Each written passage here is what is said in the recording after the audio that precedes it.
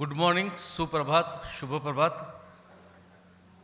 I welcome one and all for the third and last day of WANACON-2025 Animal Nutrition World Conference, and today is 22nd January. So we are going to start the very important session, that is nutrition of health and well-being. In this session, we have three eminent speakers, stalwart in their field, renowned speaker too, and they are going to deliver their topic on different subjects.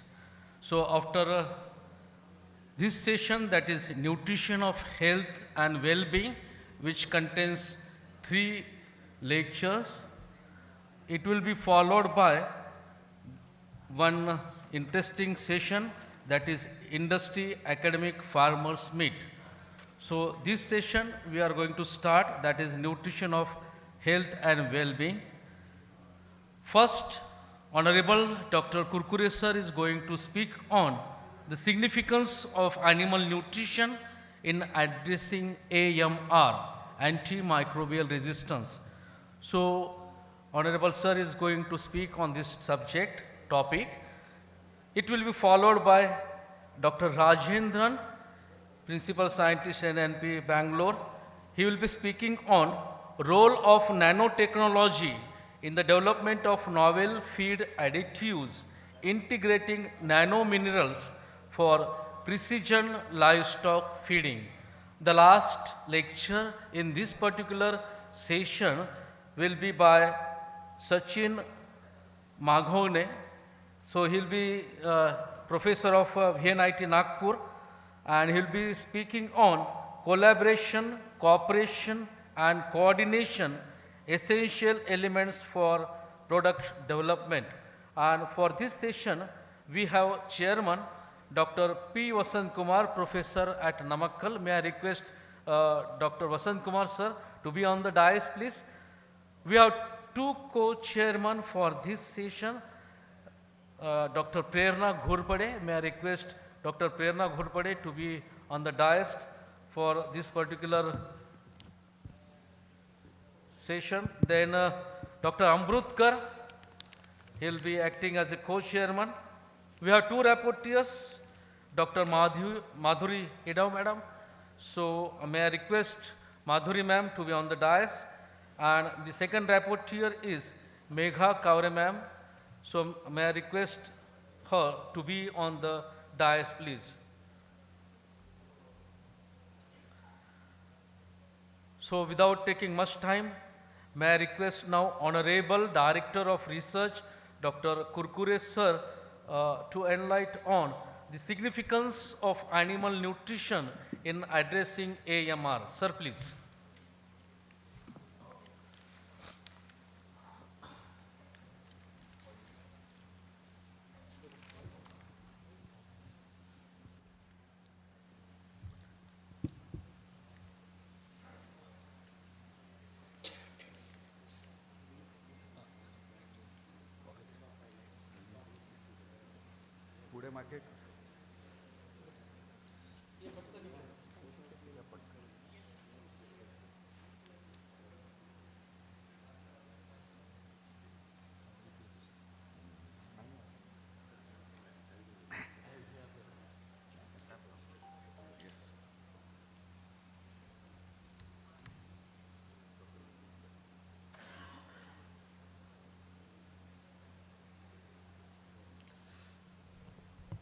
Good morning all.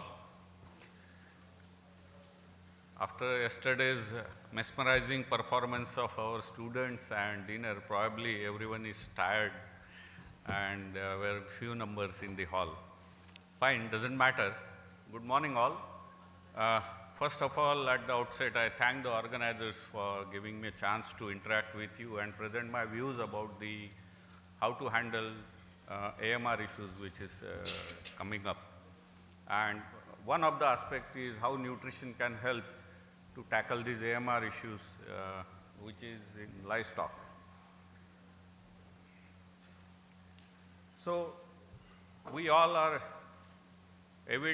we have the evidences that antibiotic resistance is developing. If you see the timeline, the antibiotics, they have been developed, quite different antibiotics have been developed over the period. And before the World War II, the first antibiotic was invented, and it could save the lot of lives in the Second World War. It continued. Definitely, role of antibiotics and antimicrobial is much there in the increasing the longevity of the human beings, also for the animals. Definitely, it has some role. But if you see, after 1987, there is no new discovery has happened in the antibiotics, and we call it a discovery void period. What happened that in 60 years we developed so many molecules, but in last 20 years, 25, more than 20, 25 years, we don't have a single molecule which can come to our help. The reason is that the first antibiotic which has been discovered by Sir Alexander Fleming, he himself in his speech, he mentioned that there could be resistance to the penicillin because the reason is noted here, because he was observing the human being very closely and having more knowledge about the humans than the microbes or the chemicals, and he could predict that there will be resistance due to the mishandling of the antibiotic. So it was his speech, in the first speech only he said that this is going to happen because of the human behavior, human attitude to any kind of thing, and we are all witnessing that. So coming to animal husbandry, in animal husbandry also we use lot of antibiotics, antimicrobials in the various processes for the treatment, and basic intention is to increase the productivity, keeping the welfare when they are ill, to reduce the pain and their illness, and keeping good health of these animals, we use the antibiotic. But extensive and carelessness of using this, not only, I am not talking only about the India, South Asia or Southeast Asia, globally I am saying, the extensive use, more than required, or we want maximum output from these animals, so we are using different ideas, and one of them is using of antimicrobials, and this has led to the resistance for these microbes. So if we see how these antibiotics they are being used in the animal husbandry, so first is therapeutic, which is very genuine and required. So whenever there are diseases mostly caused by bacteria or some of the viruses, to prevent from the secondary bacterial infection, we use for therapeutic use. Then prophylactic use, which is usually been used in the same transition phase, or when one animal is ailing, we are treating other animals. So sometime prophylactic. Then after 70s, 80s, we started using these antimicrobials as a growth promoters, as we want more and more production from these animals. So growth production was one that has been used. Then we were not happy with heat also. So we started metaphyletic use of these antimicrobials for the more productivity. The best example of the human tendency and human being, we had a very bad experience about the corona, and the person who is affected with corona or infected with virus or not, he started taking kada. In India, at least I know, everyone was taking kada, and after some 1 or 2 years, there were patients of something else, mostly enteric diseases, some other diseases were there seen in the humans. This is metaphyletic use just out of a fear. He is suffered, so I should not suffer, and I am taking that medicine. So that has also happened in animals, and for routine use also, because of the lax regulations. Regulations are there, but it's a lax regulation, not being implemented very correctly, and the antibiotics are used in animal husbandry, Animal husbandry, when I say, it includes poultry, cattle, sheep, goat, aquaculture, everything. So if you see the statistics or some figures, how much quantity is used.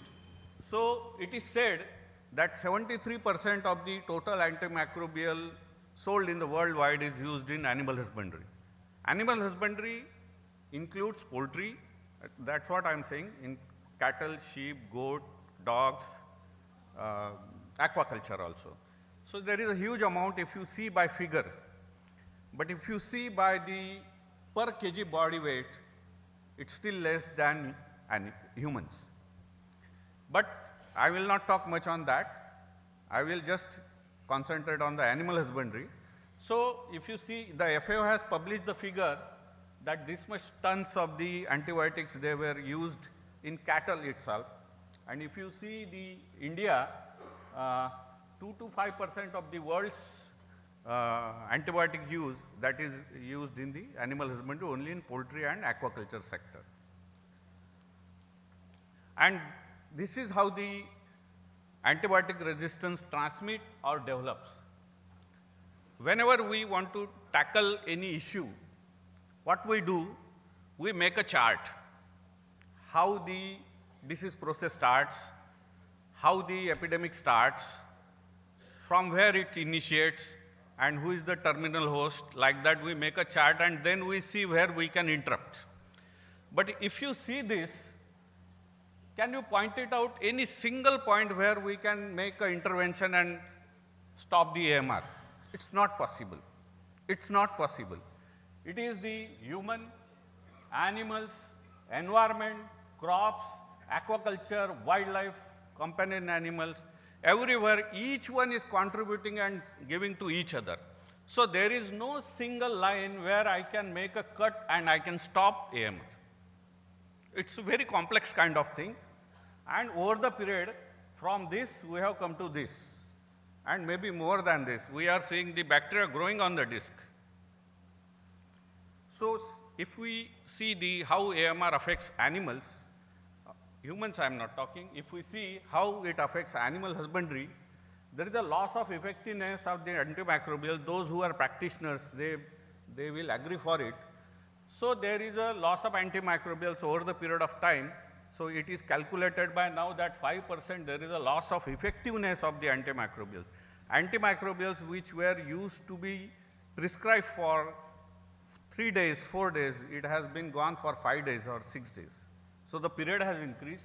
There is in spite of treatment, there is increase in the morbidity and mortality. It is almost 9%. And if you see the losses because of the AMR, which is a very hidden kind of thing, this you can see mortality, morbidity is easily visible, but loss in the productivity and economy, it's tremendous. This is global figure. In fact, this is global figure, it's tremendous. And what I feel more serious, and in coming days, by 2050, there will be food security problem, and at least 2 billion people will undergo hunger because of loss of animal production. And if you see the sustainable goals, first sustainable goal is hunger.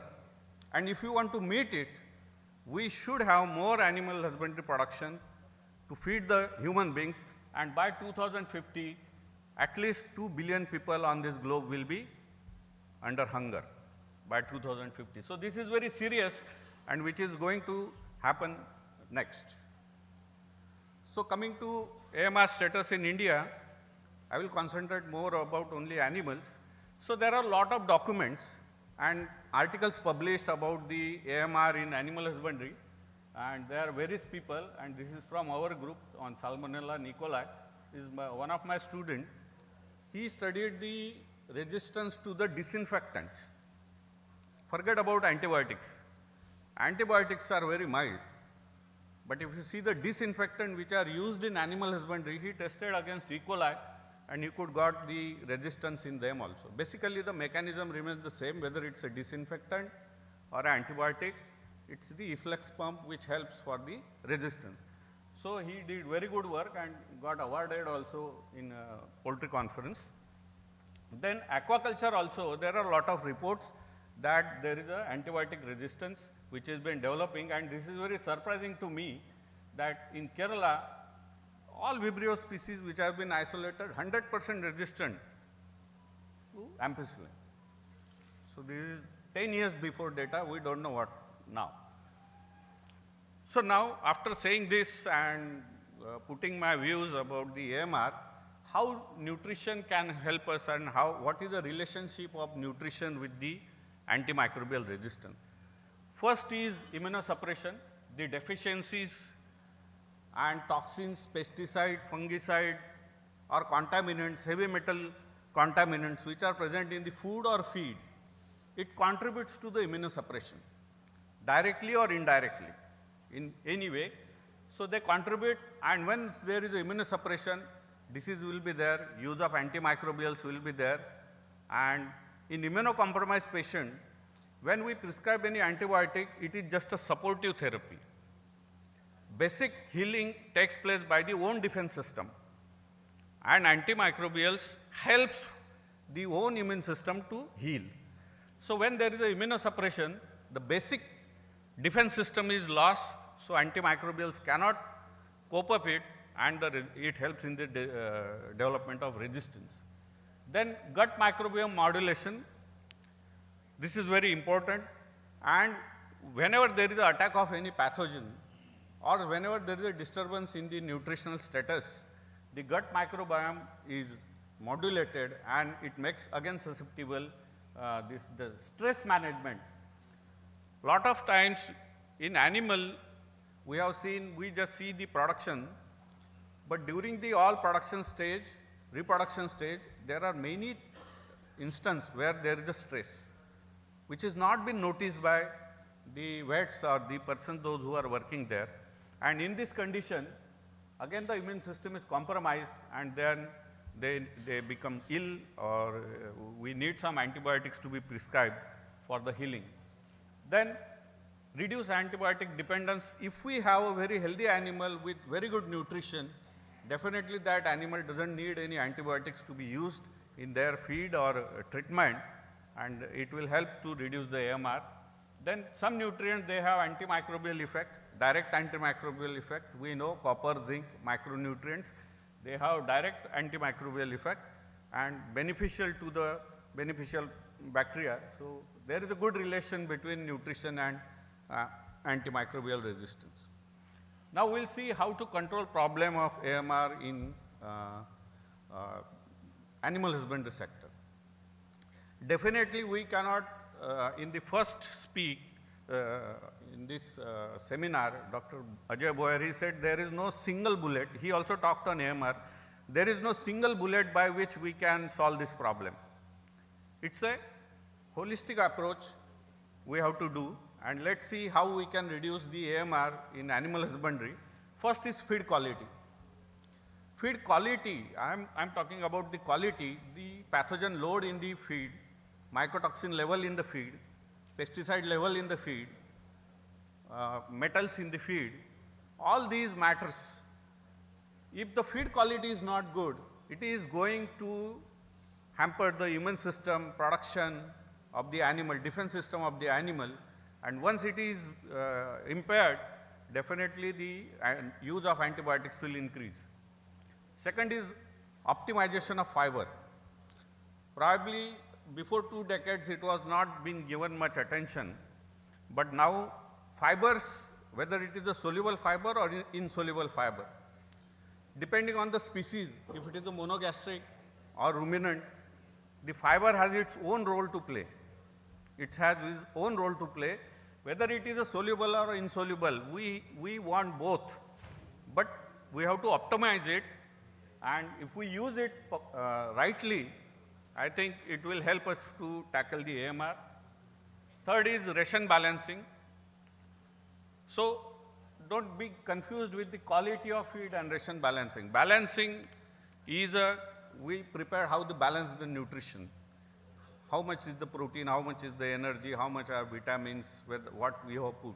That is a ration balancing. And quality of feed is the toxicants which are present in the, or the pathogens which are present in the feed. So sanitation of feed is a wonderful aspect which has come. So before giving to the animal, we can sanitize the feed and give it. So balancing, I won't talk. This is a gathering of all nutritionists. I am not a nutritionist, so I won't talk much here. Then enzymes. Enzymes are wonderful. Enzymes are wonderful. Even second talk or third talk of this conference, he also said that enzymes we are exploiting it just only for the utilization of substrate and how to get it out. But enzymes has a much more role to do than that, much more role to do on that. And enzyme superdosing, hyper superdosing, it's good for gut health and many other, there are a lot of publications are there, and enzymes has a great role to play, and they are good also. Their activity period is less, so further damage to the other systems is less, and we can exploit these to tackle the AMR. Then coming to certain things, that is prebiotic, postbiotic, or probiotic. Now the era has come, we are working on the postbiotic.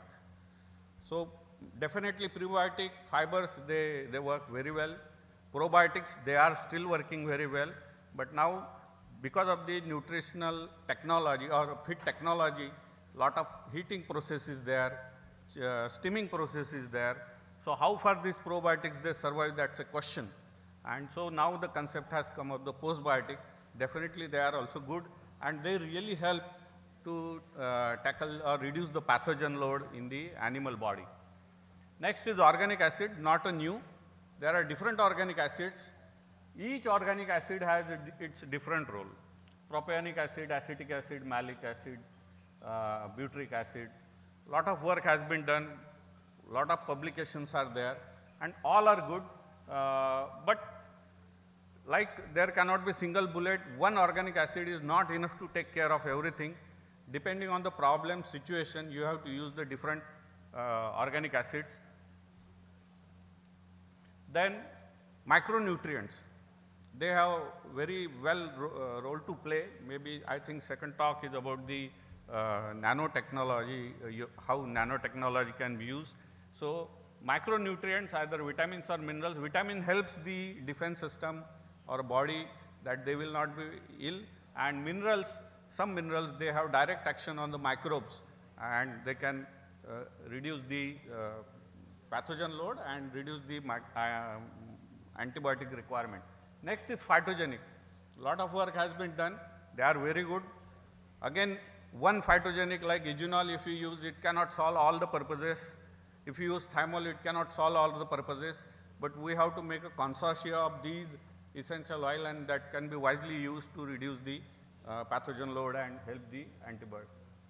So fibers, fiber is usually neglected, but if you see, the fiber has many role to play.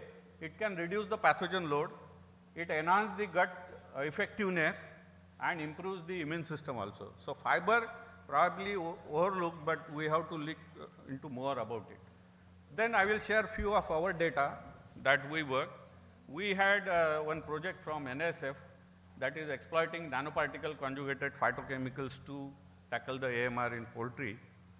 Basically in this, we screened 8 nanoparticles and almost 35 phytochemicals, how they can be used to tackle the AMR.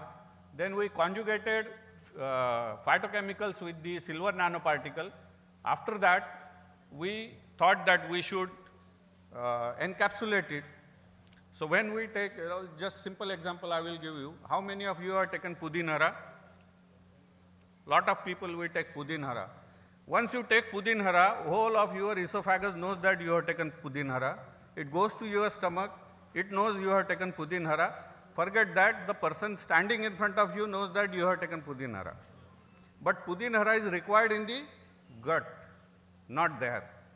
So we wanted to do the target delivery, and we encapsulated it, and the release kinetics all has been done, and we delivered it in the jejunum after duodenum. And that all study we have done, MIC safety study, and we are ready with the product, which has been released by Honorable DG, and it has been commercialized also, and company has purchased also it. Then, of late now, we have another project handling the AMR, particularly in the dairy industry. And along with this, for this project, we have medical partners, environmental partners, Delhi University. They all will be contributing, because I will take your attention to that slide where you can pinpoint AMR, where it has started. Nowhere. So we all have to work in the consortia mode to tackle this. Bacteria work in the consortia mode.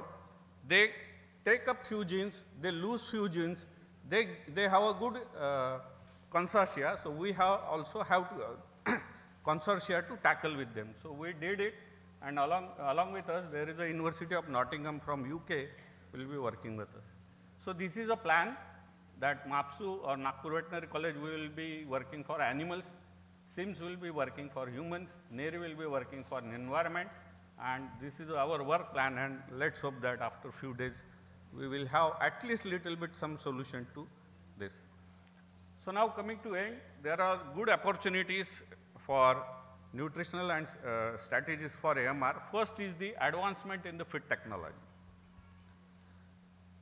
Technology should be in such a way that all the nutrients should be available maximum to the animals with the reduction in the pathogen load in the feed. So the technology should be developed in such a way that there should not be losses of the nutrient, or the nutrient which are available, they should be maximally available to the animal, and pathogen load should be reduced. Integration of digital tools. Mr. Suresh, he was talking about this. We have to use the artificial intelligence, precise nutrition, and all those things are required. Then policy and regulation support for the feed quality, use of antimicrobials. At least now some labeling has started on the animal feed bag. Otherwise, earlier there was nothing. What is there? But at least labeling has started, and it should be more stringent, so that the whatever the feed animals are getting, or the owner will be knowing what he is feeding to them. Then public-private partnership, it cannot be done by only government or researchers. All should come together and have a practical solution to it. Just making a regulation which is very, very tough for the industry to implement will of no use. So we have to make such a regulations which are practicable and which will solve our problem. And not only India, alone India cannot do. We are living in a small world called Earth, and all the global cooperation is required for this. So to conclude my talk, for effective strategy to fight against AMR, we should have the precise animal feeding. The point was discussed that in a 42 days of broiler, where the feed should be changed. We are changing it 3 or 4 times now. So how many times it should be changed? The microbiota change with the age. So how many times and what is required for that time we should feed? Then promote healthier animals, lesser need of antibiotics, reduce the spread of disease using vaccines, preventive therapies, and cooperation of the various sectors. Probably last talk in this, this is about the cooperation, coordination, everything. So I won't talk much. Dr. Sachin Mandogane will talk on that more. So thank you. Please keep in mind, think before prescribing and consuming. Don't go to as such to the medical shop, buy something and consume. And are you using right drug for the right bird? Please keep this in mind. Thank you for patience listening. Thank you. Okay, thank you, sir, for your elaborate and highly informative talk on antimicrobial resistance. So the speaker highlighted the significance and economic importance of antimicrobial resistance in human health, animal health, as well as environmental health. So he correlated the nutrition and AMR. So we have many strategies to counteract this AMR issue, such as the use of probiotics, symbiotics, acidifiers, phytogenic additives, enzymes, nanoparticles, etc. And lastly, he shared his research experience on antimicrobial resistance. So it was very useful information, sir. So we can take up one or two questions from the audience.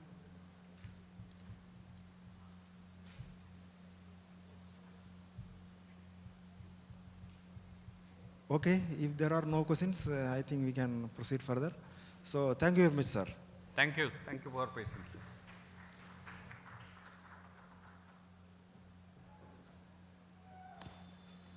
Now we call upon the second speaker, Dr. D. Rajendran, Principal Scientist from National Institute of Animal Nutrition Physiology, Bangalore, to talk on role of nanotechnology in the development of novel feed additives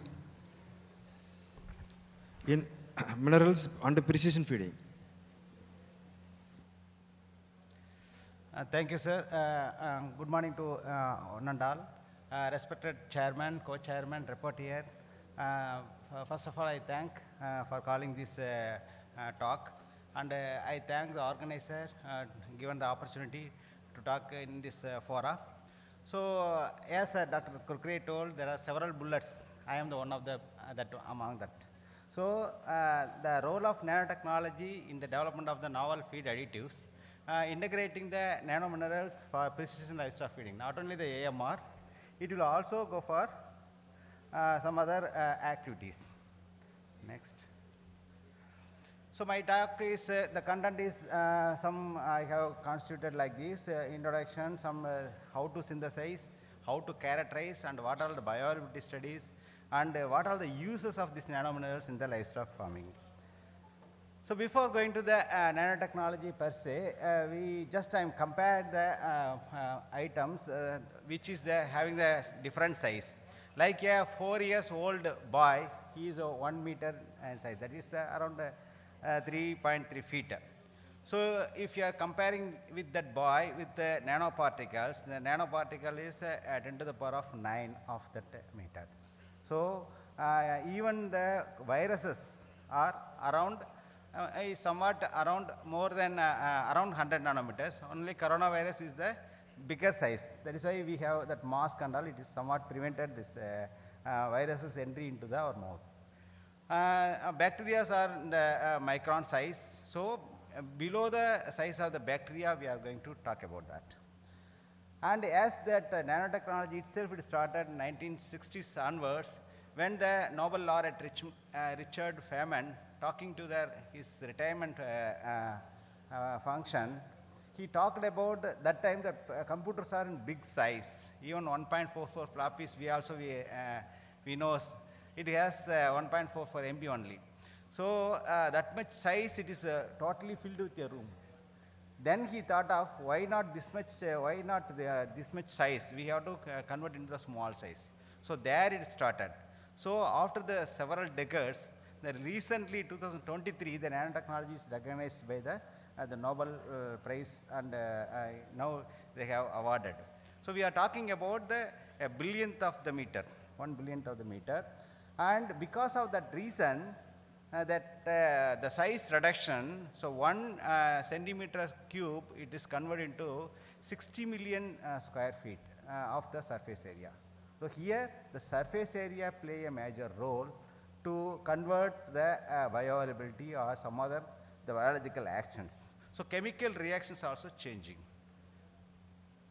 There are several methods of synthesizing the nanoparticles. One is the physical methods, and the chemical and biological methods are available. We have tried all these methods. These chemical methods are, it is more precisely we can produce the nanoparticle. But the only thing is the more use of the chemicals, and the physical methods are highly costly methods and very difficult to produce the large quantities. And now biological method is coming up by using the plant and microbes. We can easily use, we have some of the book chapters also written in this aspect. And we started with a physical method and like grinding and ashing of the things, and we have succeeded at very limited level. And then we switched over to the chemical method. We succeeded very quickly, but here also the temperature and the reactivity with the particular chemicals, it is more important. So we successfully produce the zinc oxide nanoparticles, and the plant materials also use the biological method. Plant materials also we used, and recently we are using the microbial flora for that synthesis of the nanoparticles. In this plant extract, it converts the nanoparticles into first into nucleation, then accumulation, then form nanoparticles. They eat based on the temperature, pH. That is the most important things, and reaction times. It will change the shape and size of the nanoparticles. So there are several plants are used nowadays for the synthesis of the nanoparticles. Even the neem and aloe vera and the tea plant and several we also use the lemongrasses for the zinc oxide nanoparticles. So we use the zinc oxide Symbopogon citrata, that is lemongrass, for synthesis of the nanoparticles. So initially we got a black colored nanoparticles, then we ashed it because of the phytochemicals present in it. It is attaching with the nanoparticles, and we convert it into the pure nanoparticle by using ashing methods.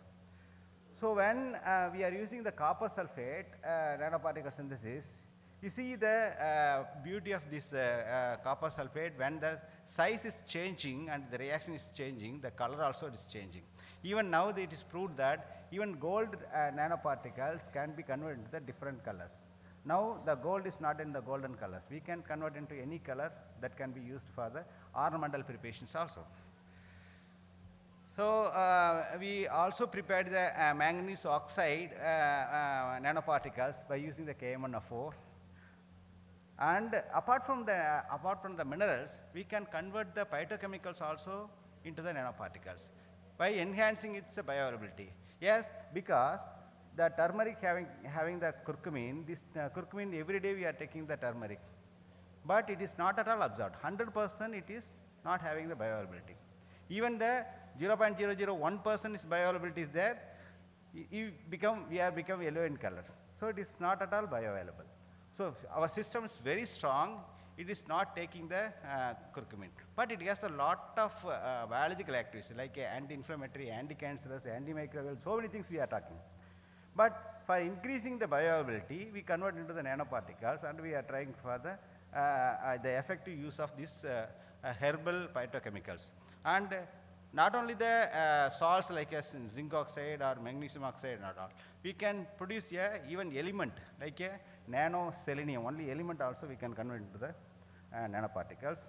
And here we thought of synthesizing, like sir already talked about some of the materials with the phytochemicals like silver nanoparticles. But silver cannot be used as a nutrient, but we tried with the nutrients can be conjugated with the phytochemicals like a zinc oxide. Zinc oxide is conjugated with the phytochemicals. It is also a nutrient, it also has the biological activities. We formed the conjugation of the zinc and the curcumin oxide conjugates.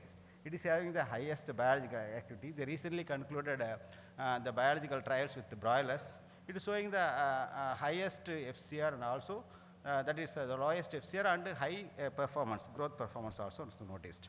Apart from that, we have tried with the zinc catechin conjugates, pytol conjugates, and apart from that, in aqua, there are some of the nanoparticles are used to mimic the salt in the sea level. In the inland fisheries, they try to mimic the potassium level or calcium level or magnesium level in a particular concentration. They used to add this potassium and magnesium.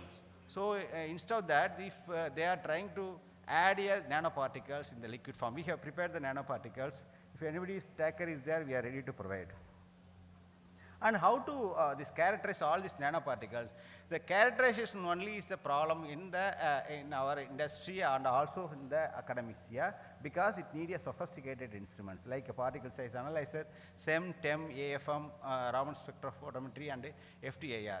We need not worry about that. There are so many people are there to give the results by the contact research methods. So we can send the materials to them. They will do it. So only the synthesis part, we need only the chemical background, and also some few equipment is enough.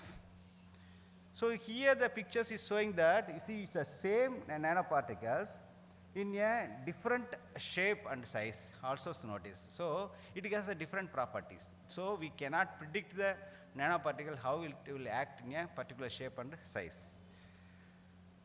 So every time, whenever the nano we are talking, so what is the safety? What is the, some problem will come? Like that only the people will fear about the nanoparticles. So DBT guidelines has nowadays is formulated. Even USA is not having the guidelines for the nanoparticles, but India is having the nanoparticles, how it can be used and all. DBT has the own guidelines. So we have to follow these guidelines to assess the safety of the nanoparticles. The safety can be assessed by using the cytotoxicity, by using the cell culture. We baby hamster kidney cells we used, and we have seen the IC50 value. Nanoparticles are having the this zinc nanoparticles or curcumin or conjugates having the safe level of the IC50 values. And apart from that, we have to go for a this mice that acute oral toxicity using LD50 value, that is OECD guidelines, that Organization for the Economic Cooperation for the Developing Countries. They have developed several guidelines. Under this, there are 425, 47 and 426, like that some guidelines are there. We have to use this guideline to see the acute oral toxicity. For acute oral toxicity, we can come to a conclusion whether what is the LD50 value. So I want to convey the one information. Even our paracetamol having the LD50 value of 1000 milligram per kg body weight in case of the rats. So here also that zinc nanoparticles, we are taking even 650 milligrams per day. So here we are using the very low level, ppms level and ppb level only we are using. So this is not a, what do you call it, is not a dangerous or hazardous materials. These are all safe materials as per our test is concerned. So now coming to the next topic, how it is acting. Actually, if I already told, because of the surface area increase, that availability is increasing, because only one nanoparticle, if you see the nanoparticles, in the big size, it will attach with only one place. If it is divided into several smaller particles, it can be attached in different receptors, and the bioavailability may increase. So that is one of the reason it can increase. My observation is that those element which is having the low bioavailability, like a zinc, it is having the bioavailability of only 12% to 13% only it will absorb. So those element which is having the low bioavailability can be improved at least 2 times, 3 times or 4 times. But already it is the bioavailability is around 80%, 90% bioavailability. I think it is very difficult to increase, because already it is absorbing by the gut. So we have to think about those things while formulating the research. So here, apart from the absorption by the From VNIT Nagpur to talk on the topic collaboration, cooperation and coordination, the essential elements for product development. Please, sir.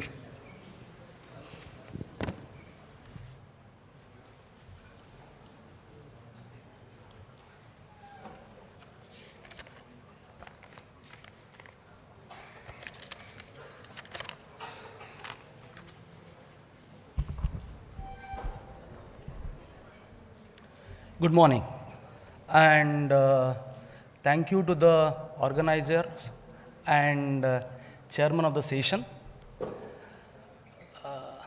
Probably I am the only non-veterinarian standing here. Not only non-veterinarian, maybe there could be few who are non-veterinarian, but I'm sure I'm the only engineer standing here in this conference.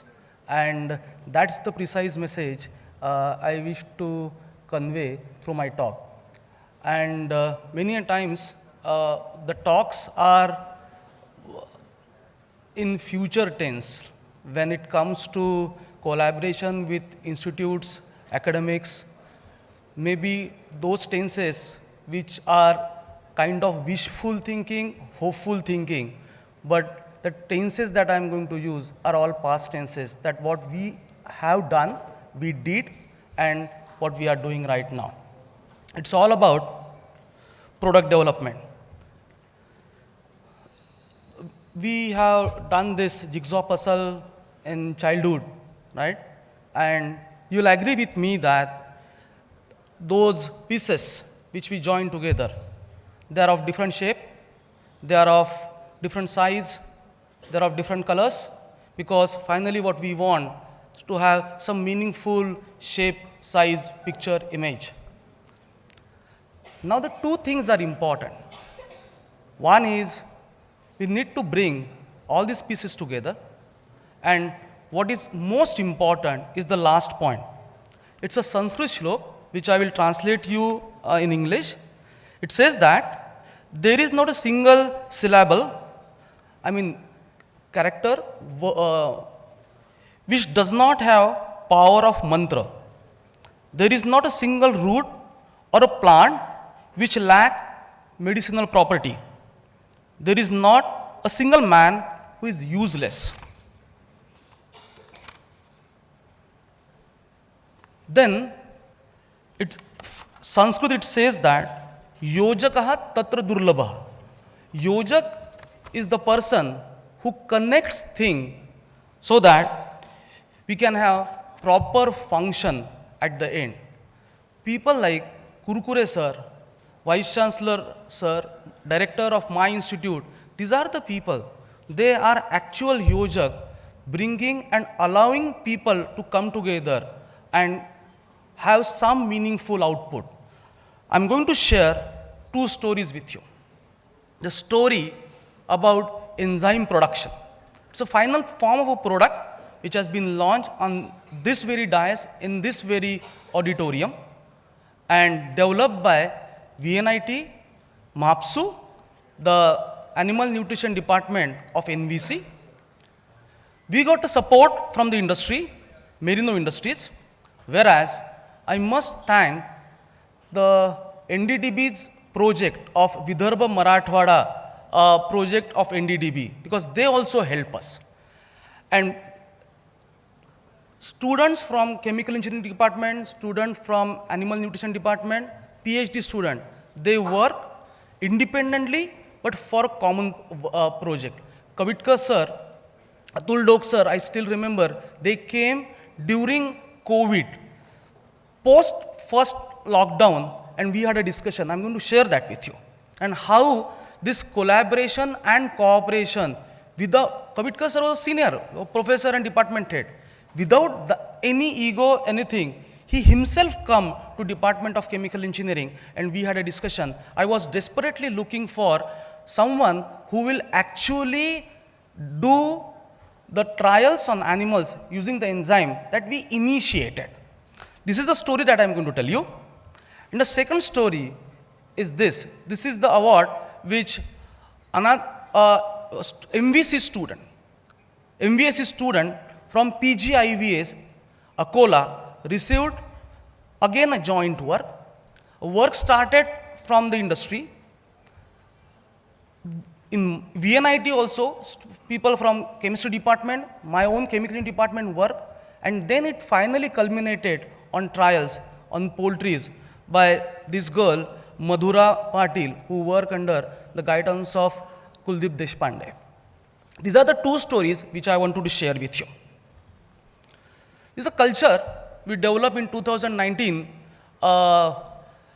It's the merino industry. They are in contract farming business. The farmer grow potato in one season and paddy in another season.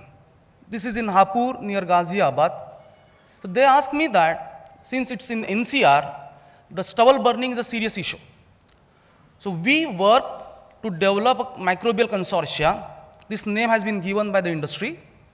It's a unique consortia where it can digest agricultural residue like paddy straw. In our region, we work on cotton stock because this entire region is cotton producers. So we work on cotton stock, we work on soybean stock, we work on sugarcane trash, and mainly we develop this product for paddy straw. So it digests, so all these residues, agricultural residues, are having C/N ratio more than 50. Because it's more than 50, it's relatively very difficult to degrade it. What the culture does is, it brings down the C/N ratio from above 50 to below 25 or 20 in just 2 to 3 weeks' time. And when it comes, when it is brought around 17 to 18 or 20, it is a mature compost or proper degraded material. It gives faster multiplication. Just overnight is required for multiplication of this microbial culture. For that, we work on the nutrition, the growth promoting material. And finally, using this method was developed. This is typically an engineering method. This is what chemical engineer and biotechnologists did in VNIT. Our objective, again, when we discuss it with animal nutritional, NDDB people who are practitioners on the field, because we hardly have any contact with the farmers. They told us that if we want the final product, the production method of manufacturing should be so easy that if farmer wishes, he should be able to do it in the farm itself.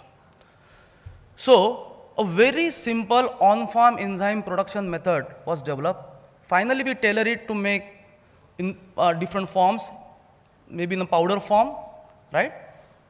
And typical solid state fermentation, what innovative that we have done here is the purification part. For purification, we had tailored membrane, and using that tailored membrane, overall downstreaming was made relatively easy. Either use of crude enzyme concoction or passing through membrane, but if I use it membrane, I cannot produce it on the farm. Now this work is the outcome of a PhD student of NVC, Dr. Suresh Nipane. So Suresh Nipane is a student of NVC Nagpur. He is student of Kavitkar sir. That time he was working during this COVID, this is all started during COVID period. My own PhD student from a biotechnology background, Divyajyoti Biswal. So he understands biotechnology, he understands scale up. So enzyme production, enzyme purification, enzyme characterization, something that we are good at, that we did. Now the synergy and cooperation.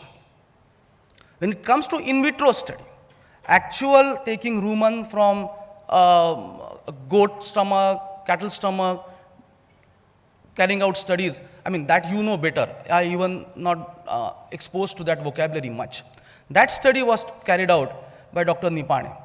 After that, he did this in vivo study using all the standard that you have prescribed for digestibility studies. Papers are published, I mean that academic part has been done. What we found is the best performing treatment group, so there were 4 groups, control plus 3 treatment groups. Best performing treatment group showed 5% more weight gain than control.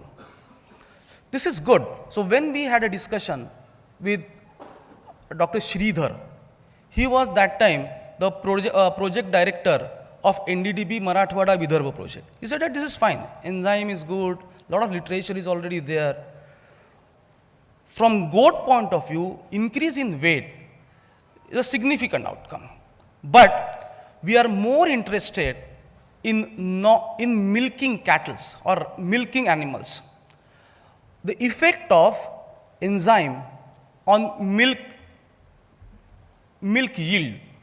Now here, NDDB helped.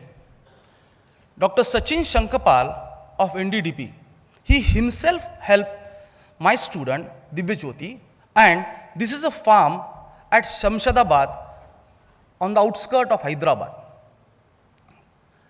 Again, the PV Narsevara University there at Hyderabad, they help us in entire analysis part. Now, here, if you look at right bottom diagram, this is a typical case of production of enzyme on the farm itself. We made use of drums which are there, use of those drums as solid state fermenter. So what we did is, we took paddy straw, shredded that paddy straw, using the shredder available on the farm itself, typical chaffer, but it's a mechanized, bigger one. Then the culture, the VNIT culture that we developed, we sprayed it, put it into these drums. Already optimized parameters were done at VNIT on a small scale. Put it in 200 liters drum for 14 to 15 days. Washed it with buffer. Again, that has been optimized in VNIT labs. And the leachate that we got, here we didn't do any purification. The leachate that we got has been used for treatment of dry fodder. These are the trials. These are the results with the help of Sachin Shankarpa, who is a veterinarian from NDDB, and the analysis was carried out at PV Narasimha Rao University. We found that there is a significant increase in milk yield of 5.34%. It is generally observed that increase in milk yield is at the cost of fat. Contrary to that, here the milk yield was increased and even the fat was increased. So rest of the things, you can find out total number of animals and all those things. I'm not entering into your domain, which is your foray, right? Now, this is a part one of the story.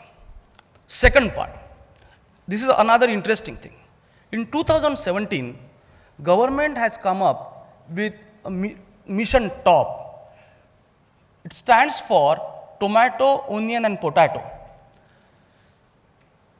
Because these three commodities have social and political significance other than it's a part of your and my food, daily meal.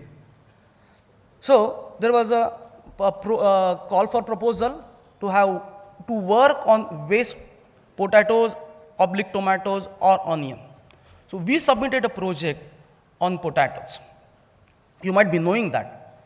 That time, there was many national news that on the road of Meerut and typically in that West UP, people are throwing potatoes on the road, right?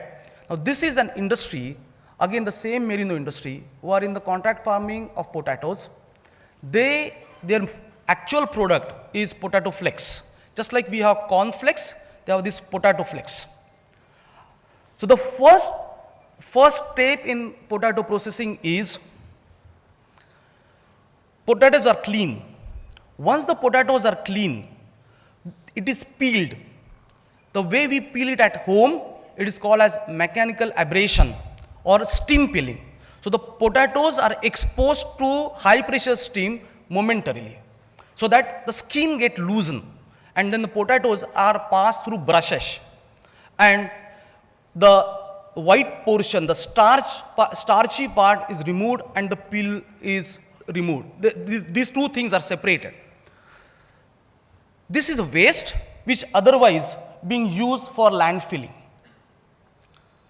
Now, this is precisely what we did. The starting point for us as a chemical engineer was the waste which is generated from the potato processing unit. The first step that we did is dislodging the starch attached to the peel.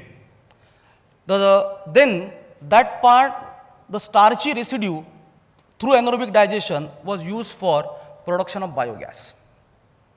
Now, biogas, then the slurry was used for composting. Now the real story starts here. The peel part, after removing the white starchy part, the peel part, it is a rich source of polyphenol. We work with the chemistry department of VNIT. They are good in selective molecular separation. They create adsorbents, molecular sieves, where selectively we can remove molecules from the solution. So that is what we did. My student, Praful Dade, chemical engineer, but worked with chemistry, and that was his PhD work of separating polyphenols. And from separated polyphenols, we develop capsules. After that, the leftover residue was the potato peel. We processed it properly. We process it, make sure that it is qualifying as a prebiotic. We found out what Kurkure sir was talking about insoluble dietary fiber, soluble dietary fiber. We did all detailed analysis of those fibers. And analysis part was carried out again by us. We did typical analysis. Once that analysis was done, in vitro study part was done. It was actually tried on broilers by Madhura. And we found that it's excellent prebiotic. The papers are published. That document is available in the public domain. Now, because the prebiotics are properly studied, investigated, now we have 3 products: dietary fibers, basically prebiotic, polyphenols for human consumption, and you have energy and compost. So zero waste, total utilization of the waste which was earlier used for landfilling. And this is the picture of the pilot plant of biorefinery. The commercial plant will commission this year. The industry did initial market survey just to find out who are the buyers of the product, and they found out these 3 products. The biogas will be anyway used by inside us. These 2 products, polyphenols and dietary fibers, as a functional food, food additives, supplement food, huge market for that. These are the 2 success stories, the 2 products, up to product we reached because of, again, I mean, the story that I'm telling you has all these 3 components: collaboration, cooperation, and coordination. The coordination is mainly at the top management. I'm telling you a success story. I don't want to name the institute, but I have more failure stories than one, where just because of multiple reasons at administration, we cannot work together, right? Therefore, administration at all institutes which are involved in product development, maturity, and most importantly, mutual respect for each other's knowledge, extremely important, and giving due credit where it is deserved. Now, 2023 was International Year of Millet. Again, it's a multi-institute. The project has been sanctioned. There is a call by DST for focus research on millets.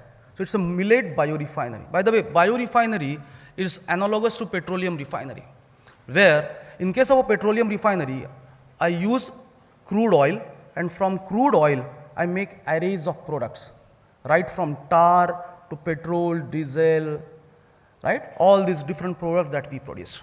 Similarly, in case of a biorefinery, we start with a biomass, biofeedstock, and make arrays of product. Here in this case, we have MAPSU, both institute, NVC Nutrition Department, PGIVS Nutrition Department, AIMS Nagpur, IIM Nagpur, VNIT, and Industrial Engineering Department of Ramdev Baba. Because the millets, we are working right from millet growing in the farm up to the final product which we are going to try. The product development, the different food recipes development will be done at VNIT. Feed fodder work will be done by MAPSU. Trying that on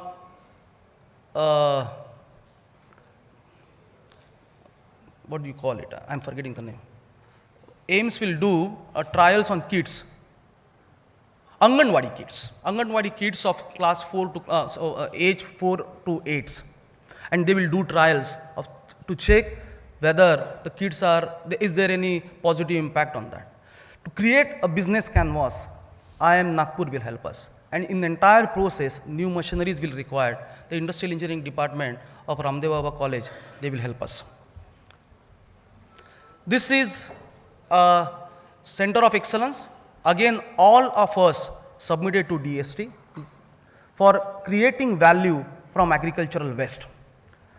The center will work on sustainability assessment, waste valorization, agricultural input, health supplement, awareness and training.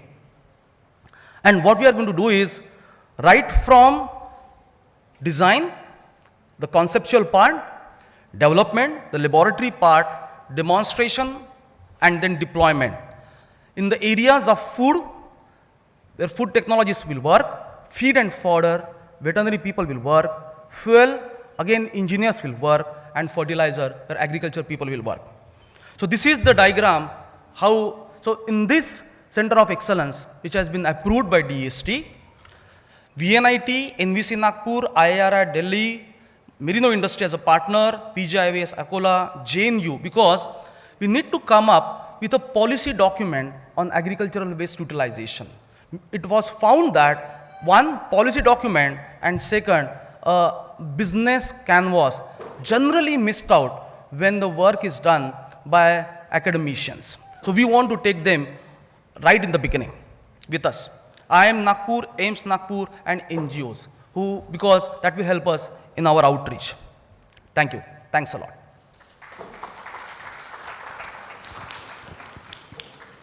Thank you, Professor Sachin, for your nice presentation on product development. So he narrated the various products developed out of this private-public partnership mode. So he demonstrated that the hard work never goes waste. And he explained about the ruminant enzymes. So already, as we know, many enzymes are available for monogastric animals, and the availability of enzymes for ruminants are very limited. So this is the need of the hour. And he explained the importance and significance of teamwork. That is most important. So nowadays, most of the external funding agencies also demand collaborative inter-institutional projects. So he explained everything to bring out novel products. So thank you very much for your nice presentation. Thank you.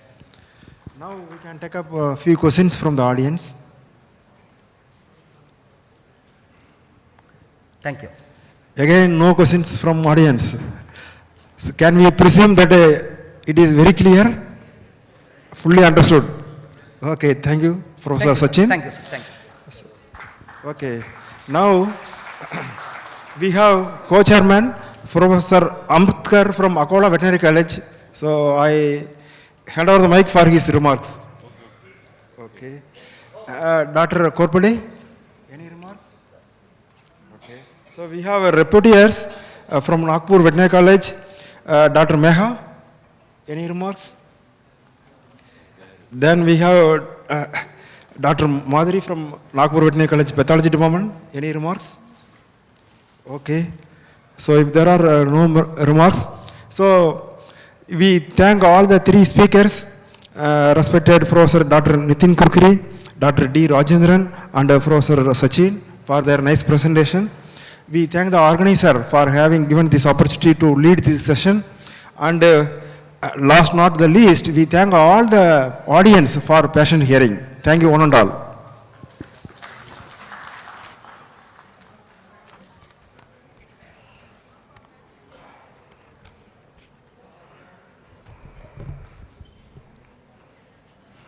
Thank you very much, sir, for conducting the session very nicely.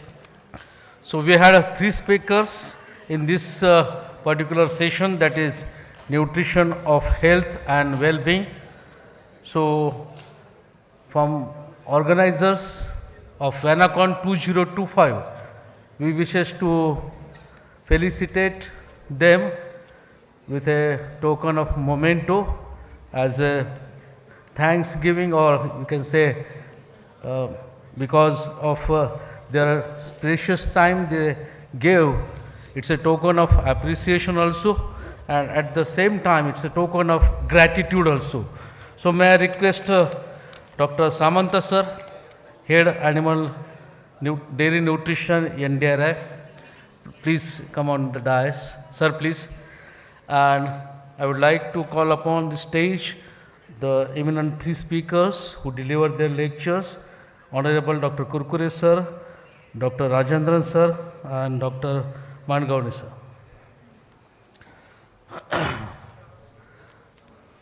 Yes.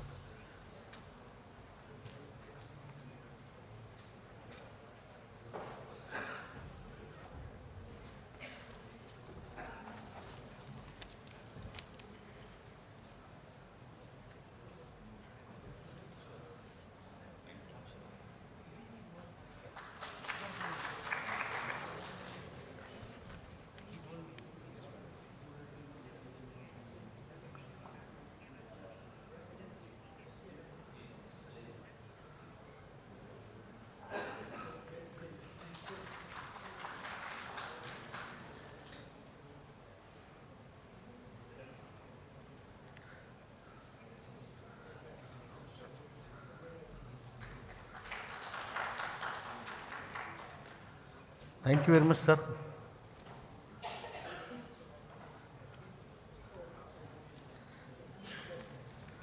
Thank you, sir. Thank you. Thank you. Acha, okay. Okay, okay. Acha, ठीक है. So we have with us. हाँ, sir. नहीं, DV Reddy, sir. We have with us Dr. D.V. Reddy, sir, the professor and head at Pondicherry Department of Animal Nutrition, a renowned book writer, and all UG PG students refer their book, Principles of Animal Nutrition and Feed Technology and Applied Animal Nutrition. So he is with us, and I request him on behalf of organizing committee to felicitate the chairman, co-chairman and rapporteur, please, sir.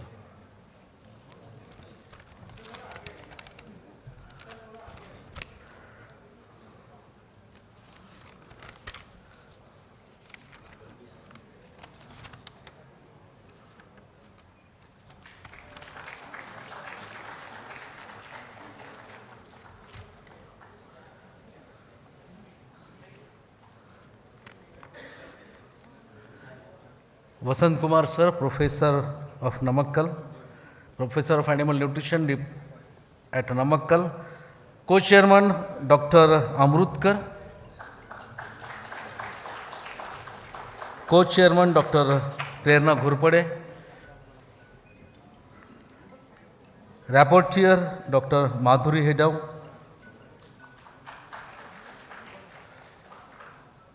and another rapporteur Dr. Megha Kavre.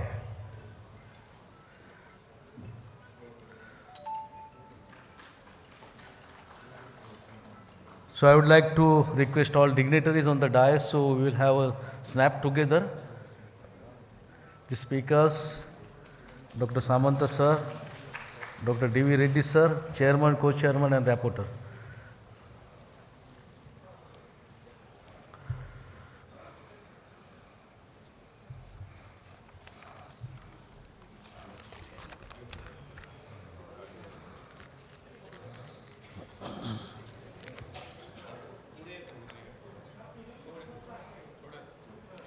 So in this conference, we have covered a lot of aspects pertaining to almost all species of animal, livestock, not only cattle, poultry, but even dog nutrition, applied aspect like feed industry, and even aqua nutrition also we covered.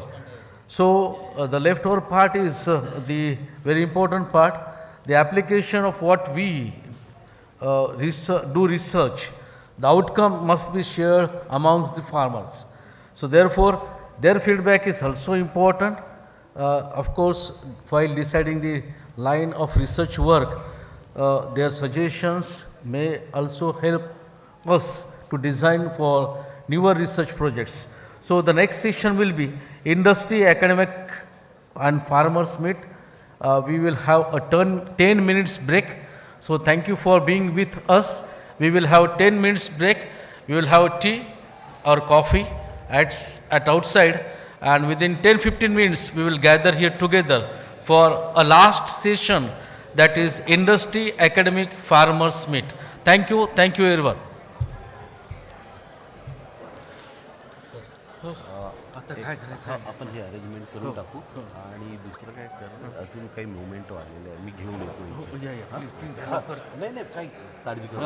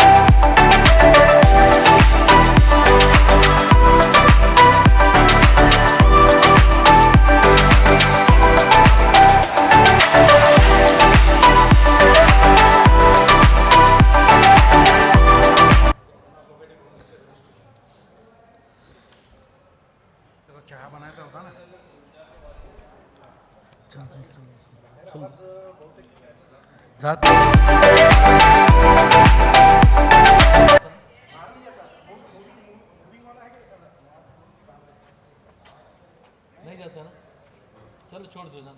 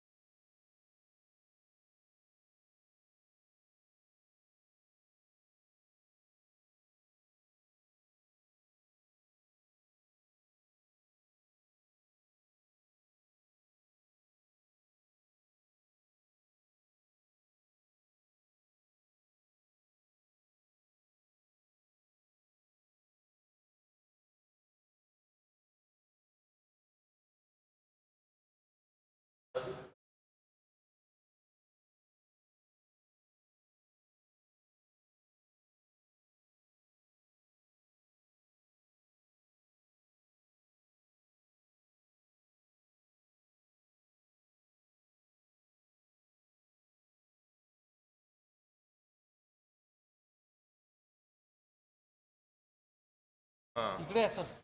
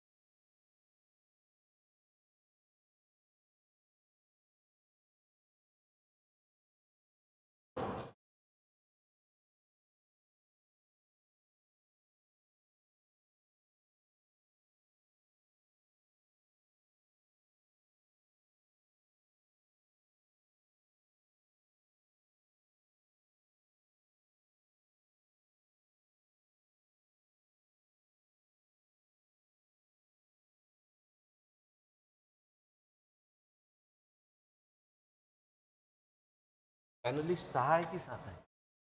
7 आहे तर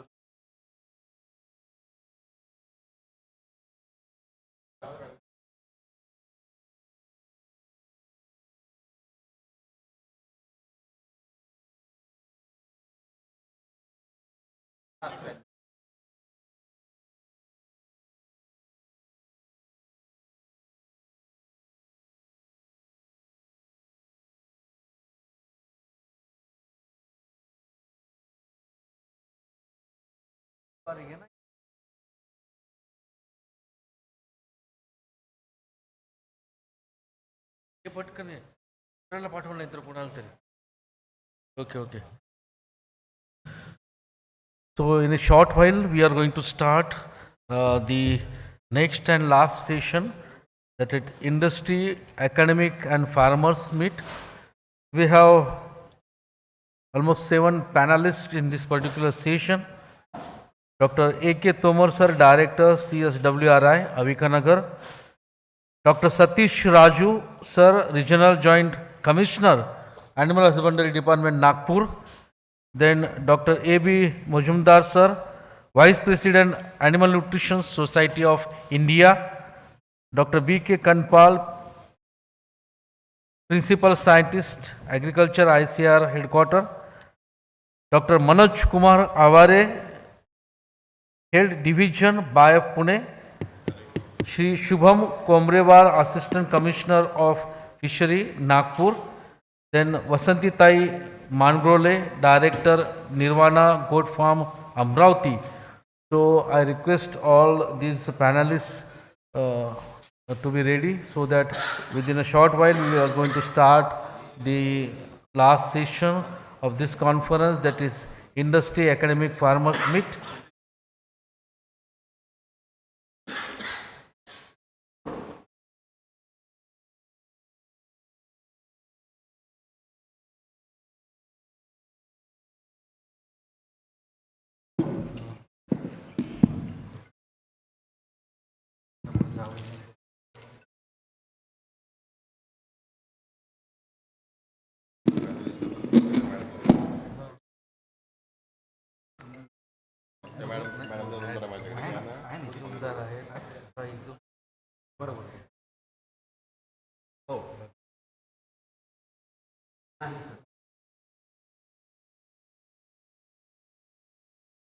madam असतील.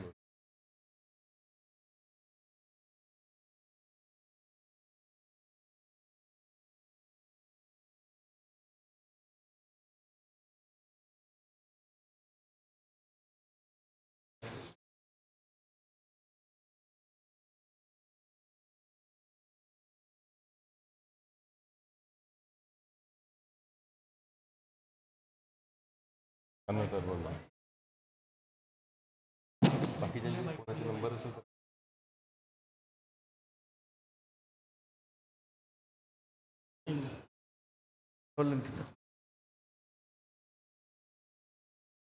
So for this session, we have Chairman, Honorable Director of Extension, Education, Maharashtra Animal and Fishery Sciences University, Nagpur, respected Dr. Anil Bhikane, sir. So may I request, sir, to be on the dais, please, as a chairman. Then we have two co-chairmans for this particular session, Dr. V.K. Basunathe, sir, and Dr. A.V. Khanwilkar, sir. Sir, please be on the dais, please.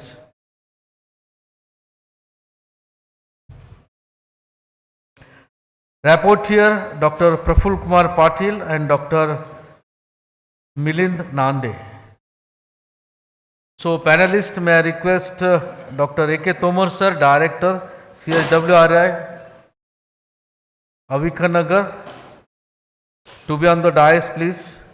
Dr. Satish Raju, Regional Joint Commissioner, Animal Husbandry, Nagpur. Dr. A.B. Mujumdar, sir, Vice President, Animal Nutrition Society of India. Dr. B.K. Kanpal, Principal Scientist, Agriculture ICR, Headquarter, New Delhi. Dr. Manoj Kumar Aware, Head Division, BAE, Pune. Shri Shubham Komrewar, Assistant Commissioner of Fisheries Science, Nagpur. So all of them are requested to be on the dais. Vasanti Tai Mangrole, Madam आहेत ना? Please be on the dais.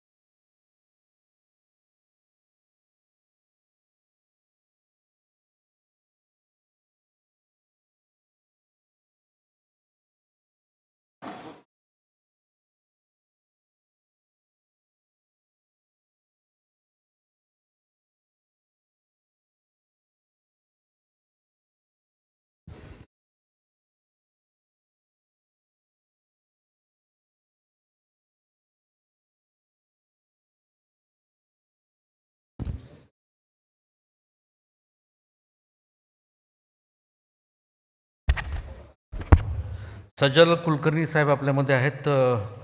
हमारे बीच में सजल कुलकर्णी साहब हैं, उन्हें मैं आमंत्रित करने चाहता हूं कि वो डायस पे आइए. आ जाइए please.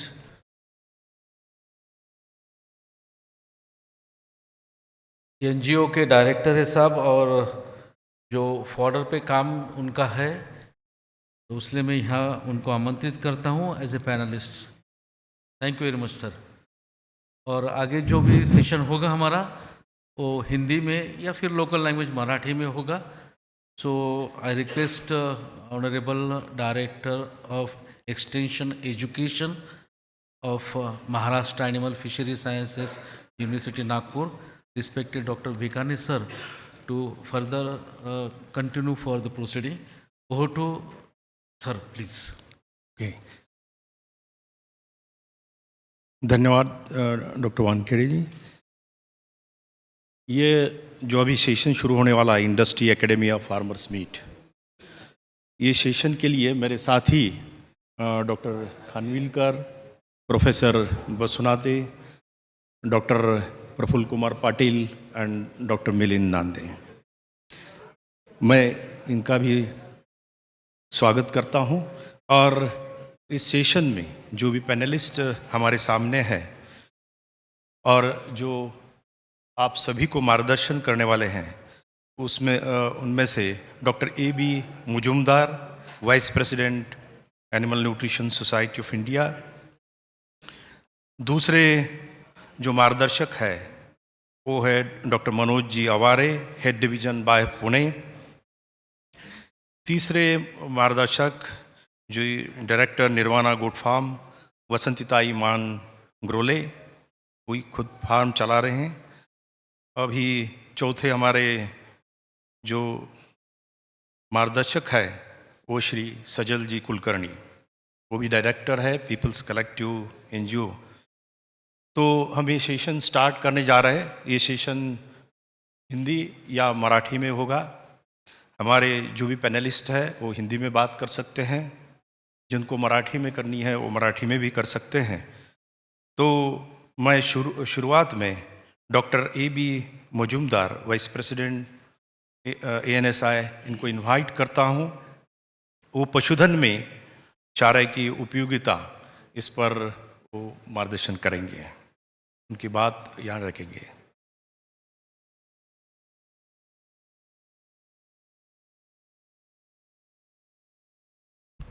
Thank you, Chairman. All the dignitaries sitting on the dais, as well as in the audience, and particularly some of my very senior animal nutrition friends, Dr. L.C. Chaudhary, Dr. A.K. Verma, Dr. Shastri sir, Dr. Krishna, Dr. Hoshmani, and all Dr. Samantha, and all these delegates, farmers, students, and the representatives from the different industries. Now it's ये बहुत ही अच्छा एक आपका हर एक हमारे conference का industry, किसान, शेतकरी और वैज्ञानिक, इनका जो परिचर्चा होता है ये एक्चुअली सबसे ज़्यादा प्रमुख है। क्योंकि हम लोग तो लैब में काम करते हैं, हम लोग चारा विकसित कर रहे हैं, कैसे बैलेंस राशन खिलाते हैं, हम लोग प्रयोगशाला और हम अपने उसमें जो लाइव स्टॉक फार्म्स हैं, कैटल फार्म्स हम वहाँ पे कर रहे हैं, लेकिन उसको किसानों तक पहुँचाना वो हम वैज्ञानिकों का फ़र्ज बनता है। और वही जो फीड इंडस्ट्री वाले हैं वो कैसे आपको बैलेंस राशन, संतुलित आहार कैसे खिलाया जाए, उस पर हमारे जो फीड इंडस्ट्री के लोग हैं वो आजकल उसमें बहुत अच्छा योगदान और बहुत अच्छा काम कर रहे हैं।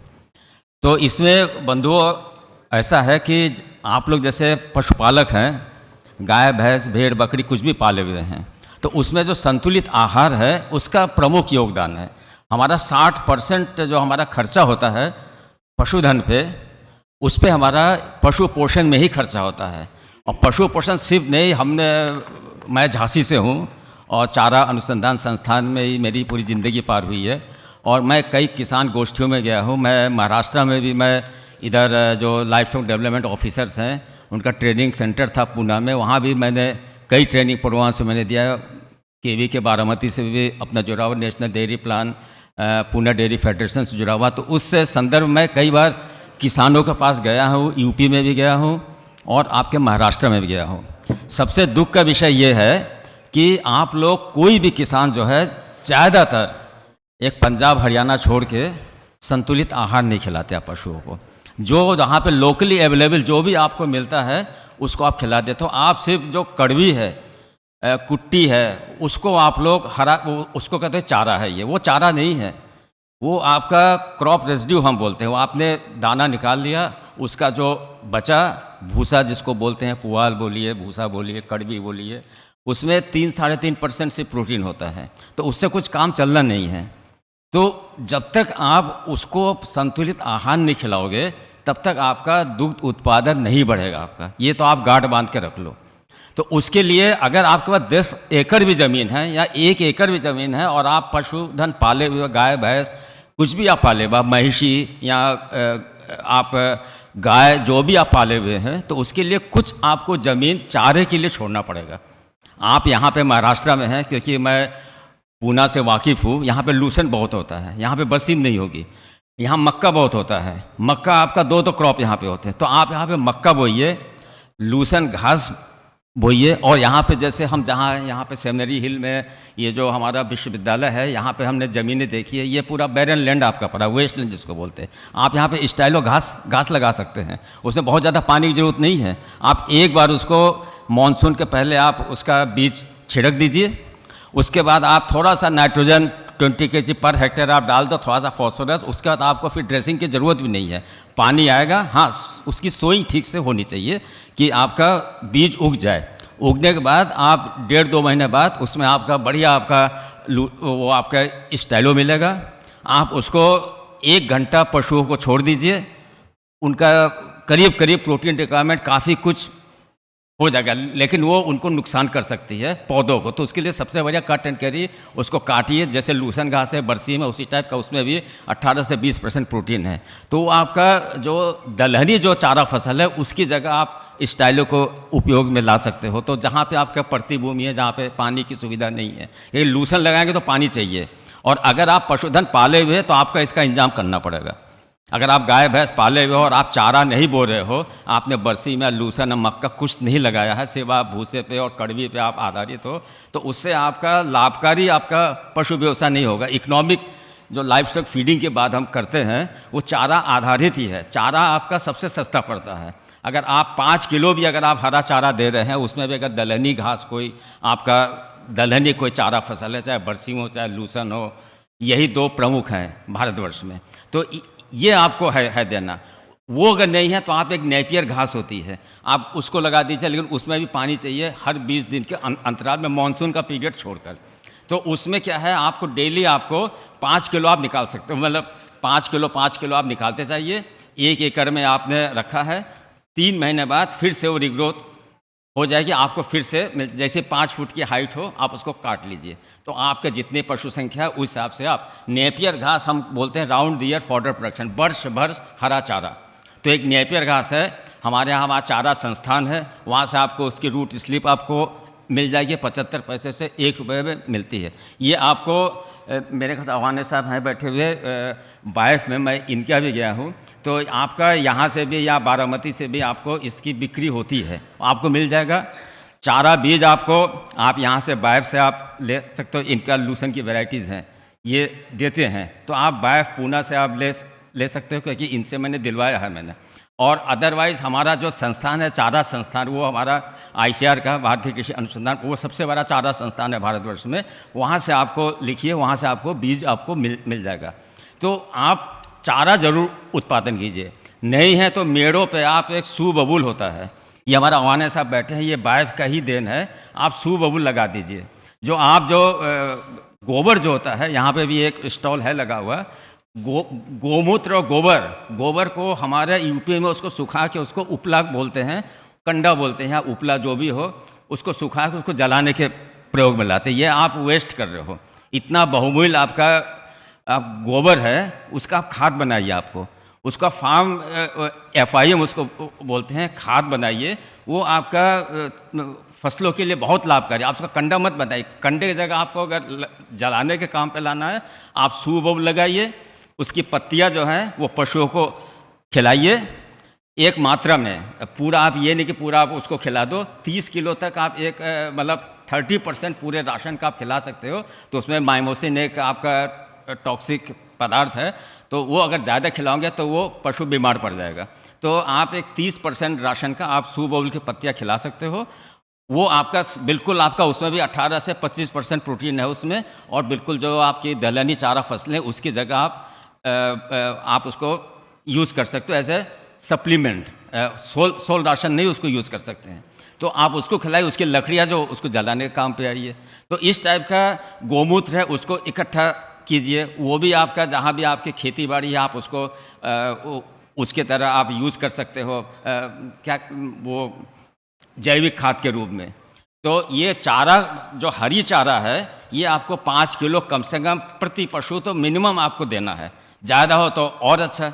तो इसमें क्या है, आपको जो विटामिन ए होती है, जो आपके खनिज पदार्थ हैं, मिनरल्स हैं, वो ज़्यादा हरे चारे में पत्तियों में मौजूद होते हैं। तो उससे आपको हरे चारे से खिला, और एक लैक्सिटी, ये आपका जो है ना सकलेंट बन जाता है।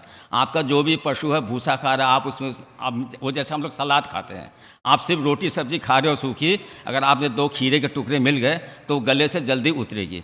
वैसे अगर आप हरा चारा मिला के पशुओं को सानी बना रहे हो तो गले से ज़्यादा जल्दी उतरती है। तो इसलिए हरा चारा एक तो आपका, उससे आपका पशु की पैलेटिबिलिटी बढ़ेगी, इंटेक बढ़ेगा।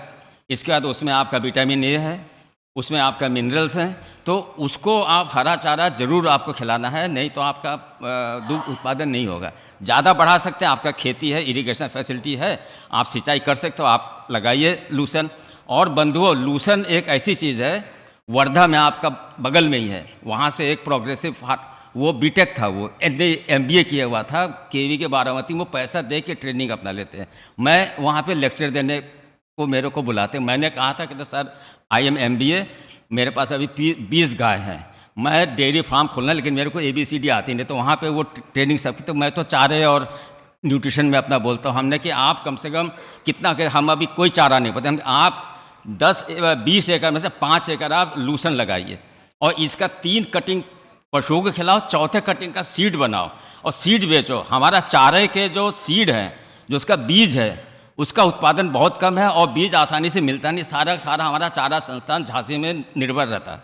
तो आप उसका बीज बेकर, हाथों हाथ बीज बेकर, आज आपको मैं बता दूं, उसने मेरे को फ़ोन किया था, केवी के बारामती में रिकॉर्ड में है, मेरे कहने से पूरे 40 एकड़ वो अब लूसन वो बोता है और महाराष्ट्र का बहुत बड़ा वो लूसन सीड सप्लायर बन गया है। बाकी 20 की जगह उसके 100 गाय हैं उसके पास। तो आपका इसमें चारे में बहुत पोटेंशियल है और अगर ज़्यादा चारा है, एक्सेस में है, तो आप उसका संरक्षण करो, उसका साइलेज बनाइए। साइलेज बना के या लीफ मिल बना के बाद बिजनेस, आजकल पंजाब में हरिंदर सिंह इसी को अपना एज ए बिजनेस मॉडल लिए हुए अपना। तो साइलेज बना के आप साइलेज बेच भी सकते हो, लेकिन वो बड़े फार्मर्स के लिए, आप छोटे फार्मर नहीं बना पाओगे। आप साइलेज बना लो, वही बहुत बड़ी चीज़ है। जो एक्स्ट्रा चारा है, मक्का आपके पास महाराष्ट्र में मक्का की चारा फसल है और अफ्रीकन टाल सबसे बढ़िया वैरायटी है। आप अफ्रीकन टाल लगाइए और उसका बीज आपको केवी के बारामती से मिलेगा, हर एक हमारे इंस्टीट्यूट से मिलेगा। मक्का लगाइए, मक्का बहुत बढ़िया आपका चारा फसल है। लूसन के बाद आपका ग्रेमिनी क्रॉप में कहते हैं सबसे बढ़िया मेज है आपका, उसका साइलेज जो बहुत बढ़िया बनता है, उसमें सबसे ज़्यादा वाटर सॉल्युबल कार्बोहाइड्रेट है, लैक्टिक एसिड ज़्यादा बनेगा, प्लेजेंट स्मेल आएगा। तो आप उसको मक्का का साइलेज बनाइए। मक्का को कुट्टी करके, जो भी बंधुओं चारा फसल खिलानी है, पर्टिकुलरली मक्का वगैरह आपको कुट्टी करके खिलानी है। कुट्टी करके हरा चारा भी देना है, कुट्टी करके साइलेज भी बनाना है। आप कुट्टी आपको नहीं करोगे तो आपका जानवर का इंटेक कम होगा, वो आपका वेस्ट जाएगा। जो स्टेम वो जो तना है वो खाती नहीं है, तो आपको कुट्टी करके ही आपको खिलाना है, कुट्टी करके आपको साइलेज बनाना है। और अगर आपके पास ज़्यादा अगर लूसन है, आपका ये सूबबुल के पत्ते हैं, आप इनको सुखा के उनको हे भी बना सकते हो। और यहाँ जई है, और अगर नहीं है तो आप जैसे सूबबुल के पत्ते हैं, आप इसको सुखा लीजिए, पत्ते झाड़ लीजिए, इकट्ठा कर लीजिए बोरे में, वो आपका लीफ मिल बन गया। उसके जगह कंसेंट्रेट मिक्सचर जो है आपका, उसको आप रिप्लेस करते हो 50% तक 50% आप रिप्लेस कर सकते हो सूबबुल के पत्तों से या स्टाइलो लीफ मिल से। ये हम लोग प्रयोग किए हैं झांसी में, हमारे सामंत साहब भी हैं बैठे हुए, इनके टाइम में भी ये सब प्रयोग हुआ था और इन्होंने फीड ब्लॉक भी आपका बनाया था। तो उसमें फीड ब्लॉक की हम यहाँ बात नहीं करेंगे, क्योंकि वो आपके जो इंडस्ट्री के जो बड़े किसान हैं उनके लिए आजकल देखिए TMR की बात अब हो रही है। रेडीमेड आपको TMR आपको इस टाइम बन रहा है, नासिक में भी नहीं, जलगांव में भी TMR बन रहा है और मैं महाराष्ट्र की बात कर रहा हूँ और TMR की बिजनेस हो रही है। तो जो बड़े इंडस्ट्री वाले हैं, जो फार्मर ओरिएंटेड, आप इंडस्ट्री भी ले सकते हो। इस टाइम डिमांड है, TMR की डिमांड है, साइलेज की डिमांड है, डेंसिफाइड फॉडर की है डिमांड, क्योंकि अब पशुधन से पैसा तो है। अगर आप गाय भैंस पालोगे सही तरीके से with proper nutrition and balance ration, आप लोग क्या कहते हो, जैसे मैं बनारस में गया, हम यहाँ पे 5 साल हम रानी लक्ष्मीबाई सेंट्रल यूनिवर्सिटी में बच्चों को BSc ऑनर्स एग्रीकल्चर को एनिमल सब्जेक्ट LPM वाला क्लास हम पढ़ाते थे।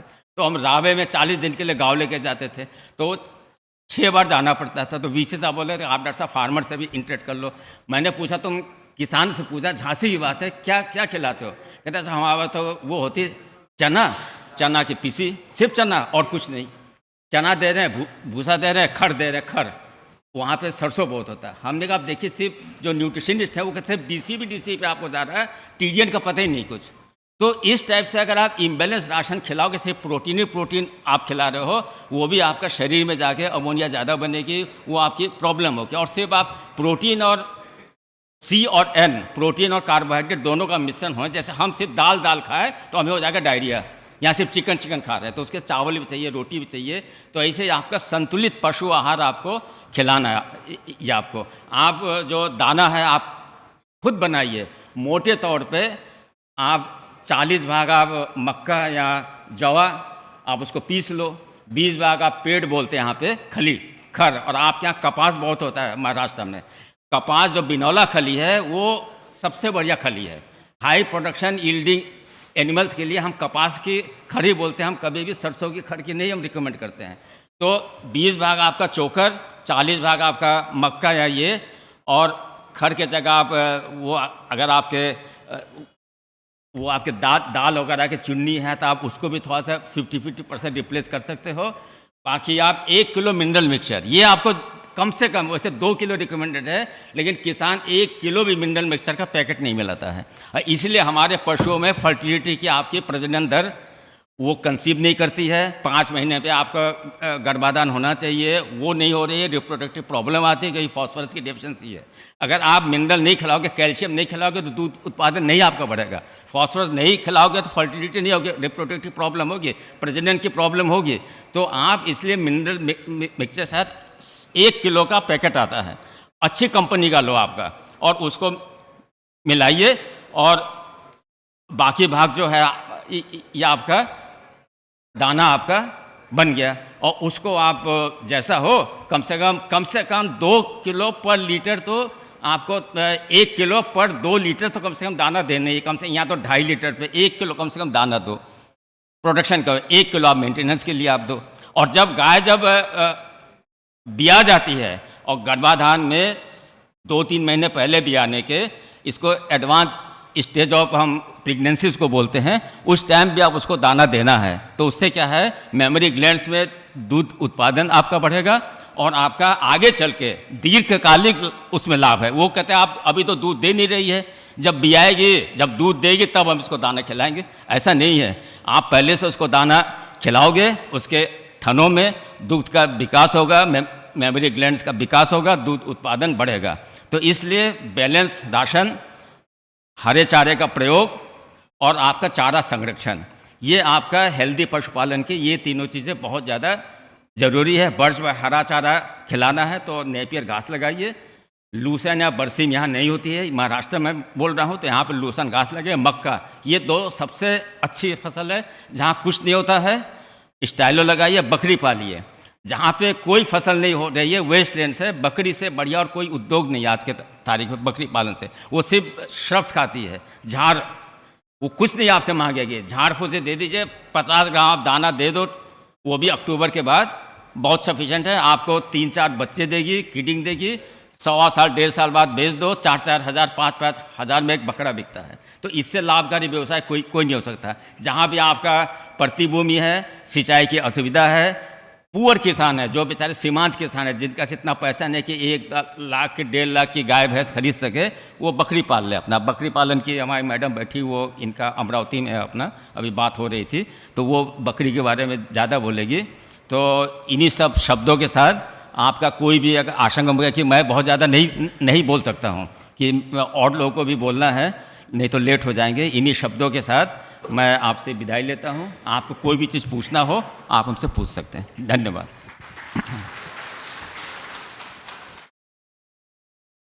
धन्यवाद मुजुमदार सर, आपने बहुत अच्छी तरह पशुओं के संतुलित आहार के बारे में बताया और सब लोगों के लिए 3 चीज़ों की पशुपालन में करने के लिए संबोधित किया। उसमें चारे का उत्पादन वो सही में है कि लहसुन घास, मक्का, या उसके बाद जहाँ बंजर ज़मीन है वहाँ स्टाइलो ले सकते हैं। सुबाबुल के बारे में भी आपने उसका भी इम्पोर्टेंस बताया। उसी के साथ हर रोज़ पशुओं को संतुलित आहार देने का भी महत्व भी जताया, कितना देना चाहिए ये भी अच्छी तरह बताया। और मिनरल मिक्सचर, ये जो तीसरी और महत्वपूर्ण चीज़ है जो कि पशुओं के आहार में हर रोज़ के रहना चाहिए, जो पोषण के लिए महत्वपूर्ण है। तो मैं आप सबकी तरफ से सर को धन्यवाद देता हूं। और आगे हम मैडम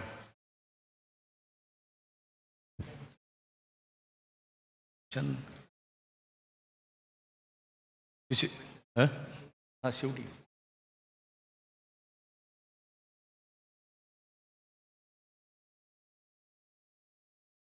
इसके बाद मैं विनंती करता हूँ हमारे सर को में रखेंगे और टाइम के एडजस्टमेंट के लिए।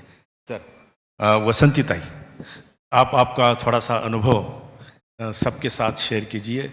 आप अच्छी तरह एक फार्म चला रही हैं, तो वो फार्म के बारे में अपने फार्म कैसा चला रहे हैं, कैसा उनका व्यवस्थापन कर रहे हैं, कैसा पोषण कर रहे हैं बकरियों का, इसके बारे में आप बताइए।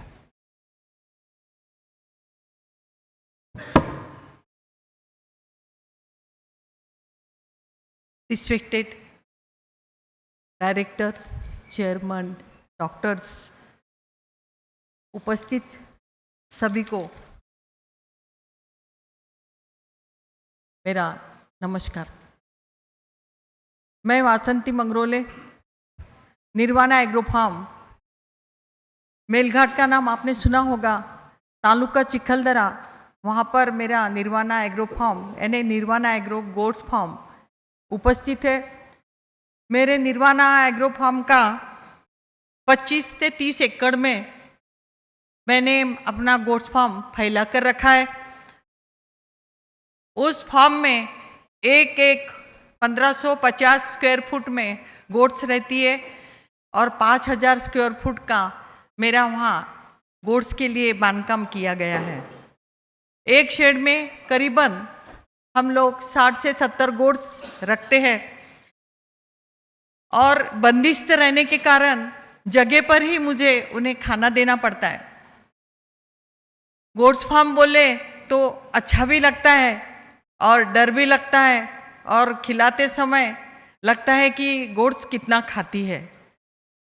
गोट्स को हम लोग जब खाना देते हैं तो गोट्स के हर शेड के वजन के अनुसार उन्हें खाना देना चाहिए, ताकि एक शेड के पीछे कितना खाना देना चाहिए। तो उसके लिए एक फीड मिल, छोटी सी, बहुत छोटा सा है लेकिन है, छोटे से इसमें ही हमने एक फीड मिल घर में ही तैयार करके उसमें हम मक्का, सोया डीओसी और तुअर की चूरी, मिनरल मिक्सचर, गुड़, हल्दी, ऐसे कुछ प्रकार उसमें डालकर हम उसकी चूरी बनाते हैं और गोट्स को डालते हैं। लेकिन मैं यहाँ इसलिए आई थी कि मुझे पता चला कि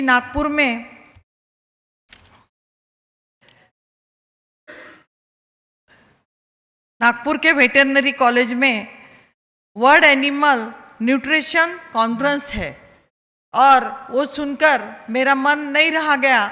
और मुझे तो ऐसा है कि पशु मत्स्य विज्ञान विद्यापीठ अकोला, यहाँ से बहुत कुछ प्रेरणाएं मिलती है। वहाँ की सब टीम मेरे पास आती है, उसमें हमारे पावशे सर है, पंचाबाई सर है, अमृतकर सर है, वाघमारे सर है, थोरात सर है। इन लोगों ने मेरे फार्म पे विजिट भी दिया है और इन लोगों का लगातार मुझे मार्गदर्शन भी मिलता है। लेकिन जब हम लोग फीड डालते हैं तो फीड डालते समय कहीं कम कहीं ज़्यादा, कभी कोई गोट्स खाती है नहीं खाती है। तो मेरा यहाँ आने का उद्देश्य ये था कि मुझे पैलेट्स के बारे में जानकारी चाहिए थी कि पैलेट्स कैसे बनते हैं, पैलेट्स बनाते समय क्या करना चाहिए। उसी तरह हमारे विदर्भ में कॉटन बहुत ज़्यादा पैमाने में होता है, और कॉटन मैंने सुना है, अभी अभी सुना है कि कॉटन के भी जब कॉटन निकल जाता है तो उनके पेड़ के जो हरा होता है तब वो पेड़ वहाँ छोड़ देते हैं, तो वो पेड़ को काटकर भी कुछ पैलेट्स बनाए जाते हैं। और कैसे कैसे किस किस चीज़ से पैलेट बन सकेंगे ताकि हम हमारा गोट फार्म ज़्यादा से ज़्यादा गोट्स को खिलाकर उन्हें स्ट्रांग बनाएंगे और उनका जो जनरेशन है वो भी ज़्यादा बना सके। मैं जो करती हूँ वो मैं आपके सामने रख रही हूँ कि मैं इस तरह से गोट्स को खिलाती हूँ। गोट्स को पानी पिलाने के लिए 2,50,000 का एक बहुत बड़ा मैंने वहाँ पर एक टंकी बना रखी है, उसका TDS भी हम चेक करते हैं। उसमें कुछ डालने के लिए डॉक्टर्स लोगों ने कहा था, वो दवाइयाँ भी डाली जाती है, सब प्रकार होते हैं। लेकिन फिर भी गोट्स को एनीमिया बहुत ज़्यादा होता है। उनको खाते समय जो एक प्रॉब्लम आती है, उनके लंग्स का बहुत बड़ा प्रॉब्लम होता है। मेरी गोट्स बार बार अकोला के विद्यापीठ में जाती है चेक करने के लिए, और चेक करने के बाद हमें पता चलता है कि इतना सब खिलाने के बाद भी हम गोट्स को नहीं बचा पाते कभी कभी। दूसरी बात कि गोड्स के बारे में बोलना चाहती हूँ कि गोड्स जब हम लेते हैं, परचेस करते हैं, तो मेरे गोट फार्म में 5-6 प्रकार की गोड्स है, जैसे कि सोजत है, शिरुई है, करोली है, बारबेरी है, अफ्रीकन बोर है और 1-2 प्रकार की गोड्स है। और अभी अभी हमने हमारे अकोला के जो टीम है हमारी डॉक्टर्स लोगों की, उन्होंने कहा कि मैडम बेरारी भी रखो, तो मैंने अभी बेरारी भी रखना शुरू किया है। मेरे गोट्स फार्म पे अभी 35 से 40 एनिमल्स बेरारी भी आई हुई है। अरे इस प्रकार से मैंने शुरुआत तो कर दी हूँ, लेकिन किस गोट्स में ज़्यादा काम करना चाहिए, क्योंकि ये मेरा फ्यूचर प्लान है, मुझे एक्सपोर्ट भी करना है। ये 5000 गोट्स का मेरा प्लान है। 5000 गोट्स मुझे लेकर उसका एक्सपोर्ट के तरफ मुझे जाना है, कटिंग के तरफ मुझे जाना है, इसे बढ़ाना है। तो मुझे यहाँ पर आप लोगों से एक विनती करती हूँ कि मुझे खूब अच्छे से मार्गदर्शन चाहिए आप लोगों का, और आप लोगों का यदि साथ रहा तो मैं ये इस गोट्स फार्म को ऑल वर्ल्ड में आपके सामने पेश करना चाहती हूँ, और आपके विद्यापीठ का, अकोला विद्यापीठ का नाम रोशन करना चाहूँगी, ताकि हम कुछ कर सकते हैं। हम फार्मर हैं, फार्मर के लिए कुछ करना हमारा भी कर्तव्य होता है, और उस फार्मर को देखते हुए ही हमने ये सब काम शुरू किया हुआ है। उसी तरह पैलेट न्यूट्रिशन के बारे में मुझे जानकारी चाहिए, फीडिंग मैनेजमेंट के लिए मुझे जानकारी चाहिए। उसी तरह गोड्स के जो ये उसका जो पीरियड होता है जनरेशन का, वो जनरेशन का पीरियड कौन से महीने में कैसा रहेगा, और वो आने वाले बच्चे कैसे स्ट्रांग रहेंगे, क्योंकि अभी मेरे गोड्स को 3-3 बच्चों वाले गोड्स नहीं है मेरे पास, 2 वाले भी बहुत कम है, एक ही बच्चे होते हैं, इसलिए स्लो मोशन में काम शुरू है। अभी फ़िलहाल मेरे पास 1500 गोड्स हैं, और 1500 गोड्स में मैं अभी फ़िलहाल काम कर रही हूँ।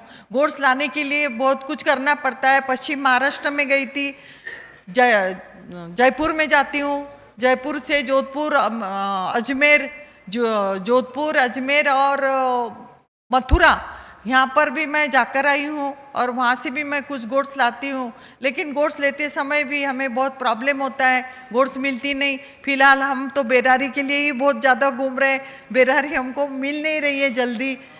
और बेरारी की कैसी होती है ये भी मुझे पता नहीं था कि बेरारी गोड्स की पहचान क्या है। तो मैं बोरगांव मंजू करके हमारा जो फार्म है वहाँ पर अकोला का, वहाँ मैं 2-3 बार गई, वहाँ के जो सर हैं उनसे मालूमात लिया कि गोड्स कैसी होती है, उन्हीं के हिसाब से फिर मैंने ये परचेसिंग शुरू किया था। हमने गोड्स के लिए 20 एकड़ में हरे चारे की भी सुविधा करके रखी है। उसमें हमने ये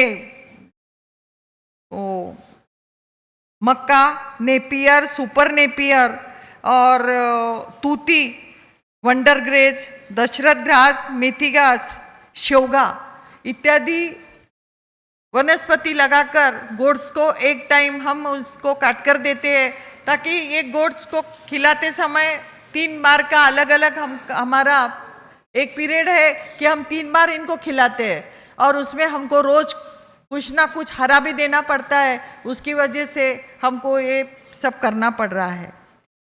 और सब में बड़ी बात ये है कि जो गोड्स है उनके वेस्ट से जो लेंडी निकलेगी, वो लेंडी क्रश करके हम उस लेंडी क्रश को हमारे अकोला विद्यापीठ में भेजे, और विद्यापीठ से हमको बहुत अच्छा उसका रिजल्ट मिला कि आपकी क्रश बहुत अच्छी है।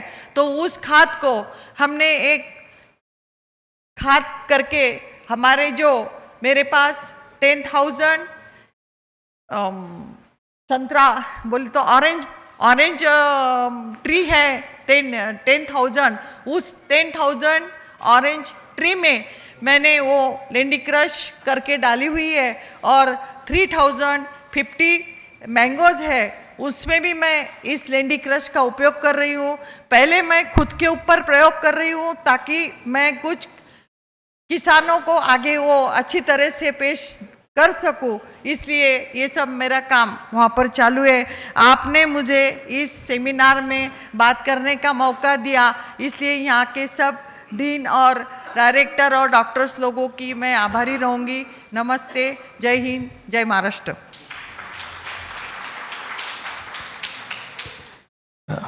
धन्यवाद बसंती ताई, आपने बहुत बड़ा गोट फार्म का कंस्ट्रक्शन किया है, गोट फार्म भी शुरू किया है।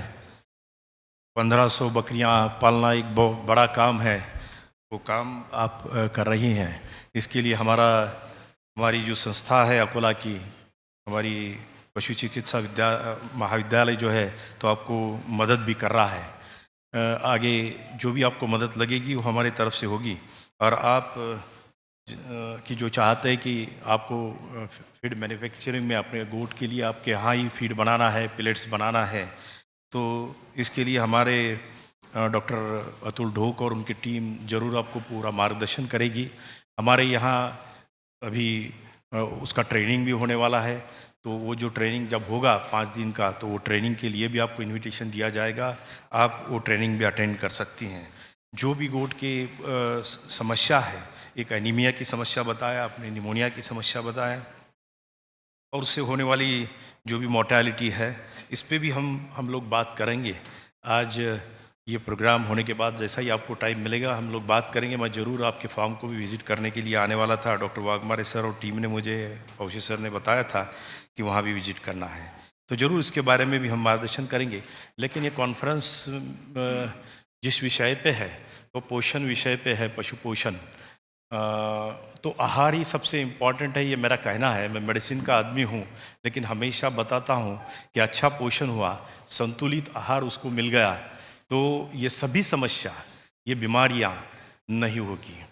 तो ये अपने हाथ में है।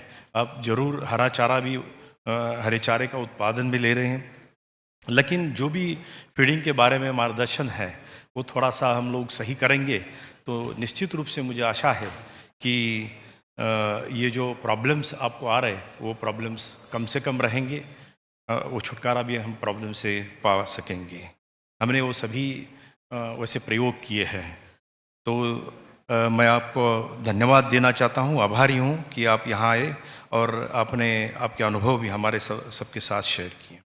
इसके आगे जा रहे हैं अभी हम ये डिस्कशन में। तो यहाँ अभी पधारे हैं Shri Shubham Kumrewar, assistant commissioner of fisheries. तो मैं उनको विनती करता हूँ, आप हिंदी या मराठी दोनों में यहाँ बोल सकते हैं। तो फिशरीज पे जो भी आप बताना चाहते हैं, तो आप 5 से 10 मिनट में आपको यहाँ सबके साथ आपके अनुभव भी शेयर करना है। कुछ योजना महत्वपूर्ण है तो वो भी हमारे फार्मर्स के लिए बताइए। नमस्कार। सर्वप्रथम या मंचावर उपस्थित सर्व मान्यवर आणि आपल्यासमोर उपस्थित सर्व ज्येष्ठ शास्त्रज्ञ, वैज्ञानिक, त्यानंतर प्रोफेसर वर्ग आणि महत्त्वाने काही भागातून शेतकरी देखील आले आहेत, त्यांचं मी इथे स्वागत करतो। मी शुभम कुमरेवार, सहाय्यक आयुक्त मत्स्य व्यवसाय, नागपूर जिल्हा। मागील 10 महिन्यापासून नागपूर जिल्ह्यात काम करतोय।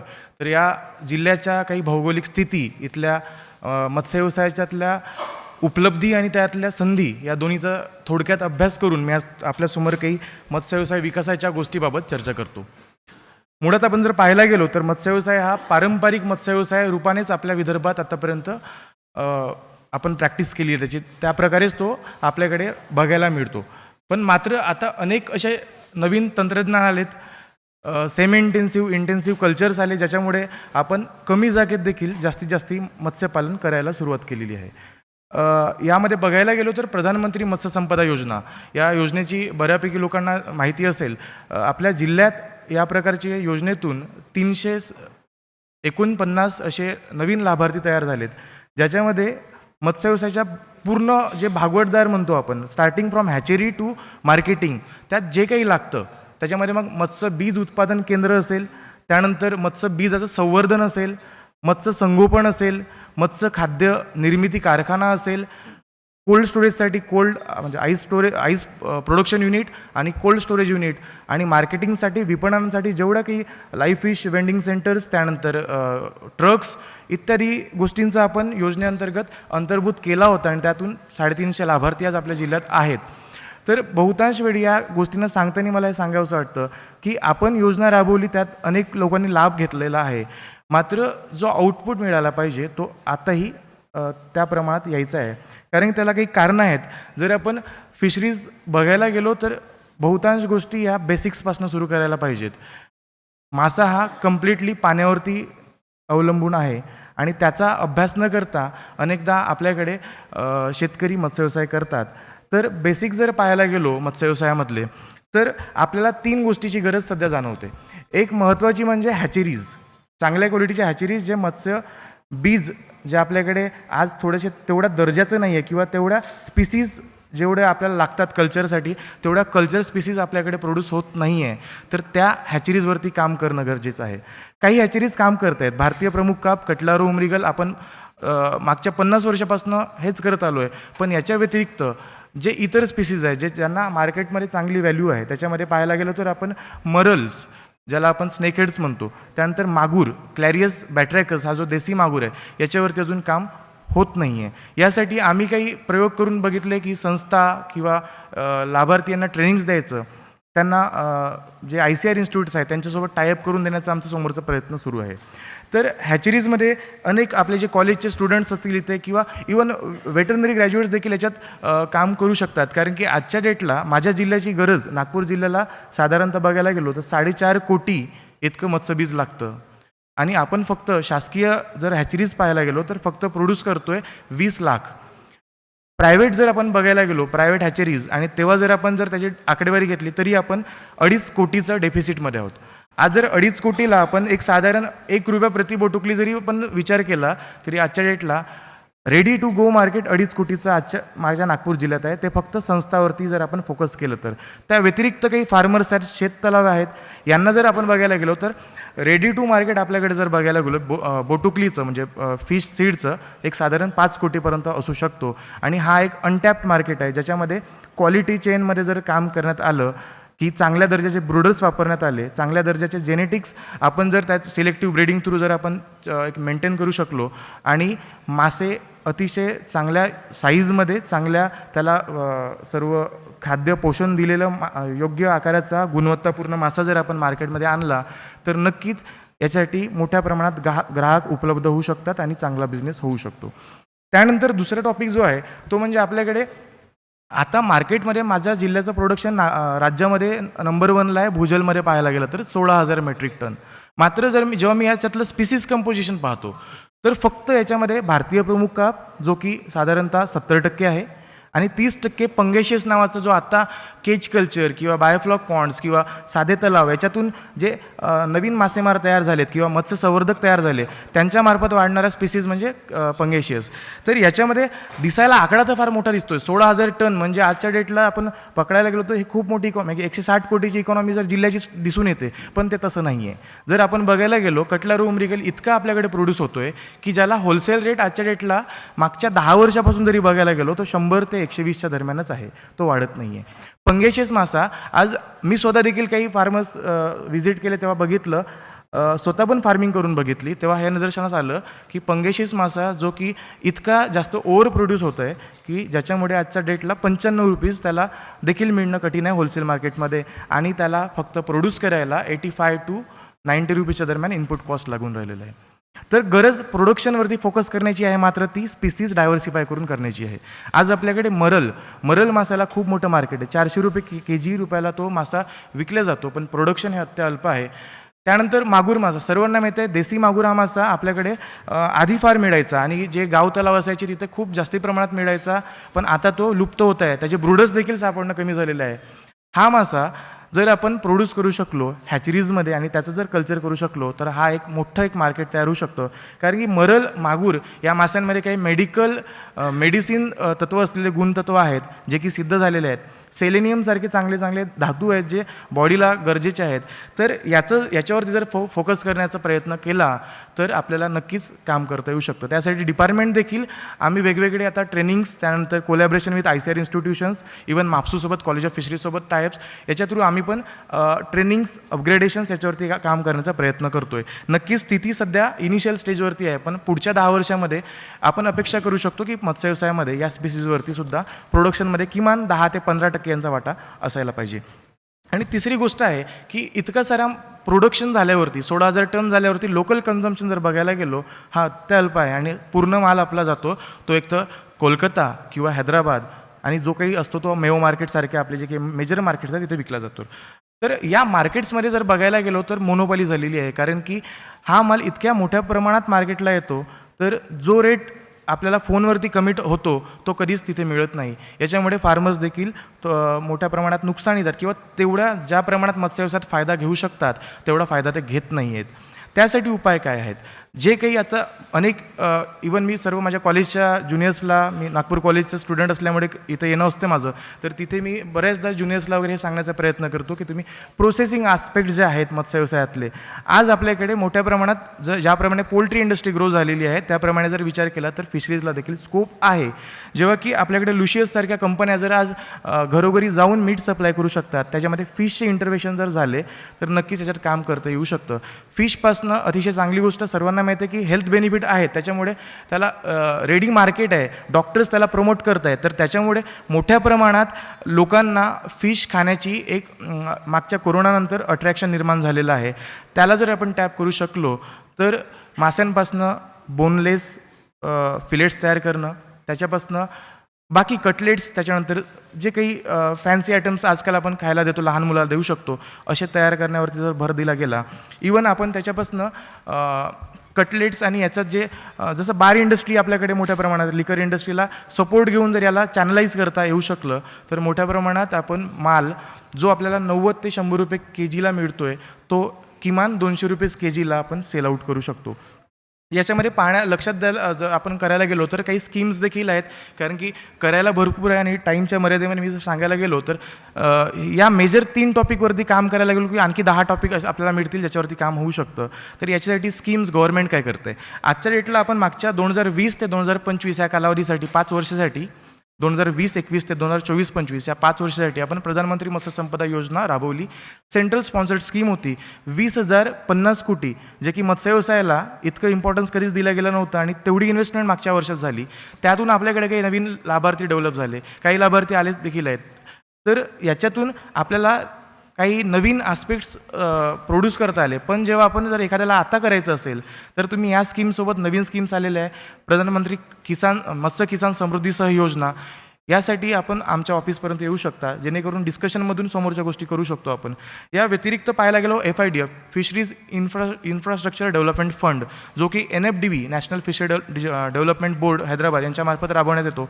त्यांच्यामार्फत तुम्ही इन्सेंटिव्ह बेस म्हणजे क्रेडिट इन्सेंटिव्ह ज्याच्यामध्ये इंटरेस्ट सबवेन्शन असेल, या प्रकारात तुम्ही मोठ्या प्रमाणात 20-20 CR लोन घेऊ शकता, ज्याच्यामध्ये तुम्हाला 7 ते 8% लोन मिनिमाइज होऊ शकतं. आणि याच्यातून जे काही नवीन उद्योजक घडू शकतात, कारण की त्यांना लोन जर इनिशियल स्टेजला मिळालं तर या प्रकारच्या इंडस्ट्री डेव्हलप करताना ते फार महत्त्वपूर्ण ठरू शकतात. त्या व्यतिरिक्त इथे जर स्थानिकरित्या काही करायचं असलं तर तुम्ही सहाय्यक आयुक्त मत्स्य व्यवसाय म्हणून मी डिस्ट्रिक्ट मायनिंग जो फंड आहे त्याच्यामध्ये मी सदस्य असल्यामुळे त्यातून देखील काही गोष्टी करता येऊ शकतात. जर आपल्याला इथे असे युनिट्स जसं मिल्कचे आता आपण बघायला गेलो, अमूल किंवा या भागात मोठ्या प्रमाणात मदर डेअरीचे काही युनिट्स लागले आहेत, त्याप्रकारे सेलिंग युनिट जर फिशचे लावू शकलो आपण तर याच्यात देखील मोठा मार्केट आहे. कारण की जो मासा मार्केटमध्ये जाऊन 120-130 रुपयाला घेतो आहे, त्याच ठिकाणी जर आपण तोच मासा घरापर्यंत हायजेनिक कंडिशनमध्ये पोहोचवू शकलो तर किमान तो मासा 220-230 रुपये केजीला घ्यायला लोक तयार आहेत. आज जर व्हाईट कॉलर लोक आपण बघायला गेलो, नागपूरमध्ये किमान 10,000 तरी लोक असतील जे क्लास 1 कॅटेगरीत बिलॉंग करतात आणि ते खरंच मार्केटमध्ये जाऊन मासे घेतात का हा प्रश्न निर्माण होतो. अनेक लोक मासे खाण्यास उत्सुक आहेत, मात्र त्यांना तसं सर्व केलं जात नाही. मासा हा फक्त मासा म्हणून सर्व केला जातो आहे, तो प्रोटीनचा सोर्स आहे किंवा तो एक कॅप्सूल आहे पूर्ण प्रकारे ज्याच्यामध्ये न्यूट्रिएंट रिच आहे असं म्हणून आपण त्याला सर्व करू अद्याप करू शकलो नाही, तर इथे काम करण्याची गरज आहे.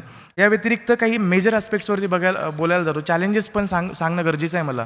जर आपल्याकडे एवढे फार्मर्स आहेत तर ते का प्रोड्यूस करू शकत नाही आहेत, किंवा जर प्रोडक्ट्स होत आहे तर ते मार्केट का करू शकत नाही. याच्यामध्ये सर्वात मोठा मला एक पॉईंट वाटतो तो लोकांनी मोटिवेशन टुवर्ड्स ट्रेनिंग हे फार कमी दिसतं. लोकांनी फार पहिले इन्व्हेस्टमेंट करून टाकल्या, खूप कमी नॉलेज ॲक्वायर करता, आणि त्याच्यामुळे त्यांना या गोष्टीत प्रॉपर आपण चॅनलाइज करून देऊ शकत नाही आहे. जर ट्रेनिंगसारख्या गोष्टी जर आपण द्यायला लागलो तर बऱ्यापैकी मत्स्य व्यवसायामध्ये लोक सक्सेसफुल होऊ शकतात. आपल्याकडे पोल्ट्री इंडस्ट्रीमध्ये जसे IB किंवा सगुणासारखे मोठ्या कंपनीज आहेत, तशा कंपनीज जर आतापासून स्थापन करण्याचं सुरुवात होऊ शकली तर इथे जो प्रोड्यूस होणारा इंडियन मेजर कार्प्स किंवा पंगेशियस किंवा इतर जे तिलापियासारखे मासे आहेत त्यांना आपण एक्सपोर्ट करायला लागलो तर याच्यात नक्कीच मोठा आपल्याला बदल दिसून येऊ शकतो. जर बघायला गेलो तर मोठं आता ज्या टॉपिकवरती हे कॉन्फरन्स आहे की ॲनिमल न्यूट्रिशन, त्याच्यामध्ये फिश पण एक भाग आला की फिश न्यूट्रिशन. मी स्वतः देखील फिश न्यूट्रिशनचा स्टुडंट असल्यामुळे मला याच्यात एक थोडंसं पॉईंट ॲड करावासा वाटतो. 60% ऑफ दी कल्चर जो आपण कॉस्ट असतो पूर्ण फिश कल्चरचा तो फक्त फीडवरती चालला आहे मत्स्य व्यवसायामध्ये.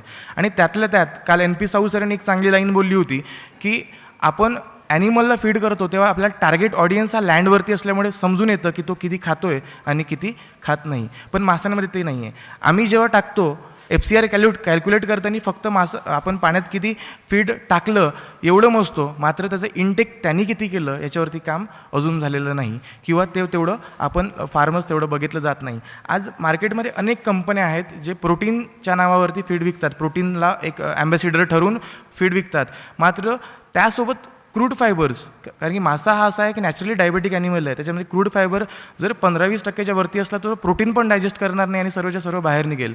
तर याच्यावरती फार्मर्सला तेवढी ट्रेनिंग थ्रू याच्यातून जर त्यांना जर अवेअरनेस आलं की फीड सिलेक्शन करताना किंवा स्वतः फीड तयार करताना कशा प्रकारे आपण लोकली फीड चांगलं करू शकतो किंवा कंपनीचं फीड घेताना काय गोष्टी बघायला पाहिजे, या जर गोष्टी समजायला लागल्या तर या मिस्टेक्स टळू शकतात. कारण की FCR जर बघायला गेलो, सायंटिस्ट, मी आता ICR सिफाला काही दिवस ट्रेनिंगला गेलेलो होतो मागच्या 2 आठवड्याआधी, तेव्हा आम्ही बघितलं की काही कल्चर सिस्टीम्समध्ये म्हणजे ते 1.2चा FCR सुद्धा घेत आहेत.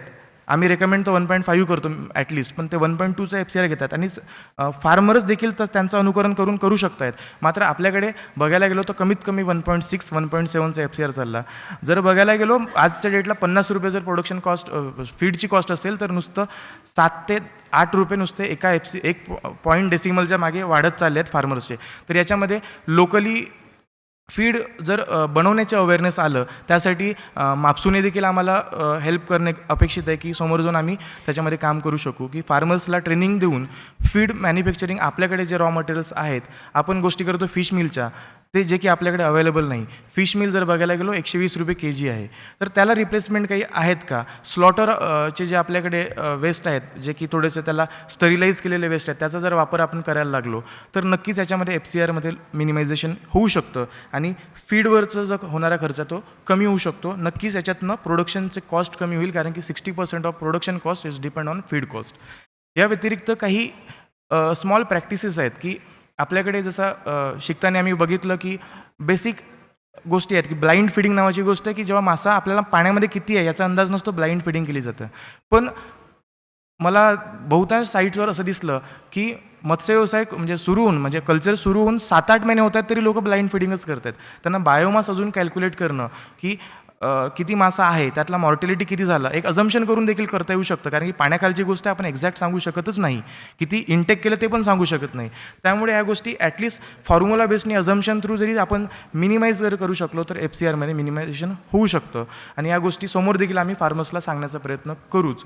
तर मत्स्य व्यवसायामध्ये मी ज्या 3 गोष्टी बोललो की एकतर हॅचरी डेव्हलपमेंट्स, त्याच्यानंतर जे स्पीसीज डायव्हर्सिफिकेशन कल्चरचं, त्याच्यानंतर मार्केटिंग स्ट्रॅटेजी, या 3 गोष्टीवर जर कोणी पण काम करायला लागलं आणि आजपासून 10 वर्षाचं फ्युचर जर बघत असेल तर मत्स्य व्यवसायाला खरंच फ्युचर चांगलं आहे. कारण की याच्यामध्ये व्हर्टिकल एक्सपान्शन देखील शक्य झालेलं आहे, विविध फार्मिंग टेक्निक्स आहेत, रास आलेला आहे, बायोफ्लॉक आलेला आहे, त्याचा वापर आपल्याकडे जर केला गेला तर होऊ शकतं. नक्कीच बायोफ्लॉकबद्दल अनेक लोकांना माहिती असेल की बायोफ्लॉक कल्चरबाबत अनेक लोकांना असं वाटलं की मधातल्या काळात ते यूट्यूबमुळे फार फेमस झालं. लोकांनी विदाऊट ट्रेनिंग आणि विदाऊट तेवढं माहिती करून घेता ते कल्चर करणं सुरू केलं आणि शेवटी त्यांना जेवढं त्यांना गॅरंटेड वाटत होतं प्रोडक्शन तेवढं मिळालं नाही. त्याच्यामुळे काही लोकांनी असं म्हणायला सुरुवात केली की biofloc is a fail technology. But माझं असं म्हणणं आहे की बायोफ्लॉक हे मुळीच फेल नाही आहे. कारण आपण जर त्याला त्या पद्धतीने वापरलं नाही किंवा नेमकं आपल्या फार्मर्सला बायोफ्लॉकमधलं बायो काय आणि फ्लॉक काय हेच माहिती नाही. फक्त एरेटर्स लावले, थोडंफार जागरी टाकलं, थोडंफार प्रॅक्टिस जे यूट्यूबवरती सांगितलं जातं तसं केलं की त्यांना वाटतं की बायोफ्लॉक केलं. पण मुळात ती गोष्ट नाही.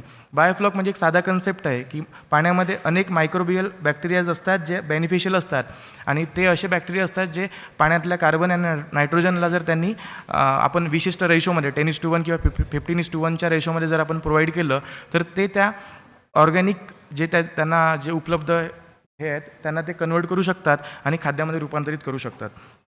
तर याच्यामुळे काय होतं की आपण जर फक्त बायोफ्लॉकमध्ये मायक्रोबियल फ्लॉक्स तयार केले आणि ते जर माशांना खायला दिले तरीसुद्धा FCR कमी होऊ शकतो. आणि याचा बेनिफिट देखील आहे की पाण्यातलं जे अमोनिया, मी म्हटलं की पाण्यात किती खाद्य चाललं आहे आपलं ते आपल्याला मोजता येत नाही आहे. ते किती माशांनी खाल्लं हे मोजता येत नाही आहे. नक्कीच आपण पकडून चालू की 30 ते 25 ते 30% तरी खाद्य हे वेस्ट चाललेलं आहे. आणि प्रोटीनच खाद्य असल्यामुळे मिनिमम 28%चं प्रोटीन आपण ॲव्हरेजली वापरतो. त्याच्यामुळे टॅन जर बघायला गेलो, टोटल अमोनिक नायट्रोजन जर आपण पाहायला गेलो तो इतका प्रमाणात पाण्यात चाललेला आहे. आणि माशांमध्ये सर्वात लिमिटिंग फॅक्टर जर ग्रोथला जर लिमिटिंग फॅक्टर असेल तो अमोनिया आहे. कारण की अमोनिया 0.1 ppmच्या वरती जरी जायला सुरुवात झाला तर मासा मरायला सुरुवात होतो. पण एवढं आपण फार्मर्सच्या दृष्टीने एवढं बघत नाही.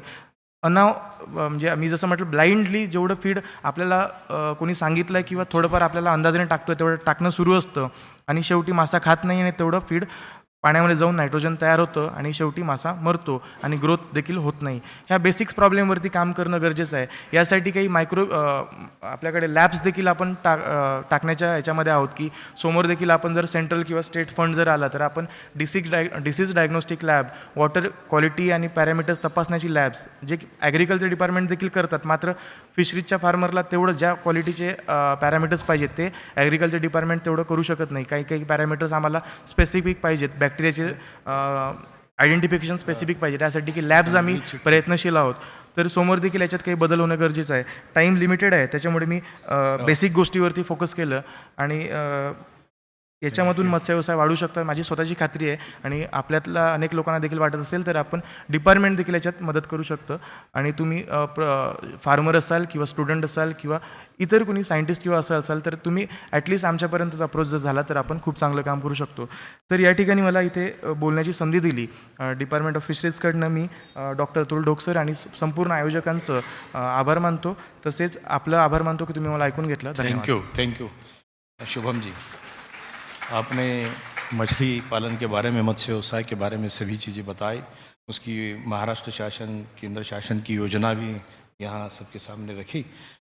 सबसे महत्वपूर्ण है कि आज मत्स्य बीज निर्मित पे ज़्यादा काम हमें करने की ज़रूरत है और उसमें जॉब अपॉर्चुनिटीज़ भी बहुत सारे हैं, ये भी आपने हाईलाइट किया. दूसरी बात है कि मछली सेवन बढ़ाना ज़रूरी है और इसलिए मछली का महत्व लोगों को बताने की ज़रूरत है. इसलिए मैं आपके साथ शेयर करना चाहता हूँ कि हमारे मापसू ने मछली जागरूकता अभियान शुरू किया है. 1 साल ये अभियान हम चलाने वाले हैं और ये कंटिन्यू रहेगा, लेकिन 1 साल का हमने मिशन मोड में दिया है. तो इस पे महाराष्ट्र शासन की मदद से ही ये अभियान ज़्यादा लोगों तक हम पहुंचा सकते हैं. पर्टिकुलरली हम यंगस्टर्स पे, बच्चों पे, स्कूल और कॉलेज स्टूडेंट को ज़्यादा फोकस कर रहे हैं, क्योंकि इनमें मछली सेवन बढ़ गया तो अगले कई सालों तक वो रहेगा. इसलिए ये इस मिशन में आप सबका सहयोग हम चाहते हैं. धन्यवाद. अभी आगे हम जा रहे हैं इस पड़ाव में. समय की कमी है, इसलिए मैं विनती करता हूं अगले वक्ता जो है हमारे सजल जी कुलकर्णी, इनको 5 मिनट में, वो एक बहुत अच्छा NGO के तरफ से काम कर रहे हैं. वो घास विकास पे, ग्रासलैंड डेवलपमेंट पे काम कर रहे हैं. तो ये उनके जो अनुभव है, एक्सपीरियंसेस है, वो आप सभी लोगों के साथ शेयर करेंगे. 5 मिनटं ना. मराठीत बोलू की हिंदीत बोलू? Okay. Okay Hindi English Marathi ऐसे बात करता हूँ मैं। ओके पहले मैं थोड़ा मेरा परिचय कर देता हूँ। मेरा नाम है सजल कुलकर्णी। मैं सेंटर फॉर पीपल्स कलेक्टिव नाम की हमारी यहाँ पे एक छोटी संस्था है, एज अ डायरेक्टर करके काम करता हूँ। और रिवाइटलाइजिंग रेनफेड एग्रीकल्चर नेटवर्क, ये रेनफेड और वर्षा आधारित खेती के क्षेत्र में काम करने वाला एक देश का बड़ा नेटवर्क है, उसका राज्य समन्वय करके काम करता हूँ। 5 मिनट में मैं मेरी बात रखूँगा। भिकाने सर ने जो बताया अभी कि चरागाह और ग्रासलैंड के ऊपर हमारा काम है, और उसके साथ साथ हमारे विदर्भ में जितने भी पशुपालक समाज है उसमें से कुछ यहाँ पे आए हुए हैं, उनके साथ भी हमारा काम है। पशु पोषण या एनिमल न्यूट्रिशन जिसे हम कहते हैं, उसमें हमारा जो अप्रोच है वो अप्रोच हम लैंडस्केप अप्रोच लेके काम करते हैं, ना कि एक गाय या एक बकरी या एक भैंस ऐसा हम सोचते हैं। हमारे क्षेत्र में या जिस एरिया में हम लोग काम कर रहे हैं, उदाहरण के तौर पे मैं बताऊंगा कि जो गौलव ब्रीडर्स एसोसिएशन के साथ हम लोग काम कर रहे हैं, वहाँ पर ग्रासलैंड तो एक है, लेकिन वहाँ पे तालाब भी है और वहाँ पर जंगल भी है, वहाँ पे खेती भी है। ये तीनों चारों जगह से जितना भी चारा हमें मिलता है, वो चारे के ऊपर हमारे जानवर पलते हैं। तो ये सभी चीज़ों का हमें एनिमल न्यूट्रिशन के ऊपर, एनिमल न्यूट्रिशन के लिए इनको इंक्लूड करना पड़ेगा। हमने गौलव गाय की फूड प्लेट बनाई है, और ये फूड प्लेट में करीब करीब प्रफुल्ल कितने 30 प्रकार के घास और वनस्पति है। वो एरिया में पाए जाने वाले 30 प्रकार के घास या वनस्पति ये गाय खाती है। तो हमारे यहाँ पे जितने भी कैटल या एनिमल फॉडर के रिसोर्सेस है, मैं यूनिवर्सिटी से दरखास्त करूँगा कि इसका एक मैपिंग हमारे पास रहे, क्योंकि जब भी डिपार्टमेंट या कोई भी टेक्निकल व्यक्ति बात करता है एनिमल न्यूट्रिशन की, तो वो बात करता है हाइब्रिड नेपियर पे, लुरसन बरसिन पे या मक्के पे। लेकिन जहाँ पे पानी नहीं है और साल भर जानवर रखना है, अभी ये राम जी यहाँ पे आए हैं, उनके बेड़े पे 1500 गिर गाय है। अभी 1500 गिर गाय बेड़े पे रख के अगर हाइब्रिड नेपियर की या मक्के की मैं बात करूं, तो पॉसिबल साल भर नहीं है।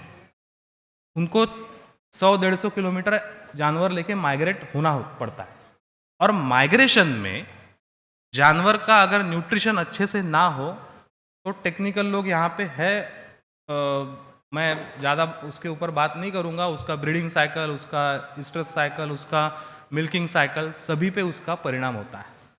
तो ये सब चीज़ें ध्यान में लेते हुए मेरे 2-3 सुझाव हैं, वही सुझाव मैं यहाँ पे रखूँगा और मेरा कहना ख़त्म करूँगा कि लोगों के जो इंस्टीट्यूशंस है हमारे यहाँ पे, SHGs हो गए, हमारी समीक्षा तय SHGs के ऊपर काम करते, करीब करीब 1000 महिलाओं का संगठन उन्होंने कुही, उमरेड, रामटेक में बांधा हुआ है। सभी महिलाएं बकरी रखती है, या ब्रीडर्स एसोसिएशन का यहाँ पे इंस्टीट्यूशन है। हमारे नागपुर में जो सुअर रखने वाले लोग हैं, हमारे रोहित वो संस्था से आते हैं। हमने क्या किया, सुअर के न्यूट्रिशन का जो काम है वो नागपुर में जितने भी होटल्स हैं, वो होटल से वो कनेक्ट करवा दिया। लेकिन उसमें एक और दिक्कत हमें आई कि वर्म लोड ज़्यादा होता है होटल वेस्ट के अगर हम खिलाएं तो क्या हम ये इंस्टीट्यूशंस को छोटे बॉयलर दे सकते हैं? हमारे यहाँ पे जो क्रॉप रेसिड्यूज़ है, वो क्रॉप रेसिड्यूज़ के ऊपर ट्रीटमेंट, यूरिया ट्रीटमेंट जो जनरली रिकमेंड की जाती है, वैसा कुछ कर सकते हैं। हमारे पास विदर्भ एरिया अगर हम देखेंगे तो करीब करीब 2.5 लाख हेक्टेयर के ग्रासलैंड्स है, लेकिन ये ग्रासलैंड पे आने वाली घास के बेल्स बनाने के लिए मशीनरी हमारे पास नहीं है। स्टोरेज कैसे करें? एक भी अगर आग उसको लग गई तो पूरा घास जल जाता है।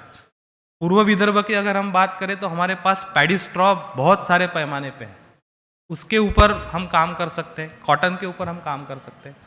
तो टेक्निकल चीज़ों में मैं ज़्यादा नहीं जाऊंगा, मैं यही सुझाव दूंगा कि हमारे विस्तार में लैंडस्केप अप्रोच ऑफ न्यूट्रिशन लेते हुए उसमें एक गांव में, एक पंचायत में या एक पंचक्रोशी जिसे हम बोलते हैं गांव की मराठी में, वो लैंडस्केप में एनिमल न्यूट्रिशन उसमें सभी आ गए, गाय भैंस भेड़ बकरी,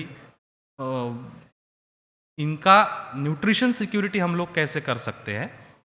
और 2026 अभी आने वाला international year of rangeland and pastoralism है, तो एज अ महाराष्ट्र हम लोग उसमें ये अप्रोच लेते हुए अगर कंट्रीब्यूट करें तो हमारे विदर्भ में जो चारे की और एनिमल न्यूट्रिशन की समस्या है वो किस तरह से दूर होगी, इसका छोटे जो कुछ भी एग्जाम्पल्स हमने किए हैं वो हम लोग इंटीग्रेट कर सकते हैं। धन्यवाद। धन्यवाद सजल जी, आप अपने कम से कम समय में आपके विचार यहाँ सबके सामने रखे।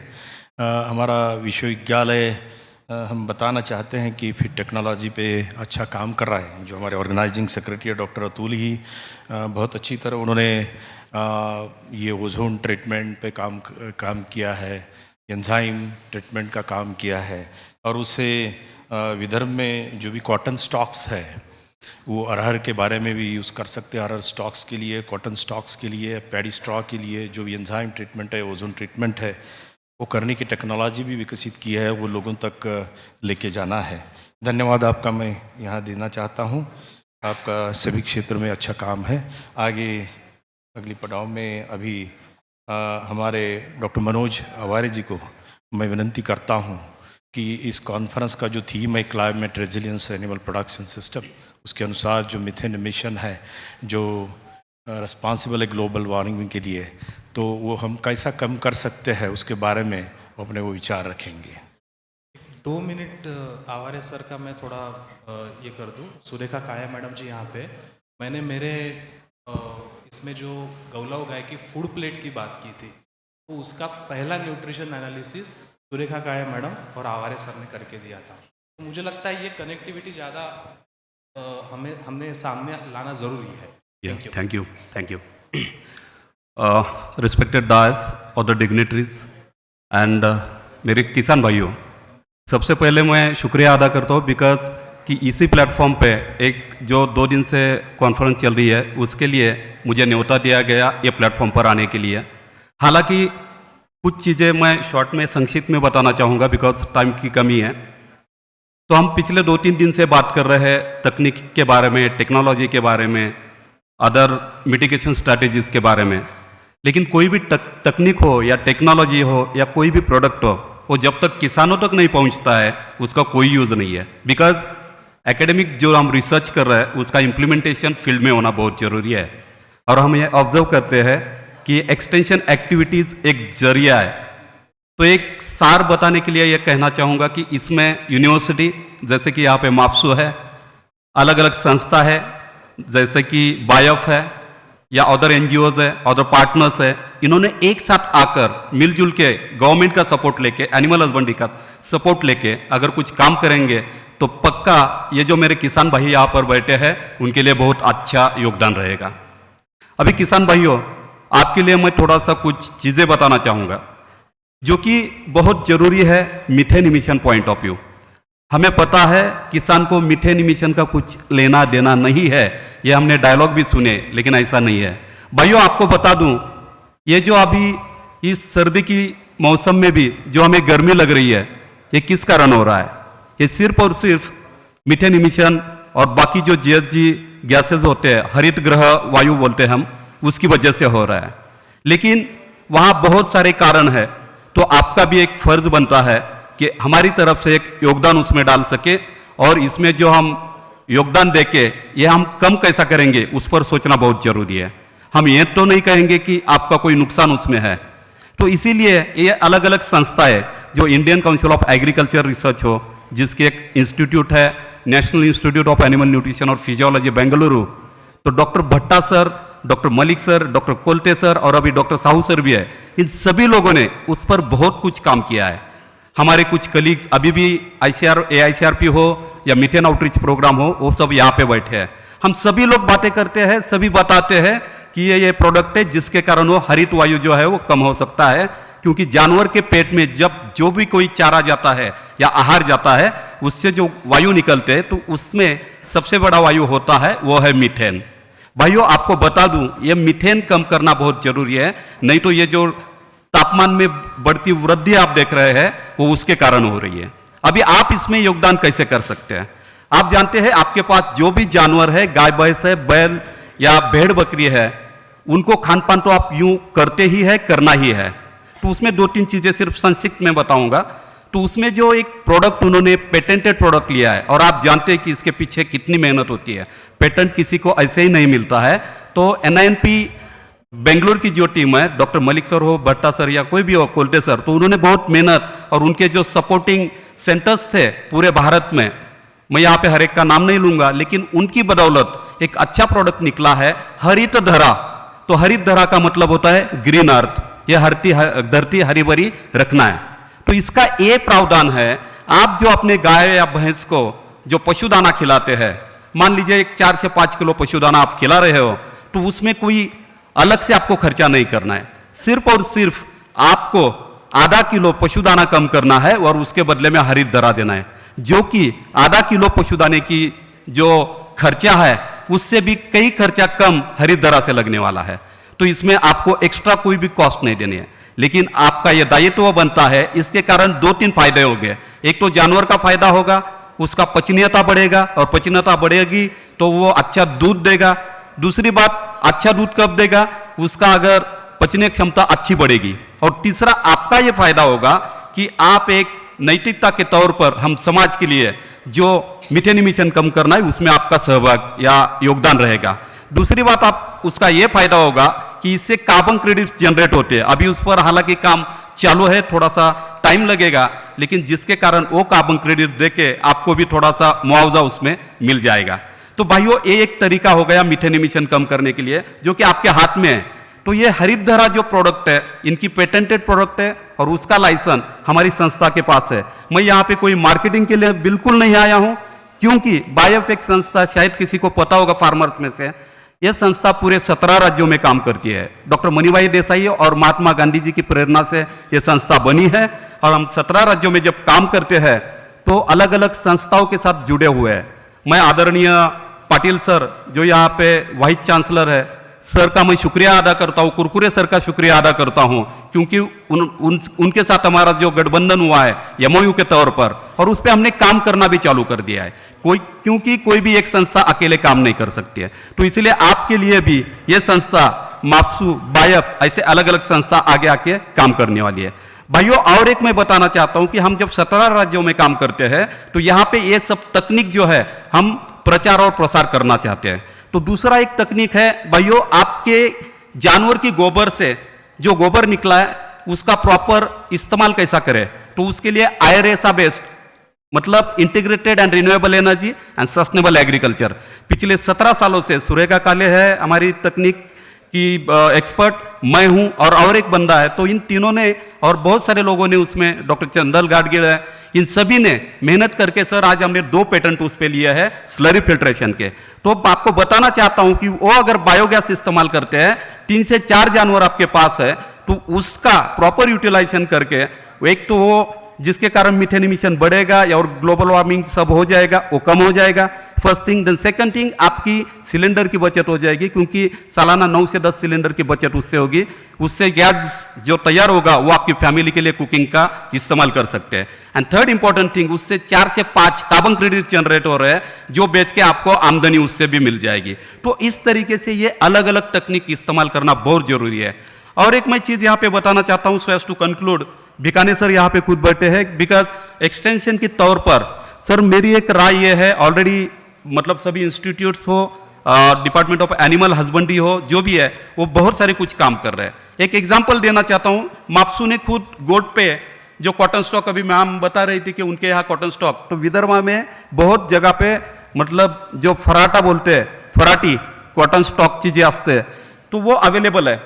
तो सर मैं एक एग्जांपल इसलिए दे रहा हूं कि जब ये प्रोजेक्ट स्टार्ट किया था गोट पे, तो तो IIT बॉम्बे और माप्सो हमारे पास अप्रोच हो गए और it was our good factor कि हमने वो ज्वाइंटली काम किया और जिससे हमने जो कॉटन के लिए ओजोन ट्रीटमेंट का प्रयोग किया और उससे हमें पता चला कि लैक्टेटिंग काउज में भी उसका असर अच्छा आ रहा है। लेकिन अभी क्वेश्चन है वो फार्मर तक कैसे पहुंचाए। तो भाइयों, आप जैसे लोग यहाँ पे बैठे, आपकी FPO हो, SHG हो, बचत गट हो, जो भी है, तो आप इनके माध्यम से हमारे तक आइए, हम तक आइए। स्मॉल रूमिनेंट पे इन्होंने किया है, बड़े एनिमल पे हमने किया है। तो ये सर यहाँ पे मलकापुर में एक NGO है, as a part of RGSTC sponsored project, उनको सेकंड फेज में हमने उनको रिकमेंड किया और उन्होंने अभी कमर्शियल यूनिट एक स्टार्ट करने जा रहे हैं with in a couple of months, मतलब 1-2 महीने में आपके एरिया में यहाँ पे ओजोन ट्रीटेड कॉटन स्टॉक इस्तेमाल करके एक कंप्लीट फीड के पैलेट बनने जा रहे हैं। तो डॉग सर और सभी टीम को पता है। तो इसलिए मेरे आपसे दरख्वास्त है कि जैसा एक एग्जाम्पल है उस तरीके से अवेयरनेस क्रिएशन में और एक्चुअल फील्ड एक्सपोजर्स में, जब तक सीइंग इज बिलीविंग बोलते हैं, तो आप भाई लोग यहाँ पे बैठे, मैं आपको इनवाइट करना चाहता हूँ उर्ली कांचन में जो हमारा सेंट्रल रिसर्च स्टेशन है। अलग अलग तकनीक है, बहुत सारे विषय है, लेकिन समय की कमी के कारण मैं यहाँ तक सीमित रखता हूँ और मैं आयोजक particularly doctor dog sir, ANA और माप्सू और वाइस चांसलर सर सबका शुक्रिया अदा करता हूं कि आपने मुझे ये बहुत बड़ा एक सम्मान दिया और इस प्लेटफॉर्म पर मेरे विचार रखने का जो यहाँ पे टाइम दिया। तो थैंक यू सो मच। जय हिंद, जय महाराष्ट्र।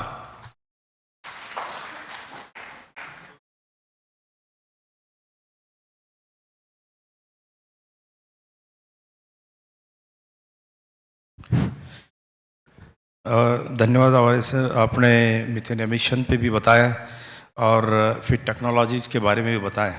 माप्सू आपके साथ मिलके ज़रूर इसमें जो भी विस्तार कार्य है, एक्सटेंशन है, वो कर रही है और आगे भी करेगी। समय के अनुसार मैं आयोजक को विनती करता हूं कि वो इसको हम कंक्लूड कर रहे हैं, अभी ये प्रोग्राम को कंक्लूड करना है, तो मैं ही आभार मानता हूँ।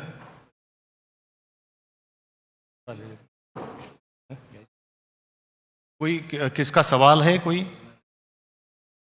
अभी जो पिछले 1 घंटे से हम चर्चा कर रहे हैं, हमारे पैनलिस्ट ने उनके विचार यहाँ पे रखे हैं, तो कोई सवाल पूछना चाहता है तो 1 या 2 सवाल लेंगे, क्योंकि वैलिडेटरी प्रोग्राम हमें शुरू करना है।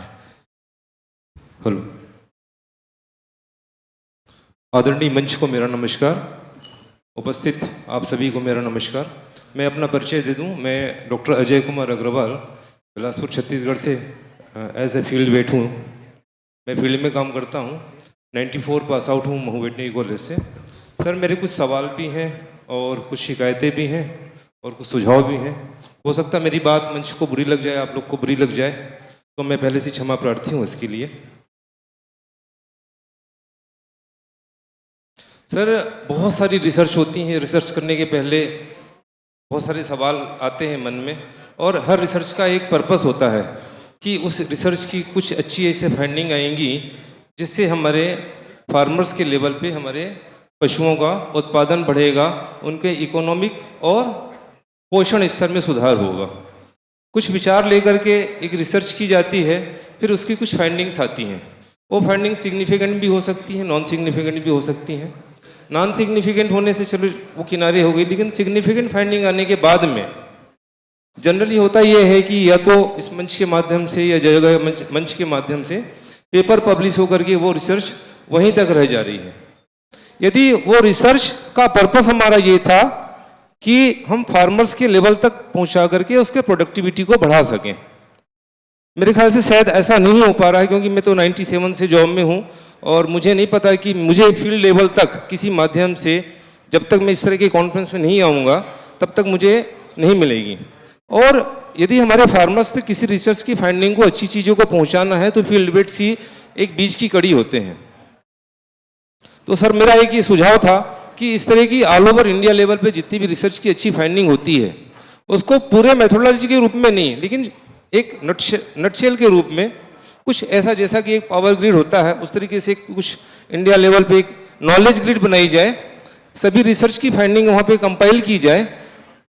नॉट एवरी वेटनरियन को, ईच स्टेट के डायरेक्टरेट ऑफ वेटनरी सर्विसेज को कम से कम नटशेल में वो फाइंडिंग्स बताई जाए ताकि डायरेक्टरेट ऑफ वेटनरी सर्विसेज अपने फील्ड वेट को वो जानकारी परकोलेट कर सके, तभी जाकर के हम फील्ड वेट किसानों तक उस जानकारी को बता पाएंगे। सर इतने सारी रिसर्च में इतने कम फार्मर आए हैं और इन फार्मर्स तक ही मात्र ये जानकारी जा पा रही है। यदि ये जानकारी फील्ड वेट्स को पता चले तो field vets millions of farmers को ये जानकारी पहुंचा सकते हैं, तभी जाकर के हमारी रिसर्च ये सार्थक हो पाएगी। इतने ही कहकर मैं अपने शब्दों को विराम देता हूं। मेरी बात आप लोग को बुरी लगी हो तो मैं क्षमा प्रार्थी हूं। जय हिंद, जय भारत, जय महाराष्ट्र, जय छत्तीसगढ़। आप फील्ड में काम करते हैं क्या? सर मैं फील्ड में बिलासपुर में as a veterinary doctor, I am additional deputy director in district veterinary hospital Bilaspur. पर मेरे कलेक्टर ने मुझे एक अलग जिम्मेदारी दे रखी कि मैं वुमेन एसएचजी के साथ काम कर रहा हूं सर, और एनएलएम के तहत, नेशनल लाइवलीहुड मिशन के तहत हमारे जिले में एक महिलाओं के समूह के लिए एक छोटा सा फीड प्लांट लगा हुआ है। पिछले 1 साल से वहाँ पे फीड बना रहे हैं। अजय कुमार जी, धन्यवाद। आपने जो भी बात की उसके लिए हम सब लोग इकट्ठा आए हैं और वही हम सबको मिलके काम करना है। एक तो रिसर्च हो रहा है लेबोरेटरी में, वो हमें फील्ड तक लेके जाना है, इसलिए हर विश्वविद्यालय फील्ड ऑफिसर्स को ट्रेनिंग देने का काम करता है और ये ट्रेनिंग होने के बाद हर फील्ड ऑफिसर को फार्मर्स तक लेके जाना है। विश्वविद्यालय दोनों तरीके से काम कर सकते हैं, एक तो आप जैसे क्षेत्रीय अधिकारियों को ट्रेनिंग देने का काम, और जो भी तकनीक, नई तकनीक विकसित की गई है वो आप लोगों तक पहुंचाना, और क्षेत्रीय अधिकारी, ये 2 टायर सिस्टम है एक्सटेंशन में, तो वो क्षेत्रीय अधिकारी लोगों तक पहुंचाए। इस पे हम सब लोग मिलके काम करेंगे, कर रहे हैं और आगे और ज़्यादा करने की ज़रूरत है। धन्यवाद। Thank you. मैं इसके बाद ये माइक डॉक्टर वानखेड़े जी। धन्यवाद सर। Industry, academics and farmers meet का समारोह होने जा रहा है, और जो भी पैनलिस्ट हम आज यहाँ उपस्थित है उनका एक फेलिसिटेशन, उनका एक थैंक्स गिविंग हम करना चाहते हैं ऑर्गेनाइजिंग टीम की ओर से। तो मैं आमंत्रित करता हूँ हमारे आदरणीय वाइस चांसलर सर, सम्माननीय डॉक्टर पाटिल सर जी को, कि वो जो पैनलिस्ट है उनका फेलिसिटेशन करें, और उसके साथ ही चेयरमैन, को चेयरमैन और रैपोर्टर का भी फेलिसिटेशन और थैंक्स गिविंग करें। Sir please. पहला नाम जो है मैं डॉक्टर मुजुमदार सर का लेना चाहता हूँ एज ए पैनलिस्ट, और is a vice president of ANSI। Thank you very much sir for being here as a panelist. Then Shubham Komrewar, Assistant Commissioner of Fishery, Nagpur.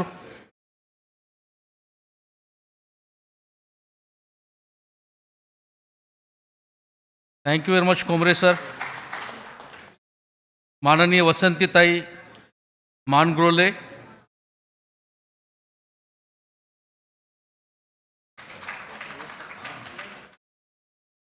Doctor Manoj Aware sir, head division BAIF Pune,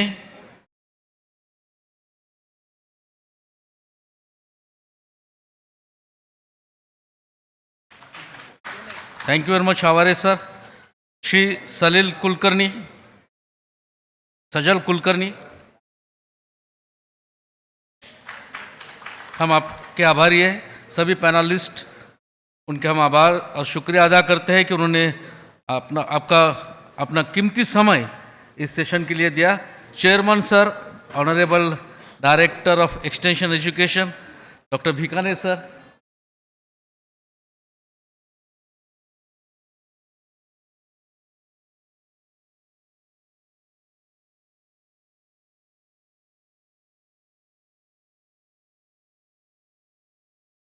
doctor Bhikane sir आज के session के chairman थे। Thank you very much honourable director of extension education sir doctor Bhikane sir. को chairman doctor VK Basunathe sir, doctor AV Khanwilkar sir,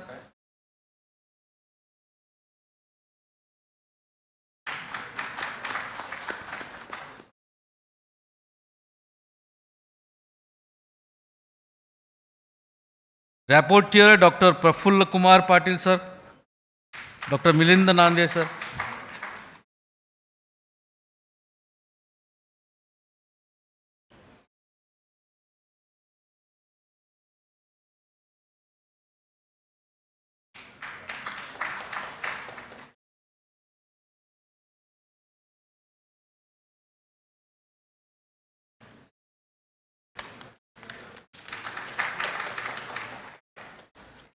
Thank you very much, Honorable Vice Chancellor, sir, Dr. Patil, sir.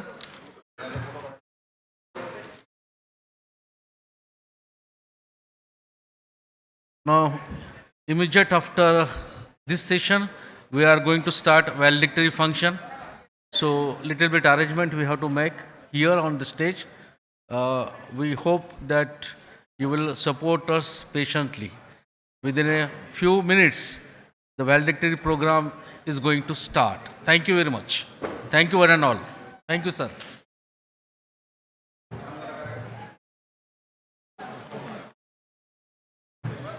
Basunathe sir 5-10 minute में ही valedictory function यहाँ पर शुरू होने जा रहा है। जो भी पार्टिसिपेंट्स है, डेलीगेट्स है, उन्हें नम्र निवेदन है कि वो इस हॉल में उपस्थित हुए।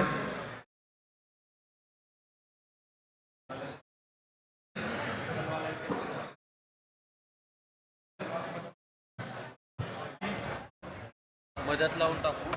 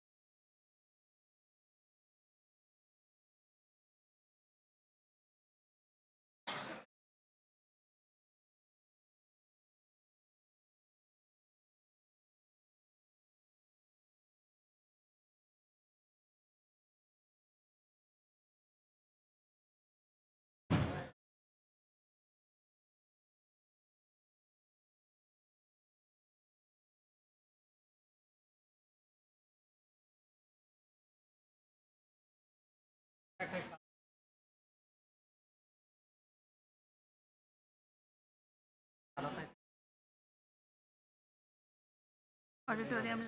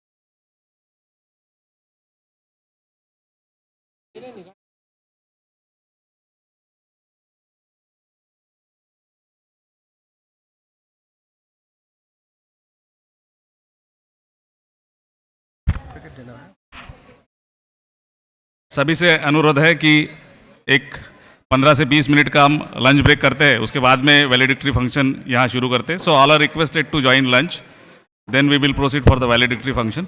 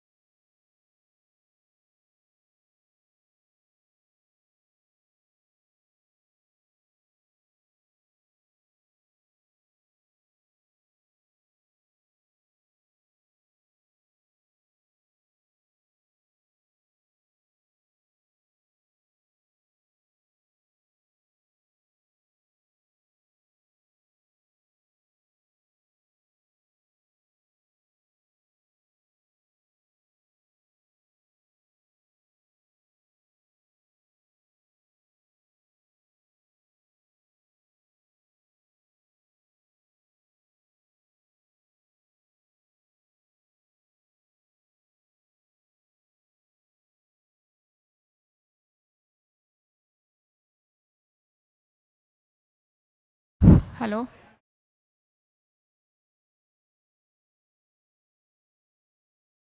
All the delegates are requested to gather inside the auditorium. Our valedictory function is about to begin soon.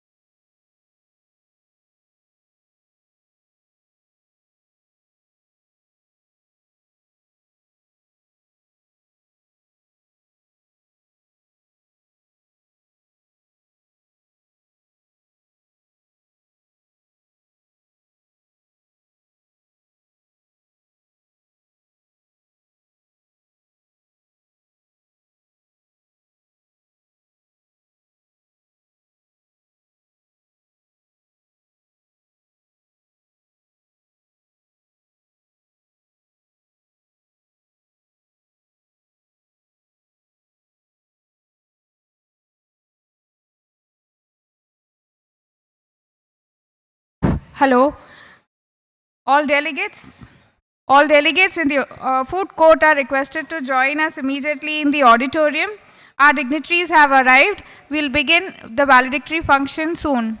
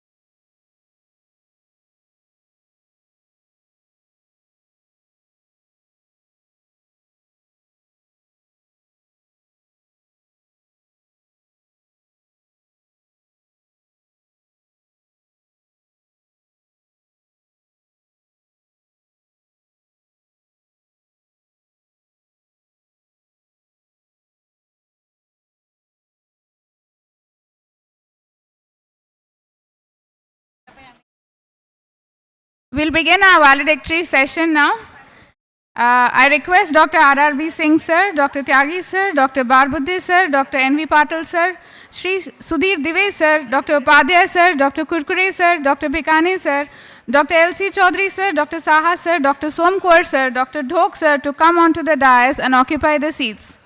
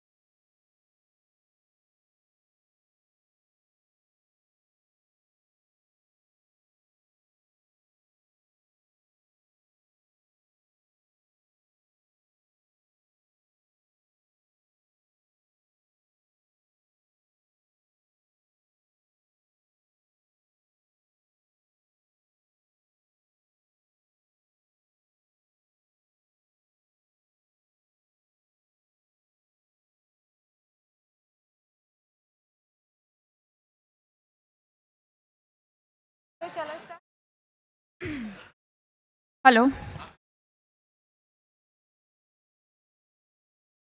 Things end, but memories last forever. And the happiest memories are of moments that ended when they should have. Yes, it's time to bid farewell to WANACON-2025, but not until we have the logical conclusion. Good afternoon to one and all.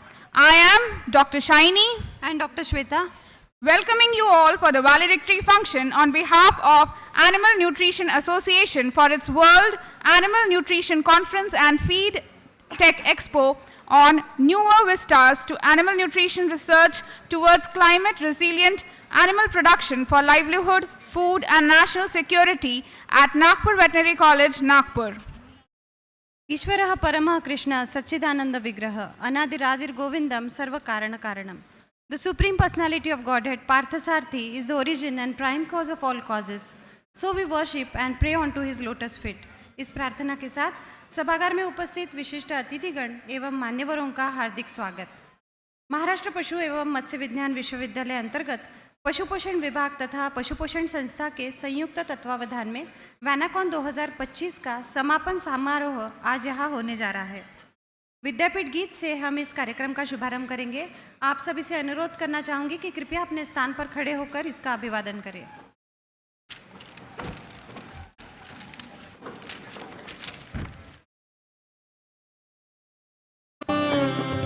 विश्वे अग्रेसरे भारते प्रगतं महाराष्ट्र राज्यम्. विश्वे अग्रेसरे भारते प्रगतं महाराष्ट्र राज्यम्. सदैव विलसति ग्राम सभ्य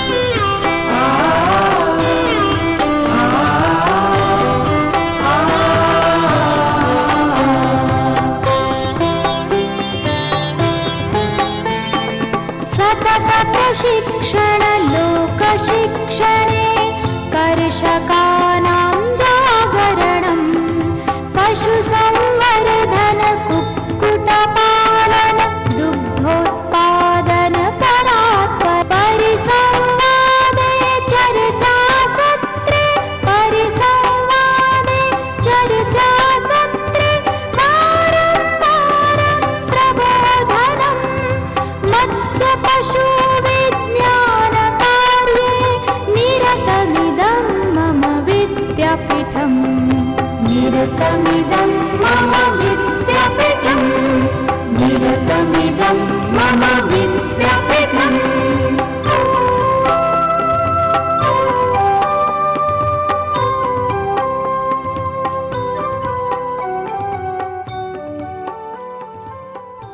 Thank you so much. Kindly be seated.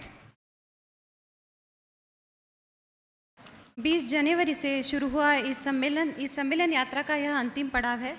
हमारे विश्वविद्यालय के सम्माननीय कुलपति डॉक्टर नितिन पाटिल सर एवं पशु पोषण संस्था के नेतृत्व में यह सम्मेलन एक उत्सव में परिवर्तित हो गया। 3 दिन के सम्मेलन का यह आयोजन एक लंबी प्रक्रिया का हिस्सा है। इतने सार्थक मंच के साथ जो ये आज का समापन कार्यक्रम हो रहा है, इसके पीछे एक पूरा दल है जो अविरत कार्य कर रहा है। इस दल के साथ आप सभी ने हमें सहयोग प्रदान किया, इसलिए आप सभी को धन्यवाद देती हूँ, आपका आभार। और अब कार्यक्रम को आगे बढ़ाते हैं अतिथि सत्कार के साथ। The valedictory function promises to be immensely exciting, featuring a summary of events from the past 3 days, remarks and addresses by our esteemed guest, and the much anticipated announcement of prizes. Gracing the valedictory function, we have some illustrious guests, adding even more prestige to this special event. We are delighted to have amongst us Dr. R.R.B. Singh sir, Honorable Vice Chancellor Dao Shri Vasudeva Chandrakar Kamadhenu Vishwavidyalaya Durg, who has kindly consented to be the chief guest of today's valedictory function. I request Dr. Nitin Patil sir, Honorable Vice Chancellor Maharashtra Animal and Fishery Sciences University Nagpur, to offer a memento, shawl, shrifa and floral welcome to Dr. Singh sir. Dr. Ran Bijoy Singh is a dairy technologist from NDRI Karnal. He has over 30 years of experience as academician and researcher. He has served NDRI as Joint Director Academic and Dean for 6 years, making the institute #1 position in ICR ranking among the state agricultural universities. He also had been Dean at Bihar Agriculture University, Sabot. He is serving as executive in policy making and task forces of the country. Welcome to the WANACON-2025 valedictory function, sir. It is a distinguished honor to host the Additional Director General of the Indian Council of Agriculture Research, New Delhi, Dr. A.K. Tyagi sir, who is the guest of honor of today's valedictory function. I request Dr. Nitin Patil sir, Honorable Vice Chancellor MAPSU Nagpur, to offer a memento, shawl, shrifa and a floral welcome to Dr. Tyagi sir. Dr. Avish Kumar Tyagi, a chemist from Bhabha Atomic Research Center, Mumbai, has a postdoctoral research from Max Planck Institute, Germany. He has been professor at BARC, also honorary professor at Jawaharlal Nehru Center for Advanced Scientific Research, Bengaluru, and visiting scientist at numerous places abroad. He is adorned with many national and international awards and also is a fellow of prestigious societies. He has a patent and many number of publications to his credit. Welcome to the program, sir. It's a matter of great honor that we have amongst us since the last 3 days Dr. S.B. Barbude sir, Director, National Meat Research Institute, Hyderabad, who is our special guest of this valedictory function. I request Dr. N.V. Kurkure sir, Director, Research, MAPSU Nagpur, to welcome him. Dr. S.B. Barbude sir is a principal scientist in the subject of veterinary public health, having worked on funded innovative and groundbreaking projects with regard to zoonosis, foodborne infections, listerology, and molecular microbiology. He is closely connected to Nagpur Veterinary College, Nagpur. He has 1 patent, 129 registered bacterial germplasms, 775 gene bank submissions, many number of publications, recipient of national and international awards to his credit. Welcome to the function, sir. To felicitate our very own Honorable Dr. N.V. Patil sir, Vice Chancellor Maharashtra Animal and Fishery Sciences University, Nagpur, and Chief Patron of the organizing committee, who is also the chairman of the inaugural function, I request Dr. A.P. Somkur sir, Associate Dean, Nagpur Veterinary College, Nagpur, to welcome him.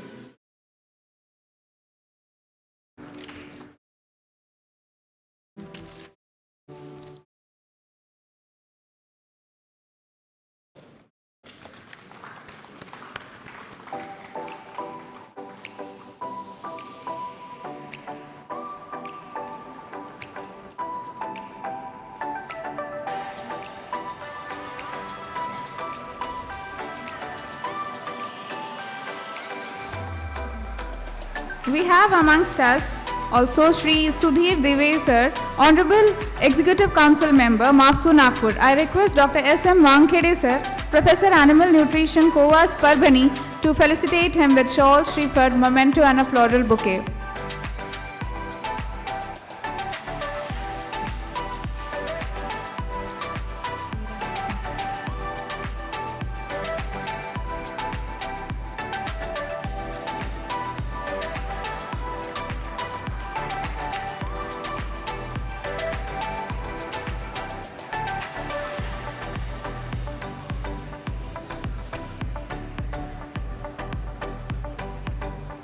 Thank you, sir. The patron of the organizing committee, our very own Dr. S.V. Upadhyay, sir, Director of Instructions and Dean Faculty of Veterinary Science, Maharashtra Animal and Fisheries Sciences University, Nagpur, is with us. I request Dr. P.E. Taksande, sir, Treasurer, WANACON-2025 and Technical Officer, MAPSO, Nagpur, to welcome him.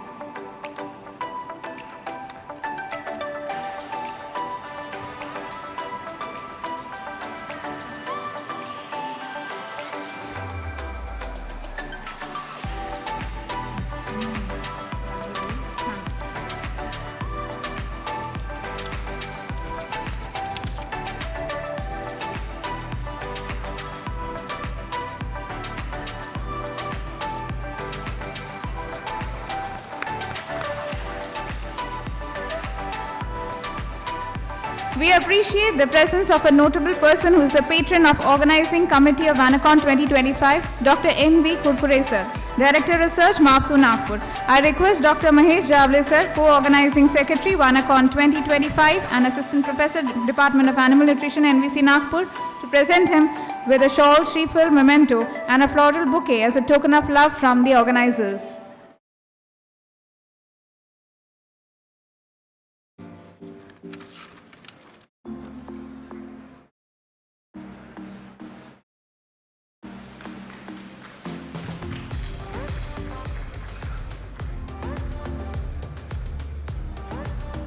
Another notable person and the patron of the organizing committee is Dr. A.U. Bikane, sir, Director Extension Education, MAPSO. I request Dr. Sheetal Sopade, ma'am, Co-Organizing Secretary, WANACON 2025, to welcome him.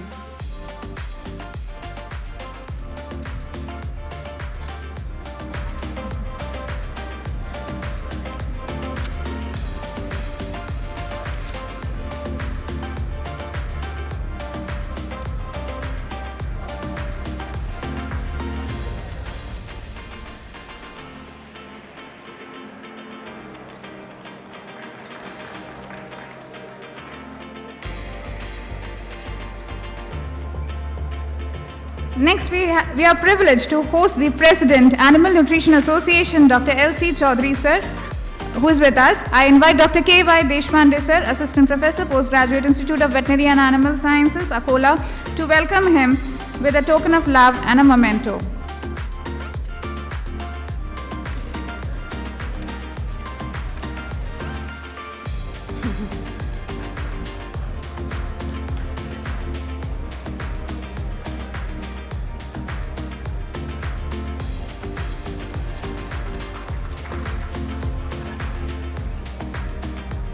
Another special guest gracing the inaugural function is Dr. S.K. Saha, sir, General Secretary, Animal Nutrition Association.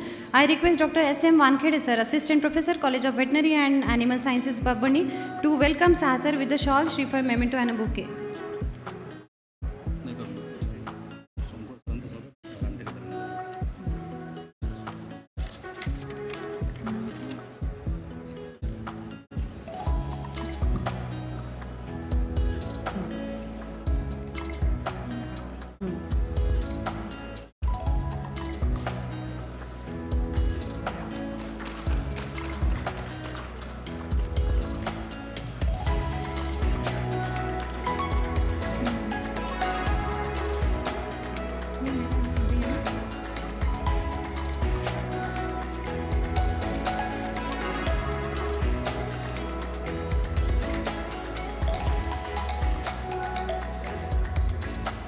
Next, the head of the institution, Nagpur Veterinary College, Nagpur, Dr. A.P. Somkuar, Chairman, WANACON 2025 and Associate Dean is in our midst. I invite Dr. B.N. Ramteke, sir, Professor, Department of Animal Nutrition, College of Nagpur Veterinary College, Nagpur, to welcome him with a memento, shawl, shriphal and a floral bouquet as a token of love.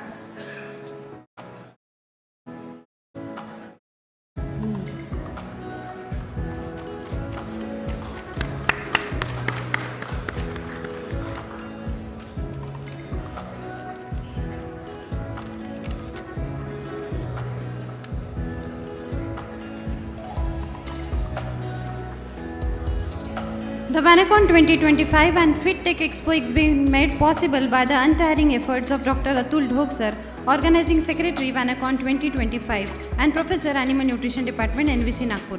I invite Dr. N.R. Karambale sir, Assistant Professor, Animal Nutrition, Mumbai Veterinary College, Mumbai, to welcome him.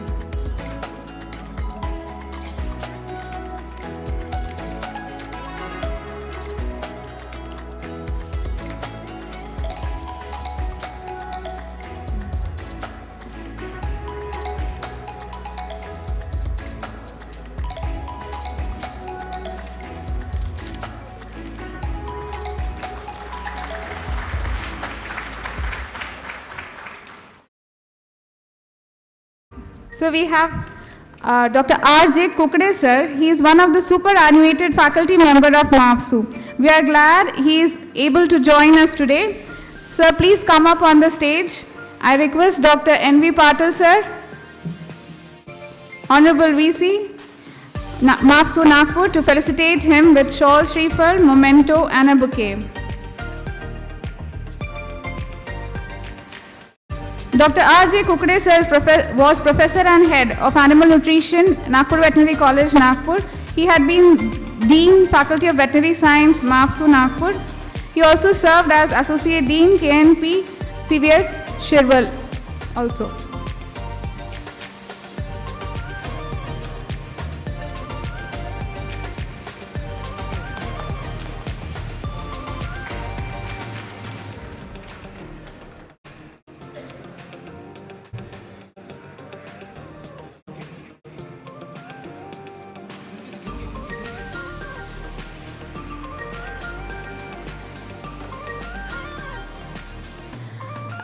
Many overseas speakers presented papers in this conference, but they had left yesterday. Today we have two among them. One is Professor Bernard Fay from France. He is a renowned camel nutritionist. WANACON-2025 wishes to felicitate him. I request Dr. N.V. Patil sir to felicitate Professor Bernard Fay with a shawl, shriphal, memento and a bouquet. He had a lead paper presentation on specificity of trace element metabolism in camel.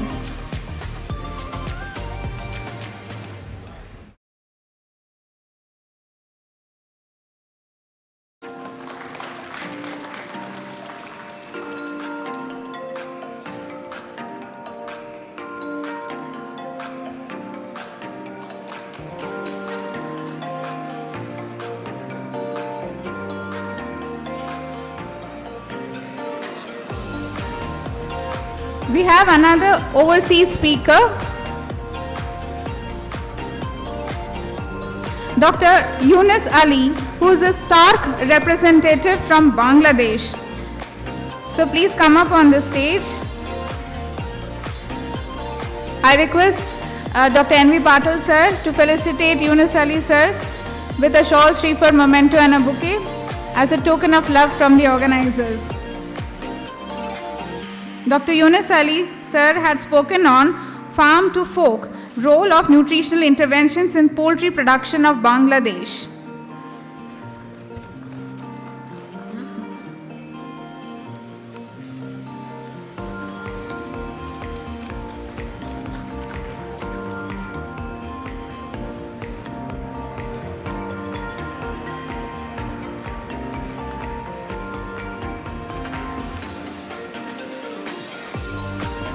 Now to set the tone for the occasion, I invite the head of the Nagpur Veterinary College, Dr. A.P. Songpad sir, Associate Dean, Nagpur Veterinary College, Nagpur, to grace us with the introductory speech. Sir, please.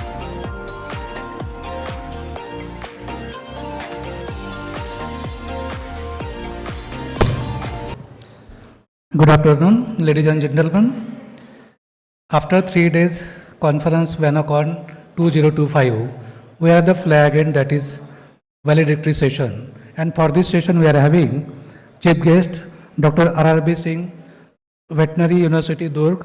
We are having our own Honorable Dr. Nitin Patil sir, Honorable Vice Chancellor MAFSU Nagpur. We are having Dr. Barbude sir, Research in Meats and Hyderabad, Director of the Institute. We are having from our own university, that is MAFSU, Dr. Upadhyay sir, Director, Dean Veterinary Faculty and Director Instruction. Dr. Kurkure sir, Director Research. Dr. Bikane sir, Director Extension Education. Also we are having from the ANA, Dr. Chaudhary sir, who is the President of the Society, Dr. S.K. Shah, General Secretary of the Society, and the person who is behind this event, Dr. Atul Dog. So on this occasion, once again I welcome you for this function, sir, valedictory session. Of course, apart from the honorable dais, we are having other dignitaries of the dais. So all the persons who are sitting of the dais, senior persons, and most important delegates, those who have come from the different corners of the country and from abroad also. Since last 3 days, we are having various discussion, and now this is the time to close the curtain of the activities which were taken up in last 3 days. Of course, I am confident that during these last 3 days, various technical session, speakers from the various corners of the country, scientists, they were there. Apart from this, quiz, then various quiz competition, placement cell interview. So the students and junior scientists and senior, they had a discussion. I hope they had a fruitful discussion. And then while going back, now this is the time to go to our destination, but while going towards our destination, what I feel personally that our organizing committee, under the able guidance of our Honorable Vice Chancellor, who is Chief Patron of the conference, under his guidance and his support, our organizing committee has done the efforts to conduct this conference in a best manner.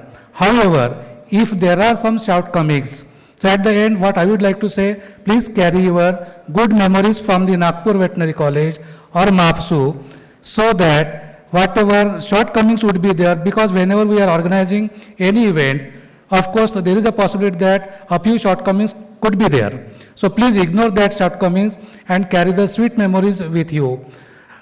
When I was observing the things, I could find that each and every person was taking keen interest in his area of interest. Means some were interested toward the poster session, so they were there. They had a discussion.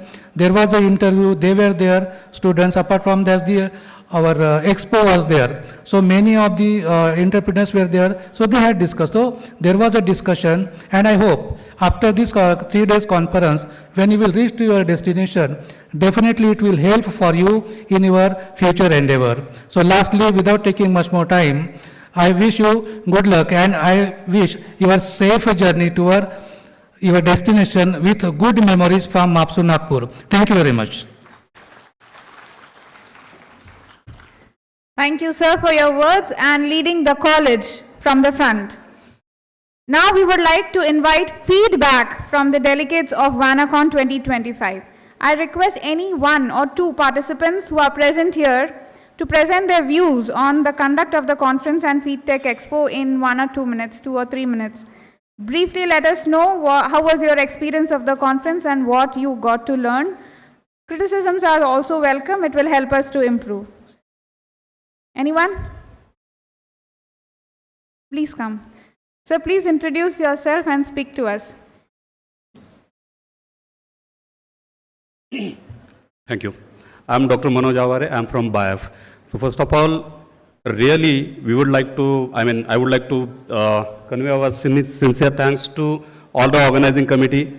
Please give them a big applause of hands for their success, grand success rather we can say. And most important thing, किसी भी conference में if you are going, 2 things are important. Number 1 is technical session. Parallelly, those were going on, but most important thing, the food.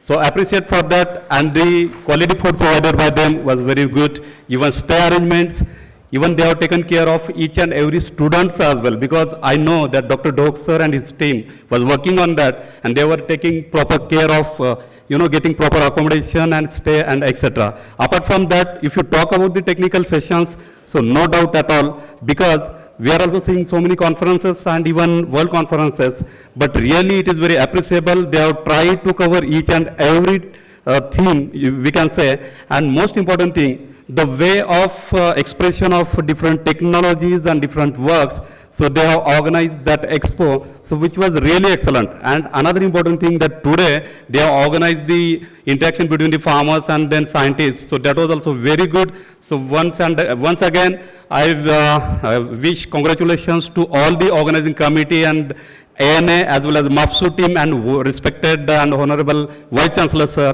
for their grand success. Thank you so much. Thank you for your views, Dr. Manoj Avre, sir. Your appreciation is well accepted here. One more feedback is invited. Anyone? Sir, please.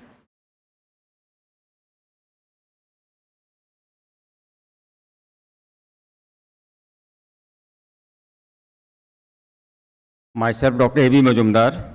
I am former Principal Scientist and Head ICRI Jeffrey Jhansi, and now presently I am Vice President, Animal Nutrition Society of India. So I was just talking to Dhok that I had been attending ANA conferences since its inception. First was held in IVRI, and I rate this ANA conference as the best ANA conference ever I have attended, because I regularly attend. I am not comparing with ANSI, but I am comparing with the ANA. So I congratulate Dr. N.B. Patil, Dr. Dhok, and so many galaxies, even DG, DDG, ADG is sitting here.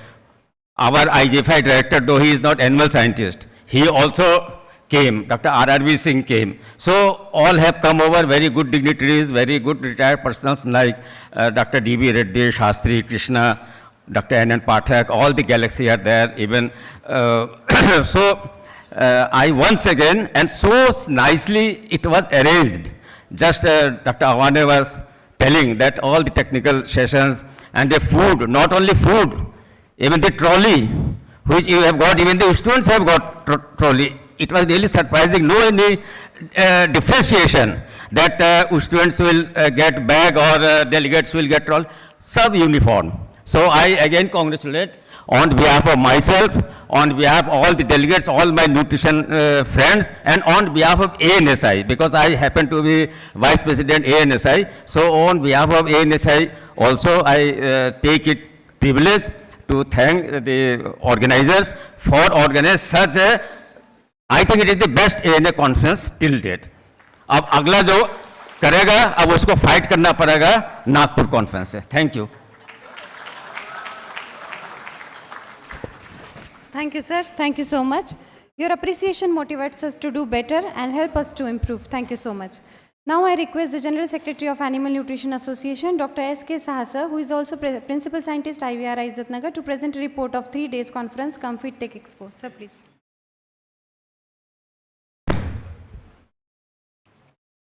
Thank you. Very good afternoon, ladies and gentlemen. Chief guest, Dr. R.R.B. Singh, Sir, Vice Chancellor, Kamden University. Dr. Amrish Tyagi, ADG, ICR New Delhi. Dr. S.B. Barbude, Sir, Vice Chancellor, MAPSU. Dr. N.B. Patil, Sir, Patron, WANACON. Dr. Upadhyay, Dean, Faculty, MAPSU. Director Research, Dr. Kurkure, Sir. Director Extension, Dr. Bhikane. Dr. L.C. Chaudhary. President TANA, Dr. Otul Dhok, Organizing Secretary. All the past president present here. ANA past president, foreign delegates, all the senior esteemed members of ANA, all delegates present here from the different parts of India, students, media personnel, ladies and gentlemen. So, it is a very happy situation today that we are concluding today with a grand success. So, ladies and gentlemen, a big applaud to the organizer. Sir, we are very much happy to share you that you have done a very marvelous things. You have supported and hosted these mega events. Everything you have taken care. Everything you have taken care. Everybody is happy here from the registration to today's concluding session. Everybody is happy and they are always encouraging us, always telling us that they are going with a very happy memories. Sir, it is you. It is your commendable job, sir. We are happy and your presence here today even reaffirm your dedication to academic excellence, research, which serves as a beacon for all of us. Sir, I want to inform you that we have, last 3 days, we have completed 17 technical sessions. And you see, previously very few conferences, all are completed, all have completed with this like this. Here every session was conducted very nicely. There are so people, audience were very taken their interest and also discuss very fruitfully. So we hope we will come out with the very good recommendation. Sir, also in the registration kit, here you have given with a very beautiful and good registration kit. And transportation excellent. Nobody has complained, everybody happy. And also sir, food. And it is a very, just like a 5-star food you are supplying, you are giving us, and we are happy. And everybody is going with increased weight gain, sir. This is the thing. People are, they are telling like this that, sir, we are happy, we have got the food like 5-star. Thank you, sir, for this is the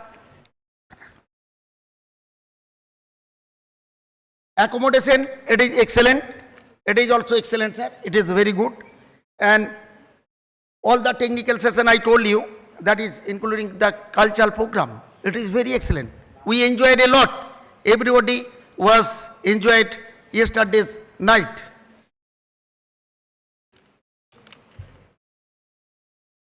Organizers giving us all comfort to all in every sphere. Friends, we have completed all our formalities, that is, we have done our GB meeting nicely here. Sir, with this, and you know the registration, it is this time more than 400.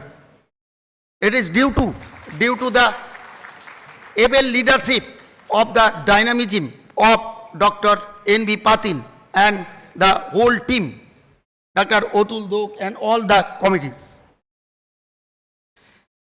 Sir, with this I want to, there is a very big report.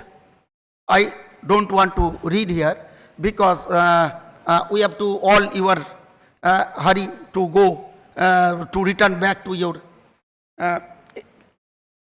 your city. So that's why I am not reading. And sir, as on behalf of the Animal Nutrition Association and the House, all the delegates, I felicitate our organizers. So, sir, I will request Dr. L.C. Chaudhary, President, Animal Nutrition Association, to felicitate our Vice Chancellor, Dr. N.B. Patil.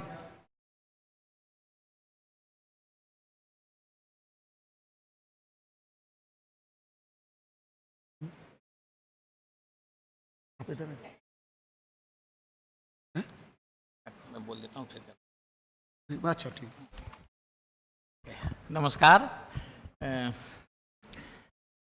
Honorable dignitaries on the dais and off the dais, thank you very much for giving me this opportunity. As Dr. Shah has told, and also Dr. Avare and Dr. Majumdar has told, that this conference was one of the best conference which we have seen in recent past. As Dr. Saha has told that we wish to felicitate our organizers, especially who are the key behind all the organization of this conference. So as it is not me. Now we can see the sign of relief on the organizers, especially the Atul Dhok and also the Honorable VC, sir. And this sign of relief are the pleasantness increases when the things are completed with perfection. And this perfection is not only my observation, it is observation of the House and also all the delegates who has come from different parts of the country and also from the overseas countries. So, for success, to judge the success of any conference, there are three more main things. One is the participation of the delegates, and that was exemplary this time. 400 plus registration, as you are known, and that is the one of the highest we can say in recent past, which we are seeing. Second is the accommodation and hospitality, and it was unparalleled. As we all know, it was excellent. And also, third important thing which decides the success of any conference is the technical sessions. And that was also excellence. No technical session has been stopped without completing that. And also another fourth thing is the newness. What we are going to do in newness. Here in this conference, Dr. Patel sir and his team, they have done 2-3 things which are not being done in the conferences. One is the quiz, which was the special thing in this, and that was very interesting and everybody likes. Second was the expo, and also third was the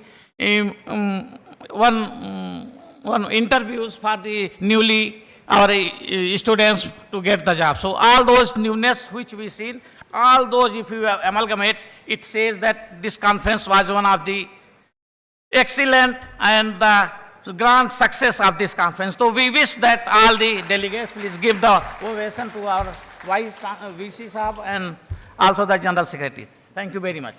And so it is the customary that we have to felicitate our organizers. So to do this, I request Dr. Saha to read the name and then I will. So first and foremost, I request President Anna to felicitate our Honorable Vice Chancellor, N.B. Patil sir. Please sir, you accept our felicitation, and ladies and gentlemen, have a big applaud for the grand success. Sir, your dynamism and able leadership makes it a grand success.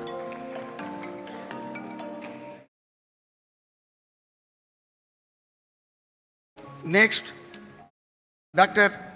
our young and most active organizing secretary, Dr. Atul Dhok. Dr. Atul Dhok, who has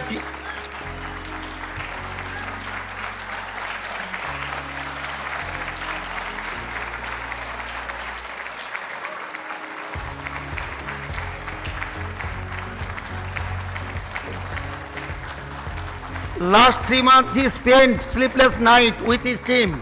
He is working day and night.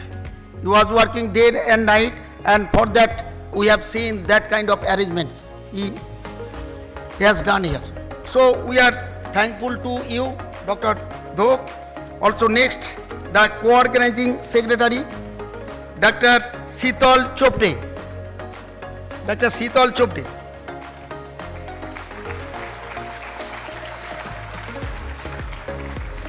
She is also very active and also working very hard. And we have seen her, she is running here and there to give us comfort to give us our whatever problem we are facing. Yes, she has given all these facilities. Next, Dr. M. Jawali, Dr. Mohesh Jawali, Dr. Mohesh Jawali, please. Have a big applause, ladies and gentlemen.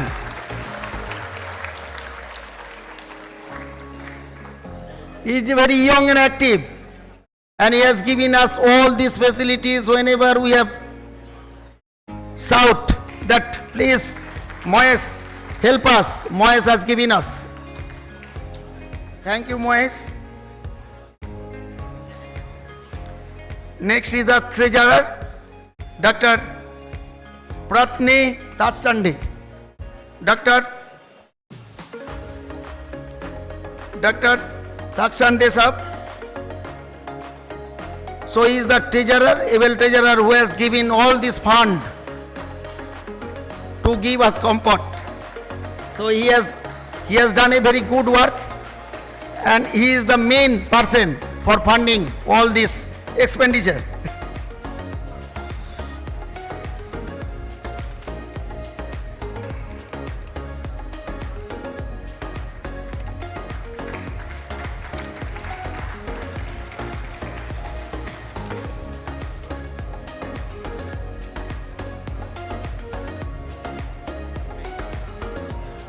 With this, I am thankful to each and everybody in this house who has come from different region of the country and also abroad. All are thankful. Special thanks to the foreign delegates who has come from the other country to here, and we make it a very excellent function. So we are happy for your presence here. With this, I am concluding, and I am thankful to you all. Thank you, sir.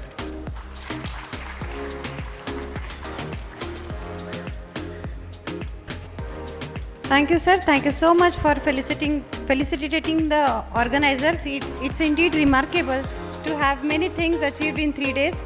May I now please request special guest of valedictory function, Dr. S.B. Barbude sir, Director, National Meat Research Institute, Hyderabad, to give his remarks about the conference. Sir, please.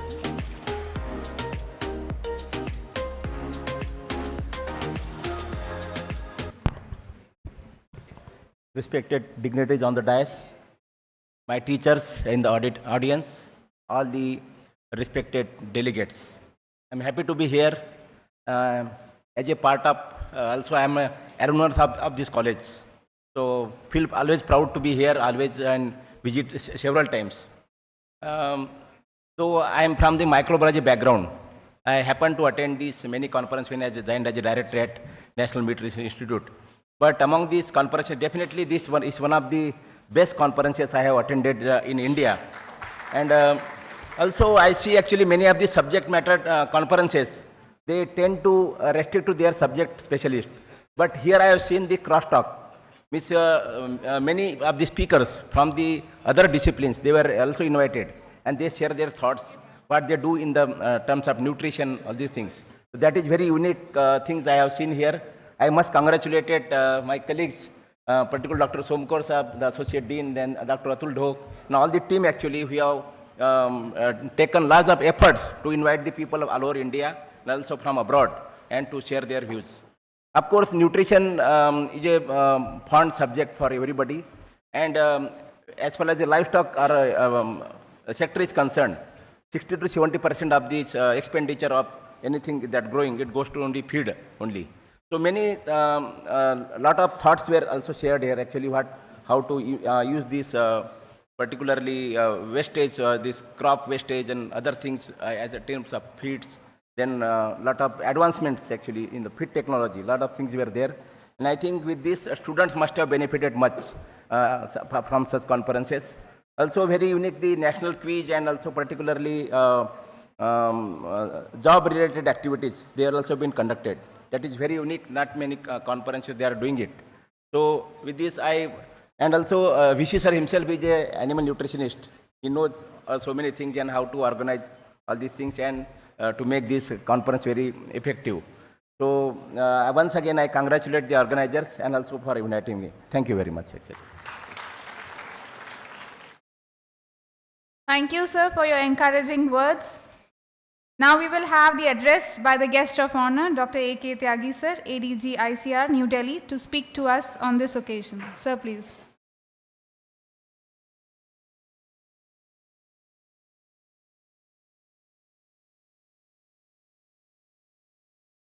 Thank you very much. And respected my seniors, my friends are sitting on the dais, and especially thanks to the seniors who are here even after a long retirement, and Dr. Kukude, Dr. Desmukh, Dr. Reddy, Dr. N. Krishna, Dr. Sastri, and Dr. Punia, and especially Dr. Majumdar, who always take the part. I'm very happy, at least they are still coming in the conferences and make our life. Thank you very much to all my seniors who are still here, and I wish that they should continue be here in the next other conference also.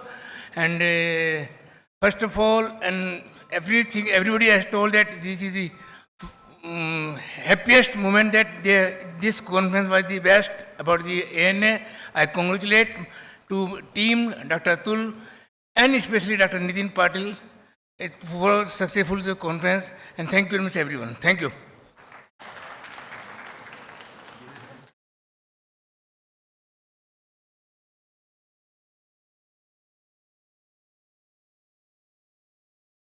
Thank you so much, sir.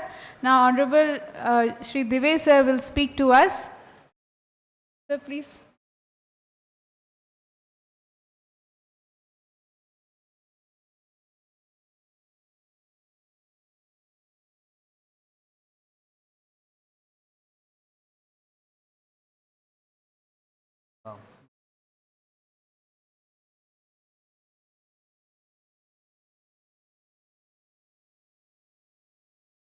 WANACON 2025 इसका आयोजन माप्सू को करने को मिला, यह हम हमारा सौभाग्य समझते हैं।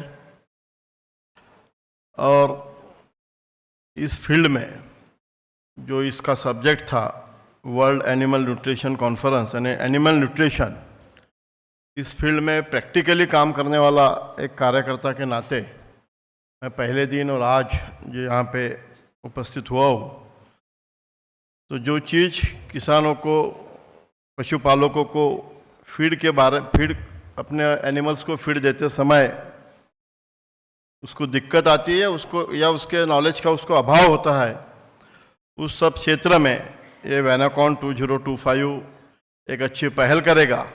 और आने वाले दिनों में इस कॉन्फ्रेंस से जो रिजल्ट्स निकले हैं, ये रिजल्ट्स का उपयोग सही मायने में हमारे पशुपालकों को हो और वहाँ तक ये चीज़ हम पहुँचाए।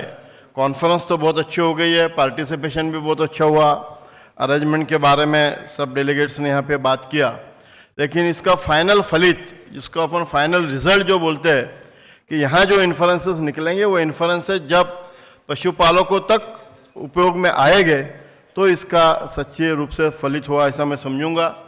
दो तीन चीज़ें बहुत अच्छी कही गई, क्योंकि ये लोकल नागपुर में कॉन्फ्रेंस होने से एक हमारे ढोक सर का उसके ऊपर अच्छा अभ्यास है कि कॉटन स्ट्रॉ हमारे यहाँ पे बहुत अवेलेबल है, और यहाँ लोकली जो ड्राई फॉडर है उसकी कमी है। तो ये कॉटन स्ट्रॉ ड्राई फॉडर को रिप्लेस कर सकता है क्या, इसके ऊपर यदि जो कुछ भी इन्फ्लुएंसेस आज के कॉन्फ्रेंस में निकले होंगे, वो ज़्यादा से ज़्यादा यदि हम ये कॉटन ग्रोइंग एरिया है विदर्भ, इसके बाजू में लगा हुआ आंध्र प्रदेश हो, छत्तीसगढ़ हो, या फिर तेलंगाना बाजू में मराठवाड़ा, तो ये केवल कॉटन स्ट्रॉ का उपयोग ड्राई फॉडर के रूप में यदि पशुपालकों को हो सका, तो मुझे लगता है कि एक बहुत अच्छी उपलब्धि इस कॉन्फ्रेंस की होगी। मैं जब ये सब्जेक्ट फार्मर्स के साथ के मीट ख़त्म होते हुए अपन खाना खाने को जा रहे थे, तब मैंने डॉक्टर ढोक सर को पूछा कि क्या हम ये कॉटन स्ट्रॉ को ही एक डस्ट समझो या थोड़ा उसके पाउडर फॉर्म में कन्वर्ट कर ले, और can we use this as a direct dry fodder, yeah, in some percentage as a dry fodder, then it will be very good replacement of dry fodder, because dry fodder cost is around 10,000 rupees per ton. And this cotton straw is available at transportation cost only. Otherwise, we will burn that cotton straw in our field. So if this combination can be happened, if it is done already, this research, or if it is not done, then my request from this Vidarbha or Marathwada farmers and adjoining these state farmers, you please, this animal nutrition people will work on that and give us the result that will help the farmer. Once again, as an executive council member of the MAPSU, I welcome all delegates came from all throughout the countries, from abroad also, and I will also give all thanks to this organizing committee that they have made successful this conference. Thank you.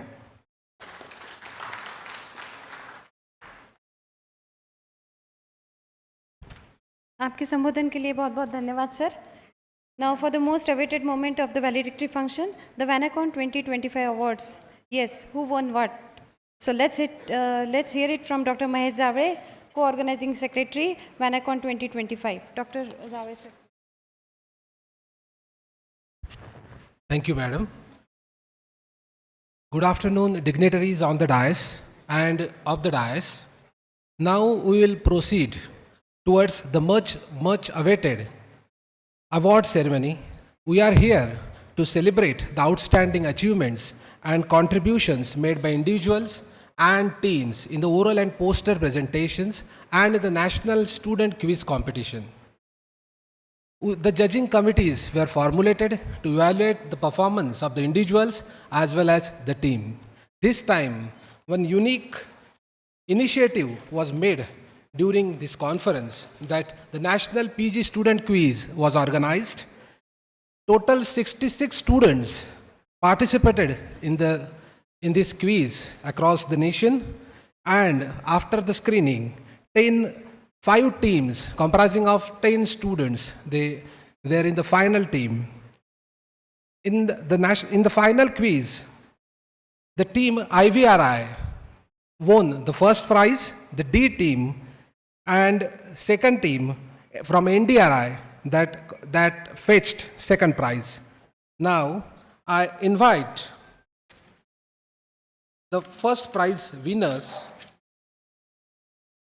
Dr. Tekade Rushikesh Deepak Rao from ICR IVRI, to please come on the dais, and I request the dignitaries to felicitate Dr. Tekade Rishikesh Deepak Rao. Is he here? Dr. Rishikesh Tekade? I would like to inform to the audience that Samsung Tab is the first prize. Please give a good round of applause.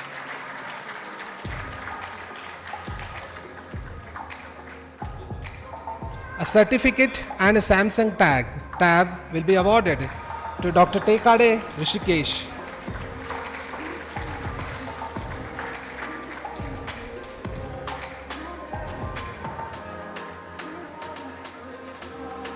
Now I invite Dr. K. Narayana from ICR IVRI Izzatnagar.